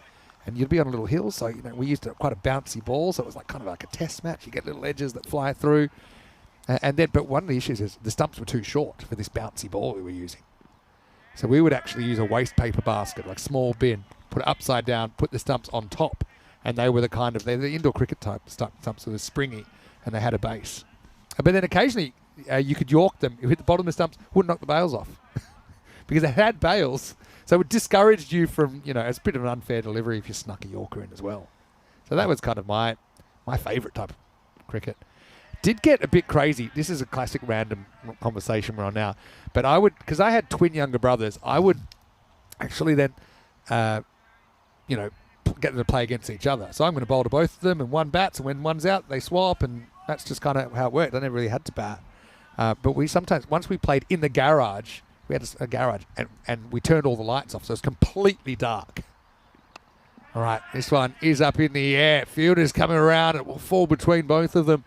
Up to gets lucky. But we found a rubber ball. So we played wall cricket in the dark in the garage, and it was a glow-in-the-dark ball, which you could kind of see, And it was pretty hard. So I had them batting in a helmet. No gloves, no pads, just a helmet.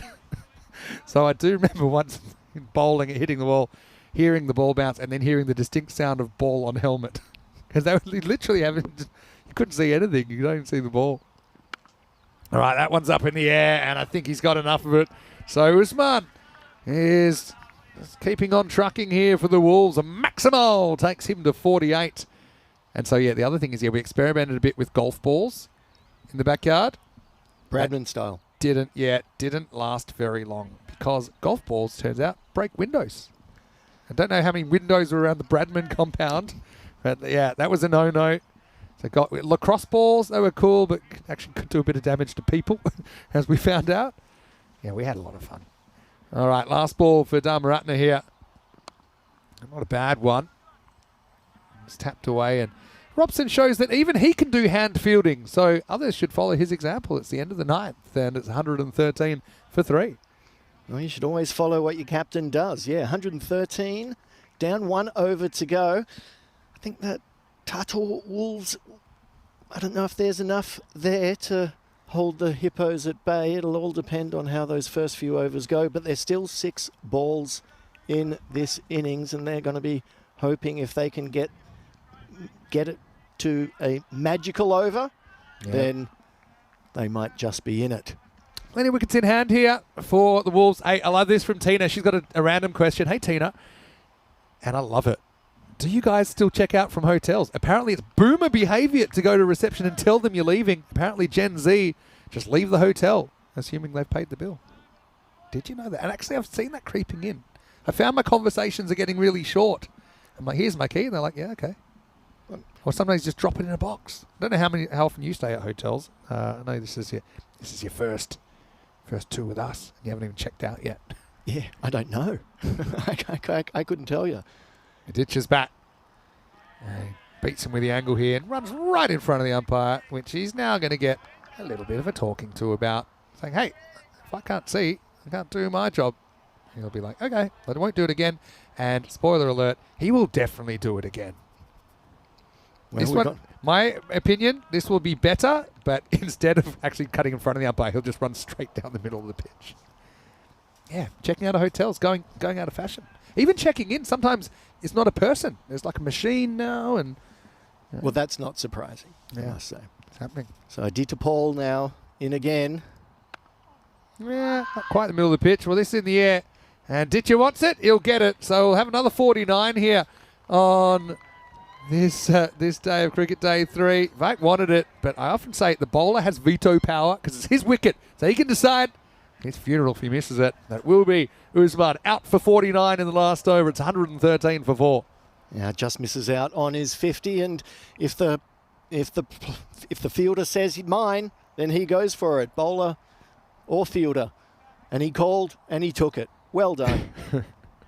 Yeah, well, that's meant bit of an opener's knot from him, wasn't it? Maybe not the strike rate we liked, but I mean, at least he did stick around for a while. 49 off 28 balls with 7 fours and a single 6. Aditya Paul with the wicket. Yeah, Wayne says, yeah, he thinks it's a perfect solution.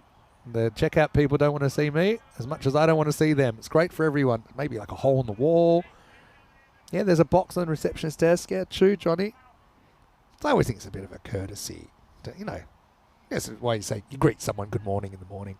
It's not. I do know it's a pretty quick conversation these days. I don't worry if they're not there. Bowled him, and it's 2 and 2. Mansoor will have to go, and I don't know. Maybe I've got a hat trick tingle here. The stumps are laid out on the ground. We've had a bit of a hat trick drought, and Aditya's got an opportunity here in the 10th. A golden nut for Furkan Mansoor. Yes, that angling into the feet. The batsman getting himself tied up. And the ball crashes into off stump. And Furkan Mansoor, just a golden duck for him. He's going to be a bit disappointed.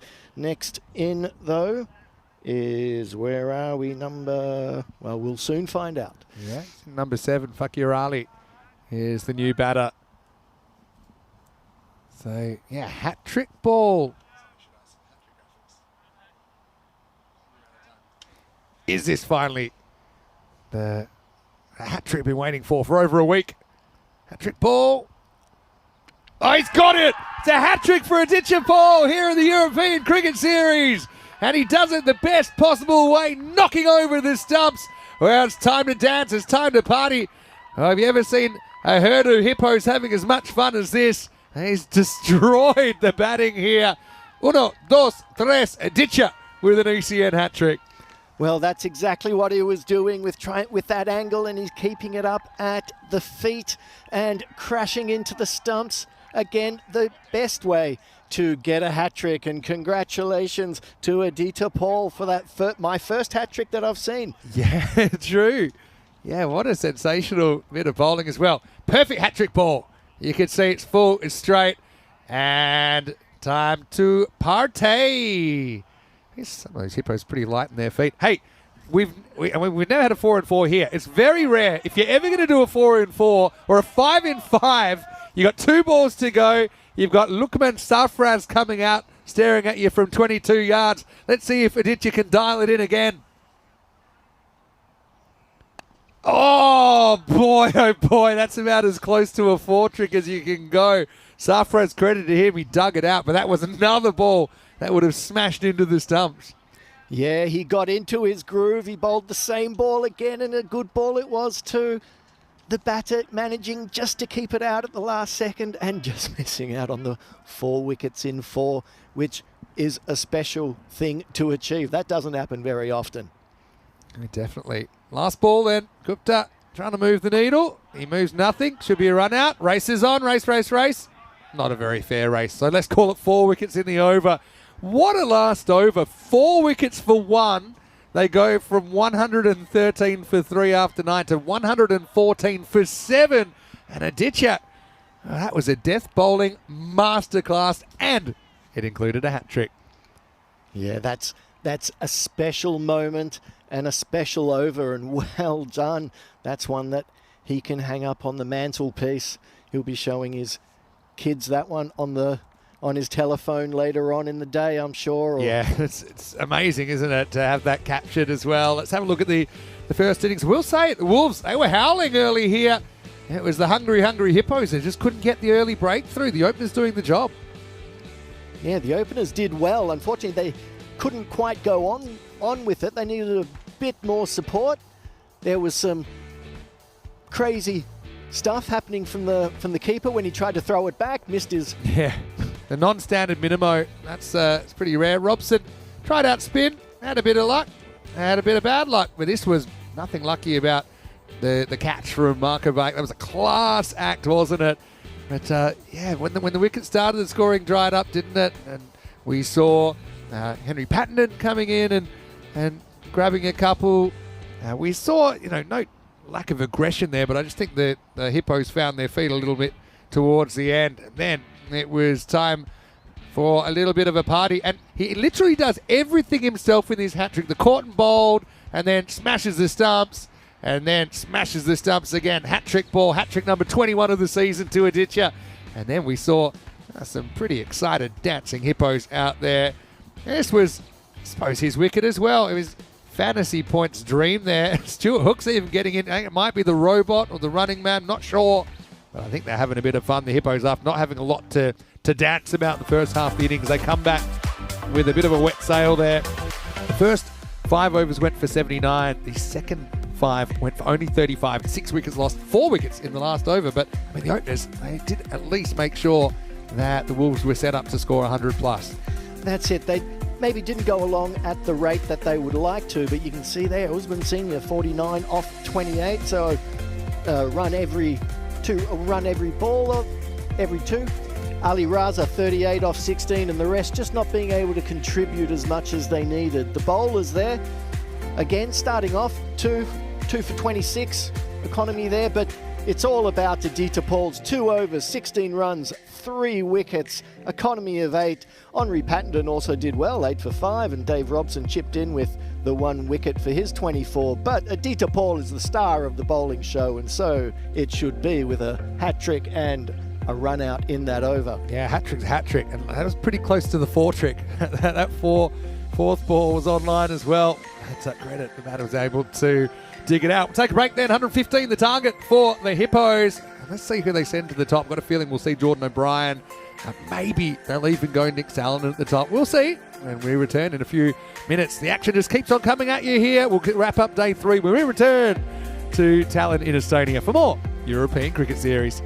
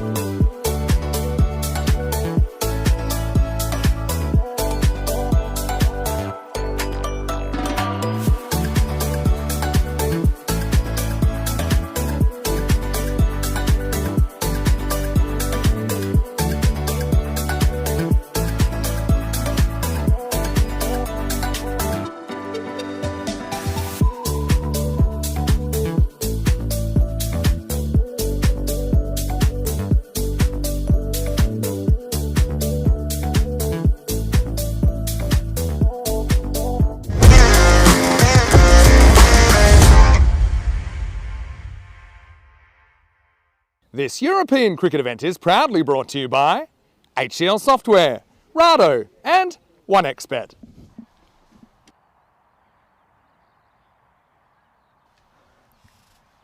And hello and welcome back to our viewers around the world as we're here for the last innings of the day here in a chilly Estonian national cricket and rugby field.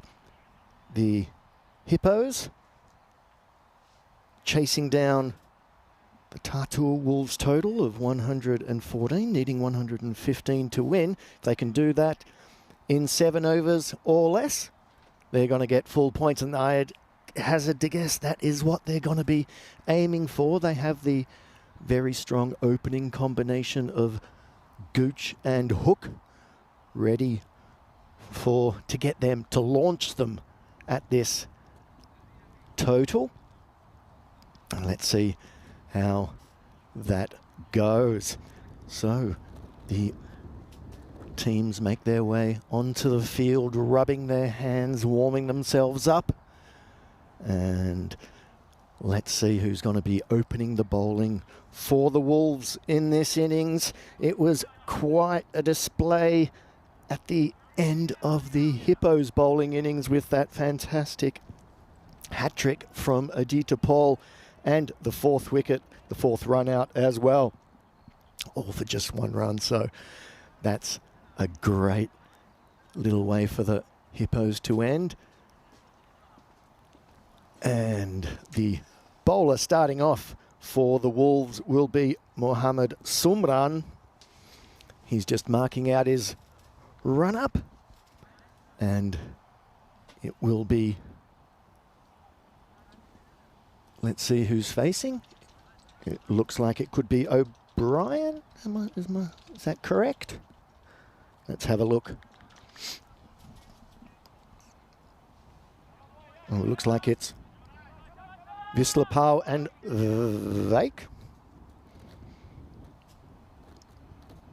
coming in. So here's Sumran with the first ball of the innings of the reply from the Tallinn Hippos. And that ball gets played into the covers. And I'd like to welcome Vinny back for the final innings of today's games. Yeah, well, upon closer inspection, looks like they've gone for the flying fins at the top with Jordan O'Brien and Nick Salonen. So O'Brien's off the mark straight away. So Nick Salonen getting an opportunity. So it's a conscious effort to get these two involved as soon as possible. It's going to be called a wide. I thought there was a little noise there, but not so sure that there's any bat on it. So, yeah, so Gooch has a rest. Again, just kind of managing the resources a little bit here. Let's see, these two know each other very well. Actually, played for Tartu CC last year. Not Tartu Wolves, but Tartu CC. And they're involved in 1 or 2 pretty interesting games as well. But they put some big runs on. Both members of the national setup. Nick just plays that quite late. He'll get through for a single. So, yeah, I wonder how aggressive they'll be early. Bounced off the keeper, almost an overthrow. But I wonder how they'll approach this. A couple of ways to approach the 115. One is go nuts in the power play, but I just feel like they won't want to throw their wicket away. They know this is an opportunity. It's only 1 game today. They won't mind being a little bit careful and hopefully setting up a successful week with the bat. Yeah, it's a good opportunity for O'Brien and Salonen just to get a groove on with the bat for the Hippos. We already know what Gooch and Hook can do, and they're waiting in the wings. And I'm sure they're going to want to get their team off to a nice, bright start. Nice outswinger there. This is absolutely belted. And I hope he's all right here. Oh, my word. I'm afraid that might have hit him. He's still moving. That's a good sign. But, oh, geez, that was hit so hard. That's absolutely crunched. It's a little bit of a Tortuga, and he doesn't get the hands up in time. That's a nasty, nasty incident. I just hope it's not too serious. So, yeah, I mean, that's the first boundary from O'Brien, but it's real concern here for the fielder. Yeah, I think he looks okay. He's rubbing his head and he's moving around. But, yeah, the ball did just jump up at him as he ran forward and it came right off his forehead. I think the lucky part is it hit the hard part of the forehead. I mean, it's never comfy. Yeah, I hate if there's a cut or something there. I mean, I hate to see it. That was hit. There's an international player playing here and that was hit very, very hard. Jordan, he's got experience playing first grade cricket back in Australia as well. I know he's been in Finland for a few years now. But I thought my first instinct was it came off his hands. And look, he's going to stay on the field. So, I mean, that's brilliant, actually. And obviously, I mean, I'm no doctor, but I know certain bits of the skull are harder than other bits. But, well, that's not the start that Jordan was probably planning on, but he will get 4. I mean, it still easily went for 4 despite the huge deflection that took off the fielder. Well, he basically head-butted it to the boundary. That was a very hefty blow, but he looks good. He looks up and running, and he looks like he's okay, thankfully. So O'Brien gets his first 4. But push the fielder back. Makes sense now. In the air and gone. Well, you get me, I get you. What a crazy turn of events as O'Brien pulls, gets caught at mid-wicket. And the Wolves, they have one big fish. Just doesn't keep that down, doesn't really go up either. And the catch is taken there by Mohammad Usman. And so the first wicket falls. The Hippos put on the back foot in the first over, 7 for 1. Yeah, the batsman just not quite quick enough onto the back foot and the ball onto him a bit quicker than he'd hoped. And he pops it up to the mid-wicket. The mid-wicket takes a good catch, good sharp catch, and that's the end of O'Brien for just 5 runs off 3 balls. Yeah. It was all happening. Yeah, it was all happening there. Looks like Robson's getting the 3. So again, the ideal thing would be, I think, give Gooch the day off from batting. Okay, fielded, they bowl him. They're saying, look, it's a day we've only got one day. Come, have a bit of fun. If we really need you, we'll use you. But I guess we'll see. But yeah, this is Robbo coming out at number 3. And yeah, no doubt that his nickname would be Robbo, of course, growing up in Australia. Of course it is. Of course it is. And yeah, it's time for the captain to come out and play a captain's knock, get his team over the line. And they always have the big guns to come in whenever they need them or if they need them. And Sumran now ready for the next delivery. A bad ball first up to Robson as well. So you've got the left-hand, right-hand combination. Salman's only faced the one so far. Just extending what we were saying in the first innings. Tina talking about, the silent checkout, with, just walking out of the hotel room. She says, maybe we need to try it on commentary after the final ball of the day. We just leave. Could do that today, but we'll be in the bus pretty quickly. And, I like the follow-ups. Robson gets a bit of bat on this and beats the fine leg, so he's off the mark with 4. And a pretty eventful first over, to say the least. It's 11 for 1 after 1. Let's check out the golden ball counter, should we? Yeah, 67 matches since the golden ball. It is climbing. I don't think we quite hit 100 this week. We'll be pretty close. Hopefully we can reset it back to golden ball 0. Yeah, so Tina thinks it would be like, I'd like to end the commentary. And then they'd say, how's the game? Good, thanks. Tap, tap. You're good to go. That's the equivalent of an actual in-person checkout. Very, very good. But, Kroom had his theories. Maybe it was shoulder, then head, took a bit out of it. I mean, I thought it was hand. Seeing it live, I thought it was the hand, but it did, to be honest, it flew. It went so high. But, maybe a bit of finger to head. So, Wayne summing it up, saying he took it like a champ. So, hello to Trip, who's watching from the USA as well. How are you, Trip? Good to see you. Hello to Dave B, who's watching from France. Got viewers from everywhere. Right now, though, it's going to be Kumail Mehdi to bowl over number 2. Salman gets another hit. Only faced 1 ball in the first over. So let's see what Mehdi's got up his sleeve. Well, let's see what Salman's got up his sleeve, and it's fair bit. This is a punch over cover point. Maximal. I think already, even though Jordan did go early, you saw how hard he hit the ball, and you see this shot from Salman. That they are making this Hippos lineup even more dangerous. That was a classy looking shot there from Salinan. Just plays it with a lot of gusto over the cover area.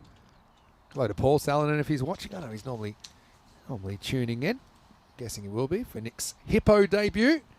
We did play in the series last year for Tartu CC, as I said. So I played for the Zurich Lions in Switzerland. That's where I first caught him.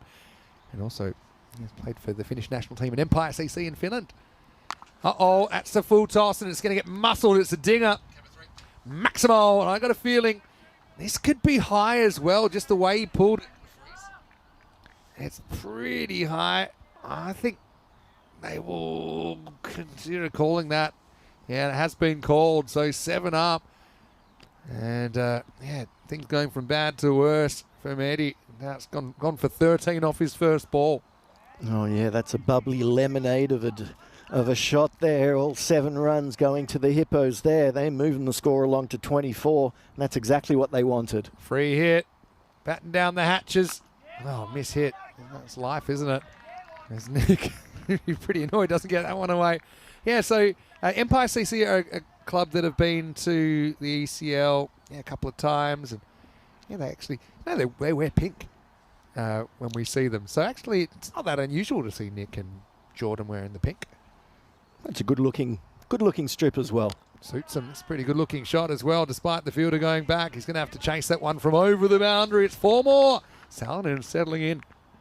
Salonen looking good for his run so far, really playing with a lot of authority through the offside. Also, Wayne's got a good point. We didn't see Salonen bowling. He's a really good bowler, actually. He's got a very good change of pace. Remember, like everyone at the Cardamom Oval, he's had his moments where he's just been torched. He just kind of rolls his eyes and says, oh, what am I meant to do here? But he's had his successes as well, and plenty of successes on ECN. I think he loves the format. That's the way that 10 overs go for the bowlers. And does he get an edge on it?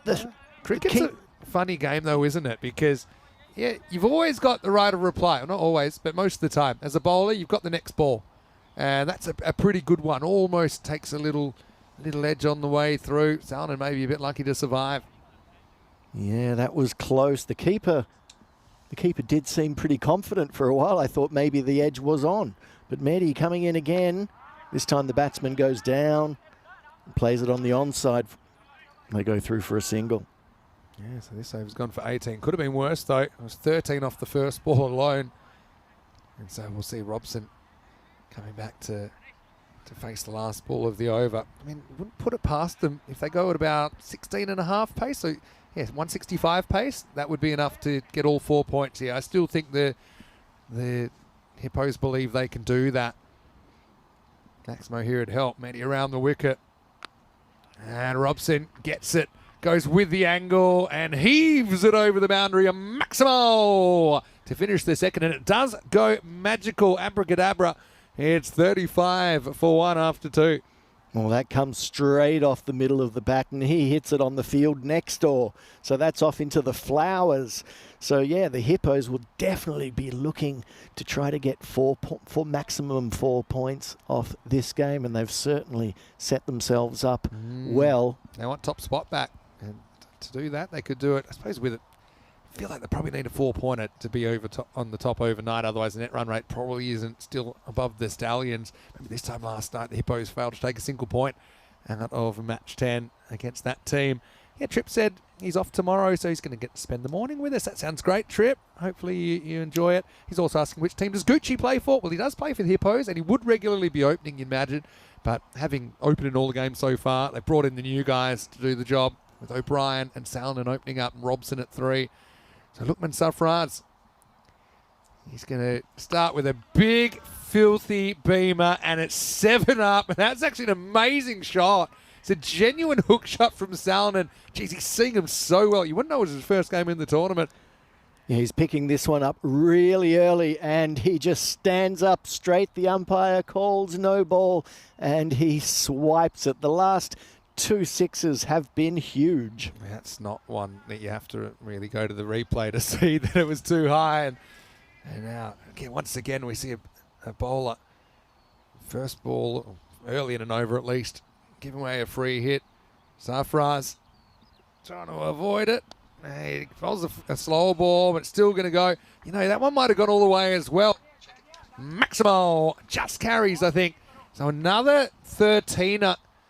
Yeah, well, basically 13 is over 10% of the score every time. You see, that one just carries. But yeah, trouble afoot for the bowlers. I was just thinking, Lookman, he faced the potential 4-in-4 ball, and I think it makes sense. He's 4-4-4 on the back, so it was written in the tea leaves. Well, it's all there. It's all written on the back. Yes, indeed. Well, if he'd gone for 4-4-4, he wouldn't have gone for as many as the 13 that he'd gone off from his first ball. We need a name for the 13-run ball. We've actually had a 20-run ball before, like a magical ball, 7-7-6. Anyway, Salonen. Had it all in CNN. Salonen come. Wants it more. Wants more, I should say. And another bit of a that's a Tortuga zone there. But, you'll just have to settle for the one this time. Yeah, so Wayne's saying, yeah, maybe Nick's got a bit of a back issue and that's why he wasn't bowling. I suppose the other thing with the Talon and Hippos, they've got heaps of options with the bat and the ball. And the two fins coming into something adds to that depth. Yeah, and we've seen this with the batting lineup now. They've mixed that up, that one. Changing around the batting lineup and putting Robson up and Salonen and keeping Hook and Gooch and other big names down the line. Yeah, we didn't mention that Stu obviously not opening either, so they'll probably work out what they want to do. I think they probably feel that with the fins in, Stu probably bats in the middle order. That's in the air, and that's going to carry over the fielder. We'll just take a few hops and go over the rope. So Robson gets that pretty low down on the bat, but mid-on was up in the circle. The 50s come up, by the way, and now they're up to 54. Yeah, so I think you've seen Hook batting in the middle order for Estonia and doing a pretty good job, and he's kind of plucky. He'll get you out of some tough situations. I think opening, maybe he doesn't quite have the kind of raw power. Funny to say that, he's Mr. Muscles, but that's his nickname. Uh-oh, that's trouble. That is an absolute monster strike from Robson. Oh, that was superhuman. Popeye stuff from Robbo, and I'm glad that's not my car. It's gone over everything. It's gone over the containers. Half tracker. Adios, Pelota. I'll be surprised if they find that one. Now that ball's coming back with stamps on it. That's gone a long, long way. No, right off the meat of the bat from Robson there, and the ball does finally make its way back to the bowler. Let's see what happens here. He's going to have to pitch this up unless this over is going to go for many. Yeah, 60 already, over halfway there, not even out of the power play. Well, this one hits him full. Umpire has a good look. It turns down the appeal. Check it out in the replay. Good comeback, but they just haven't had the consistency so far. Hits him outside leg stumps. Not going to be out. Might have hit him on the foot, actually. And we know he bruises easily, Robson. I think the bowler was just excited that the ball didn't get hit over the boundary. As this one does very well from Salonen. He doesn't miss many in that one. He has hit over mid-off, and it's a nice shot there, straight down the ground, stylish. It's a really good straight bat shot. Shows you why you play with a straight bat. I mean, if you hit across that, you get the timing slightly wrong, you're gone, basically. So a 67-run power play, setting things up. And now, even for the bonus point, they only need 2 a ball. So the rate that was kind of the game rate they needed is now the rate to take all 4 points. No, that's a big power play there from the Hippos in those last 2 overs, going for many. Look at that, 24 and 32 off those overs. That first wicket that went in the first over seems a long, long time ago. I like these suggestions by Dave, saying what should we call a 13-run ball? He says like a batter's dozen or a bowler's dozen, because you know you have a baker's dozen. You don't hear that much anymore. I don't think a baker's still serving rolls in 12s. I think they just might munch the 13th one these days. Shrinkflation. Anyway, it's going to be Usman to bowl now. They're going to try and change the pace, but the Hippos, they're motoring. Yeah. So, I mean, I like Usman as a bowler, but I don't know if he's going to be able to change the pace enough for as much as the Tartar Wolves would like. Yeah, that's been into the gap, and anyone that was doubting how fast this outfield is, just look at that, still going. And Robson, he is putting on a bit of a show here, but I will say that's the kind of ball that he'll eat for breakfast, lunch, and dinner. Oh, yeah, and when he hits it, they certainly stay hit. They've been going many a mile past the boundary. Could be in for an early night after all here, the way things are going. The Wolves, who he had such a good start to the game. Remember, I was saying, I was even calling it the Hippo little slump, wasn't I? But that was in the 5th over of the first innings. I never call a game in the first 5 overs because it can change and change very, very quickly. Nice looking drive here from Robson down the ground. Sometimes we call this the double click, Marco. It's because you've got 2 batters that are both going great guns, and it doesn't really matter who's on strike at the moment. They're equally destructive. Now the ball's coming and the ball's going even further. Oh, nice shot selection here. Gets through the fielder, and that's how things are rolling for the Wolves right now. Looking a bit toothless. That one actually goes to the fielder. He's not able to make the stop, and it's 4 more runs for Salinan. Oh, yeah, the Hippos are saying, look, it's cold out here. We want to get back into the dressing room as quick as possible, and they're doing everything in their power to make that a reality. Who wins between a hippo and a wolf in nature? Because I feel a wolf... Yeah, I feel hippo. I will ask the experts and get back to you by the end of the over. Is Usman? I'd put money on the hippo. Yeah. I wonder if they ever come into contact with each other. Interesting. It's beyond my capabilities. I'm going to say hippo. I'm saying hippo. Yeah. Okay. Well, Hippo sits on wolf. Here's the raw numbers. I don't think you've ever considered it. All right, that's going to be up in the air. And Robson, he's going to light it up again. Somebody move that car before somebody gets hurt. Maximal 6 more. You can't bowl there to Robson. He'll put you over that leg boundary. He'll put you over 2 leg boundaries if you put it there, and he's been proving that the case since he's come in. The captain doing what the captain should do, leading from the front. All right. Wait, don't look. I'll fill you in. Oh, please do. To be fair, I did think hippo, but I thought, oh, well, let's look it up. Oh, well, miss hit here. It's going to go behind. That could even run away for 4 more. So Robson, 35 off 10. It might be look away now if you are not comfortable with themes of violence, as this has been a brutal partnership so far. End of the over. Usman goes for 20. He goes magical as well, 87 for 1. So a wolf weighs 30 to 80 kilograms. A hippo weighs between 1,500 and 4,000 kilograms. So let's just say hippo's got a pretty big weight advantage.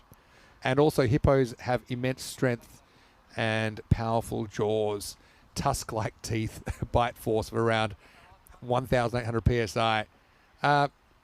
Wolves have sharp teeth and a strong bite, but not strong enough to penetrate a hippo's thick hide.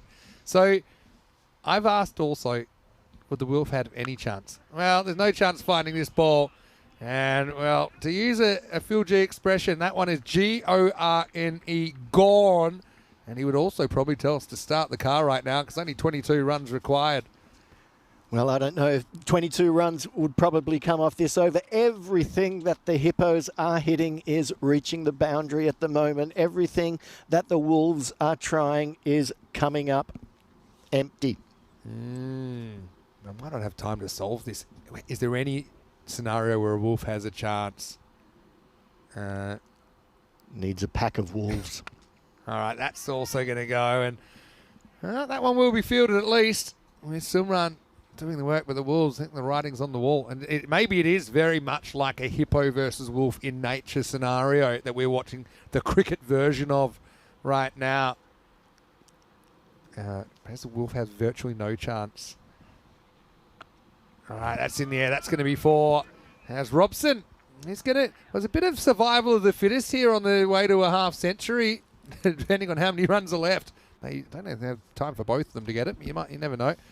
So the only winning scenario for a wolf would be injury or illness to the hippo, an ambush attack to the eyes or throat. By the way, apologies to all the young viewers. The wolf could theoretically go for the eyes, or hit and run harassment because they're fast and nimble. That hurts. That hurts the grizzly. That ball is gone. We'll be back to you when we find it. It's another Maximo for Robson. Having a pretty good game, actually. But if you keep serving up the half-trackers, Robbo, he ain't going to be too kind. The 100's up now. They only need 11 more to win. Now And Robbo is So- all smiles Says here. that over many hours or days, if the wolf could keep nipping at the hippo and then just run away before it reacts. But this would probably take a pack, not one wolf. Interesting. So yeah, and I think, yeah, it would. If a lone wolf did ever try this, the result wouldn't be a fair fight. It would be a last supper. Well, he's bowled him round his legs. Well, there you go. There's a consolation wicket for Margie. As Robbo shows a little too much of the leg. Yeah, Not something anyone wants to see, but he won't want to see it either. He's out for 45. I think that's a case of the wolf nipping at the hippo right there. But it's not going to be enough, I hazard a guess. No. No, Robson goes off, but it was a good innings. 5 fours, 4 big sixes there. 45 off 13 deliveries for Captain David Robson. Yeah, so for Robson, a bit more than a cameo, a bit less than a big knock. But yeah, it's a good bit of bowling. And I always often say this, when batters get across, everyone's like, oh, you know, well, it's too hard for the bowler, etc., etc. Bowl that leg stump. Amazing how many times you can hit it. It's outside the leg. Well, this brings Stefan Hook to the crease. Yeah. Well, it might be Stuart Hook, Stuart Hook. but still no Stefan Gooch at this stage. He seems to just be lazing around like you've seen those hippos, just kind of wallowing in the water. That's what Gucci's doing right now. And I like this. He's Babe Ruth style. He's calling his shot, Mr. Muscles, practicing the reverse.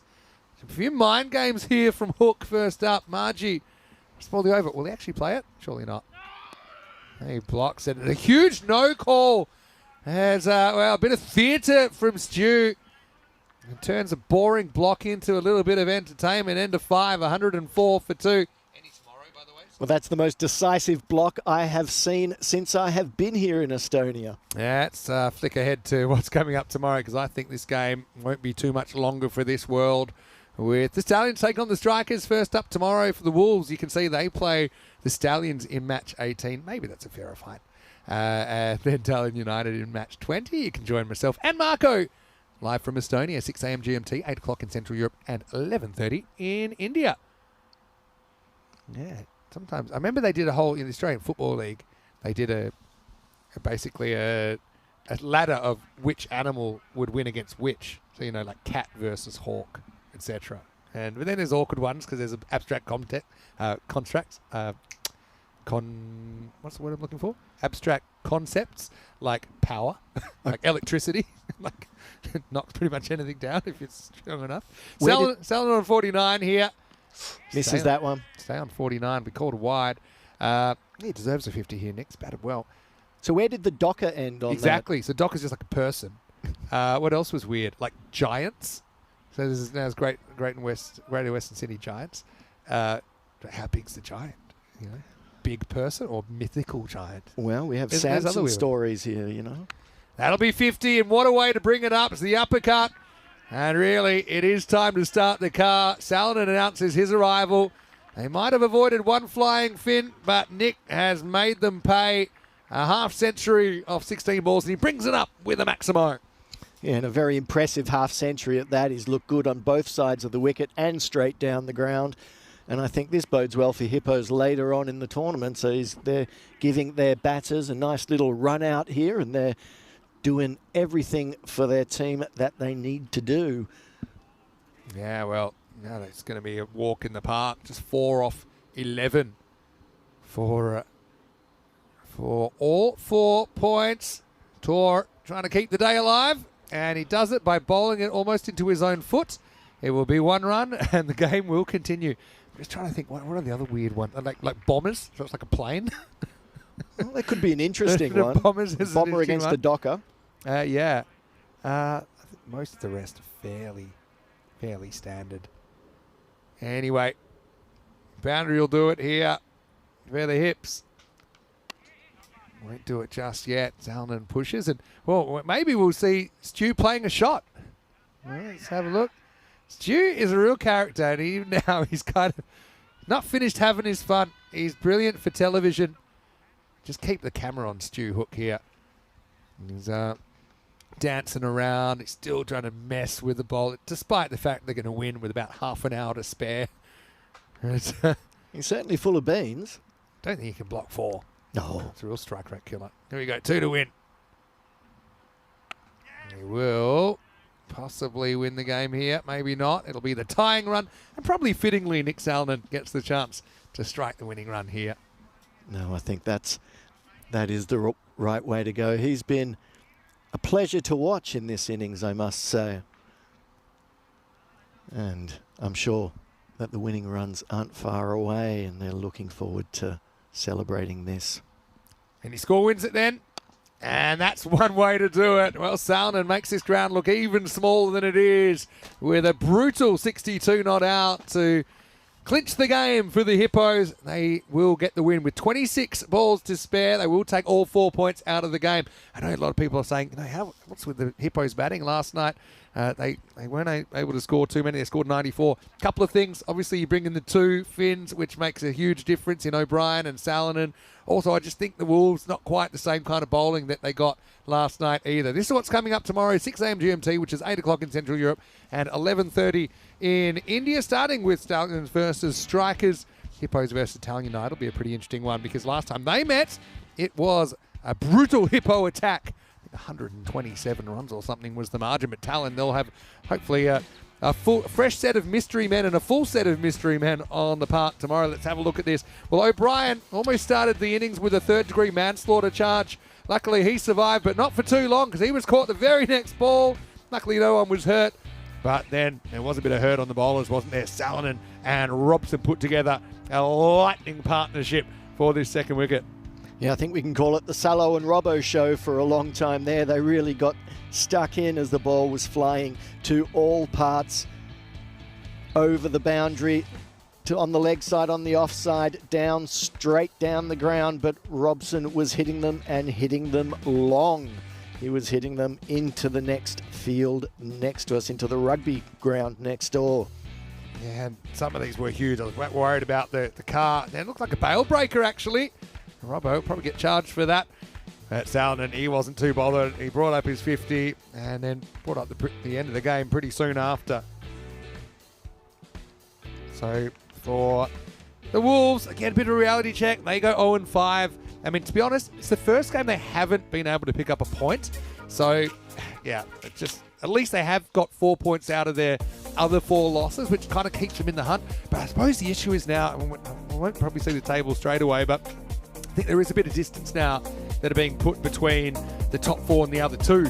So I know it's only halfway through, and anything can change and everything can change from this point. But then you're looking at potentially, if you're in the top 4, maybe not just the top 4, you want to push for top 2, because that double chance, especially in such an even tournament when between the top 4, a double chance could mean a lot. They tried 6 different bowlers there. Sumran with a decent-ish over, 1 for 11 first up, including that wicket of Jordan O'Brien. Margie was able to sneak around the legs of Robson, not an easy thing to do, and he picked up the other wicket. So a pretty comprehensive win for the Hippos, and they end match 15 and day 3 with just over 4 overs in hand. So yeah, let's welcome you to the commentary box then, and I want to say a big thank you to everyone out there. We had some pretty good chats actually in random question time today. Vinny Sandy here, Mr. Maximo, and here was Marco Chelakin, and yeah, it was a fun day, wasn't it? We saw some big hits. We saw the bowlers winning a few battles. We saw a hat trick, first one in a while.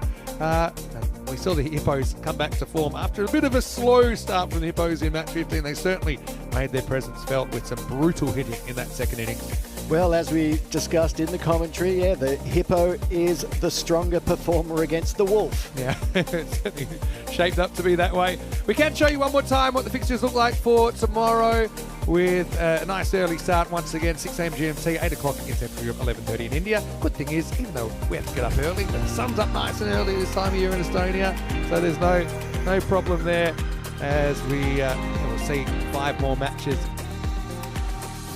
So make sure you join us for that. Thanks to everyone in the chat as well for all the fun. We had had a really, really fun day with you. Thanks to Tina. I know she came in for a while. Phil G was in there. I know Rico, he made the most of his day off, I'm sure. Well, final thing would be, if you are watching on our YouTube channel, to please like this video, subscribe to the channel, tell your family, tell your friends about ECN and all the fun that we have every day. Don't forget also our social media at European Cricket and our website at europeancricket.com. First day in the bag, 1 down, 1 to go. And then don't forget, we'll do finals day as well. So we're going to have heaps of fun this week. Looking forward to that. Yeah, so it's Vinny Sander here, Mr. Maximo, on behalf of Marco and all the crew here on the ground in Sweden. Oh, not Sweden. Let me say Estonia. Forgot where I was for a second. Sweden's that way. Finland's that Not far away. Yeah, anyway, but from everyone here at ECN, stay happy, stay safe. Enjoy these highlights of day 3, and we'll see you tomorrow for more European Cricket Series. Hasta mañana. See you later.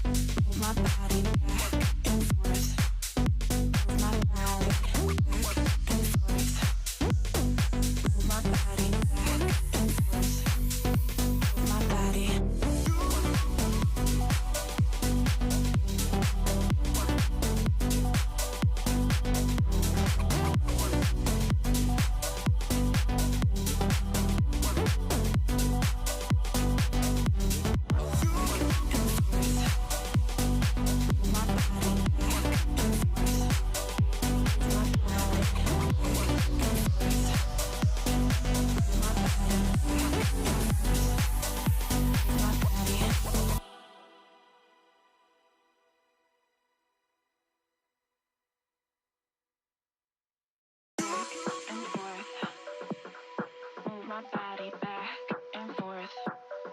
Move my body back and forth. Move my body back and forth.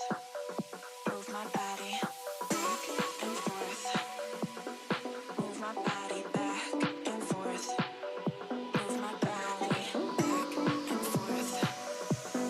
Move my body back and forth. Move my body back and forth.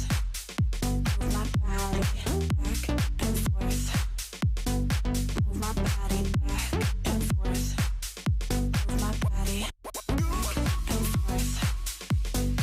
Move my body back and forth. Move my body back and forth. Move my body back and forth. Move my body back and forth. Move my body.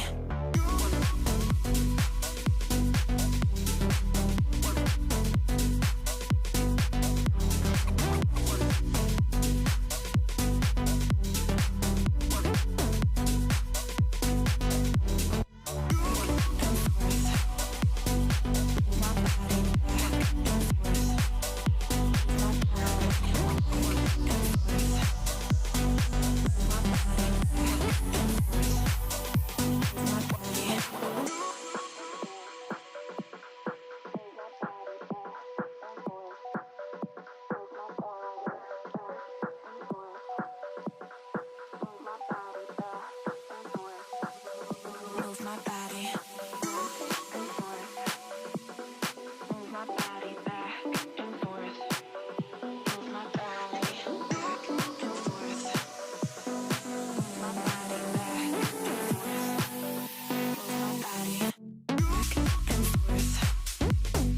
Move my body back and forth. Move my body back and forth.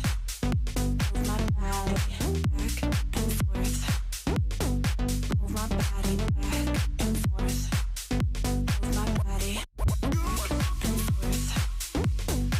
Move my body back and forth. Move my body back and forth.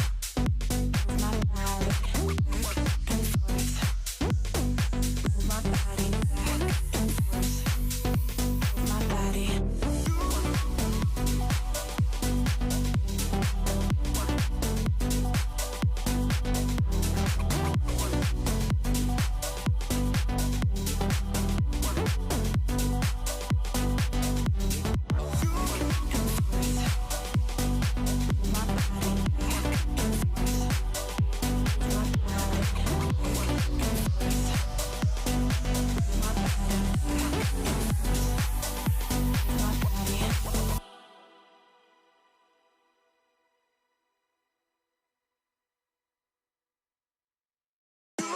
And forth. Move my body back and forth. Move my body back and forth. Move my body back and forth. Move my body back and forth. Move my body back and forth. Move my body back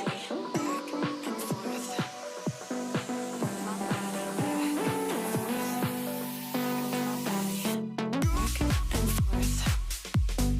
Move my body back and forth.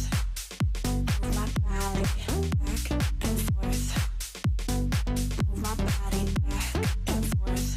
Move my body back and forth. Move my body back and forth.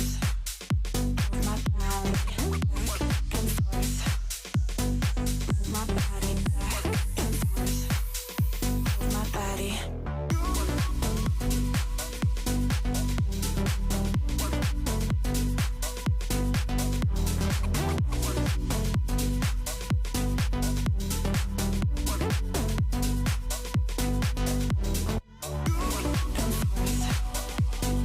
my body back and forth. Move my body back and forth. Move my body back and forth. Move my body. Move my body.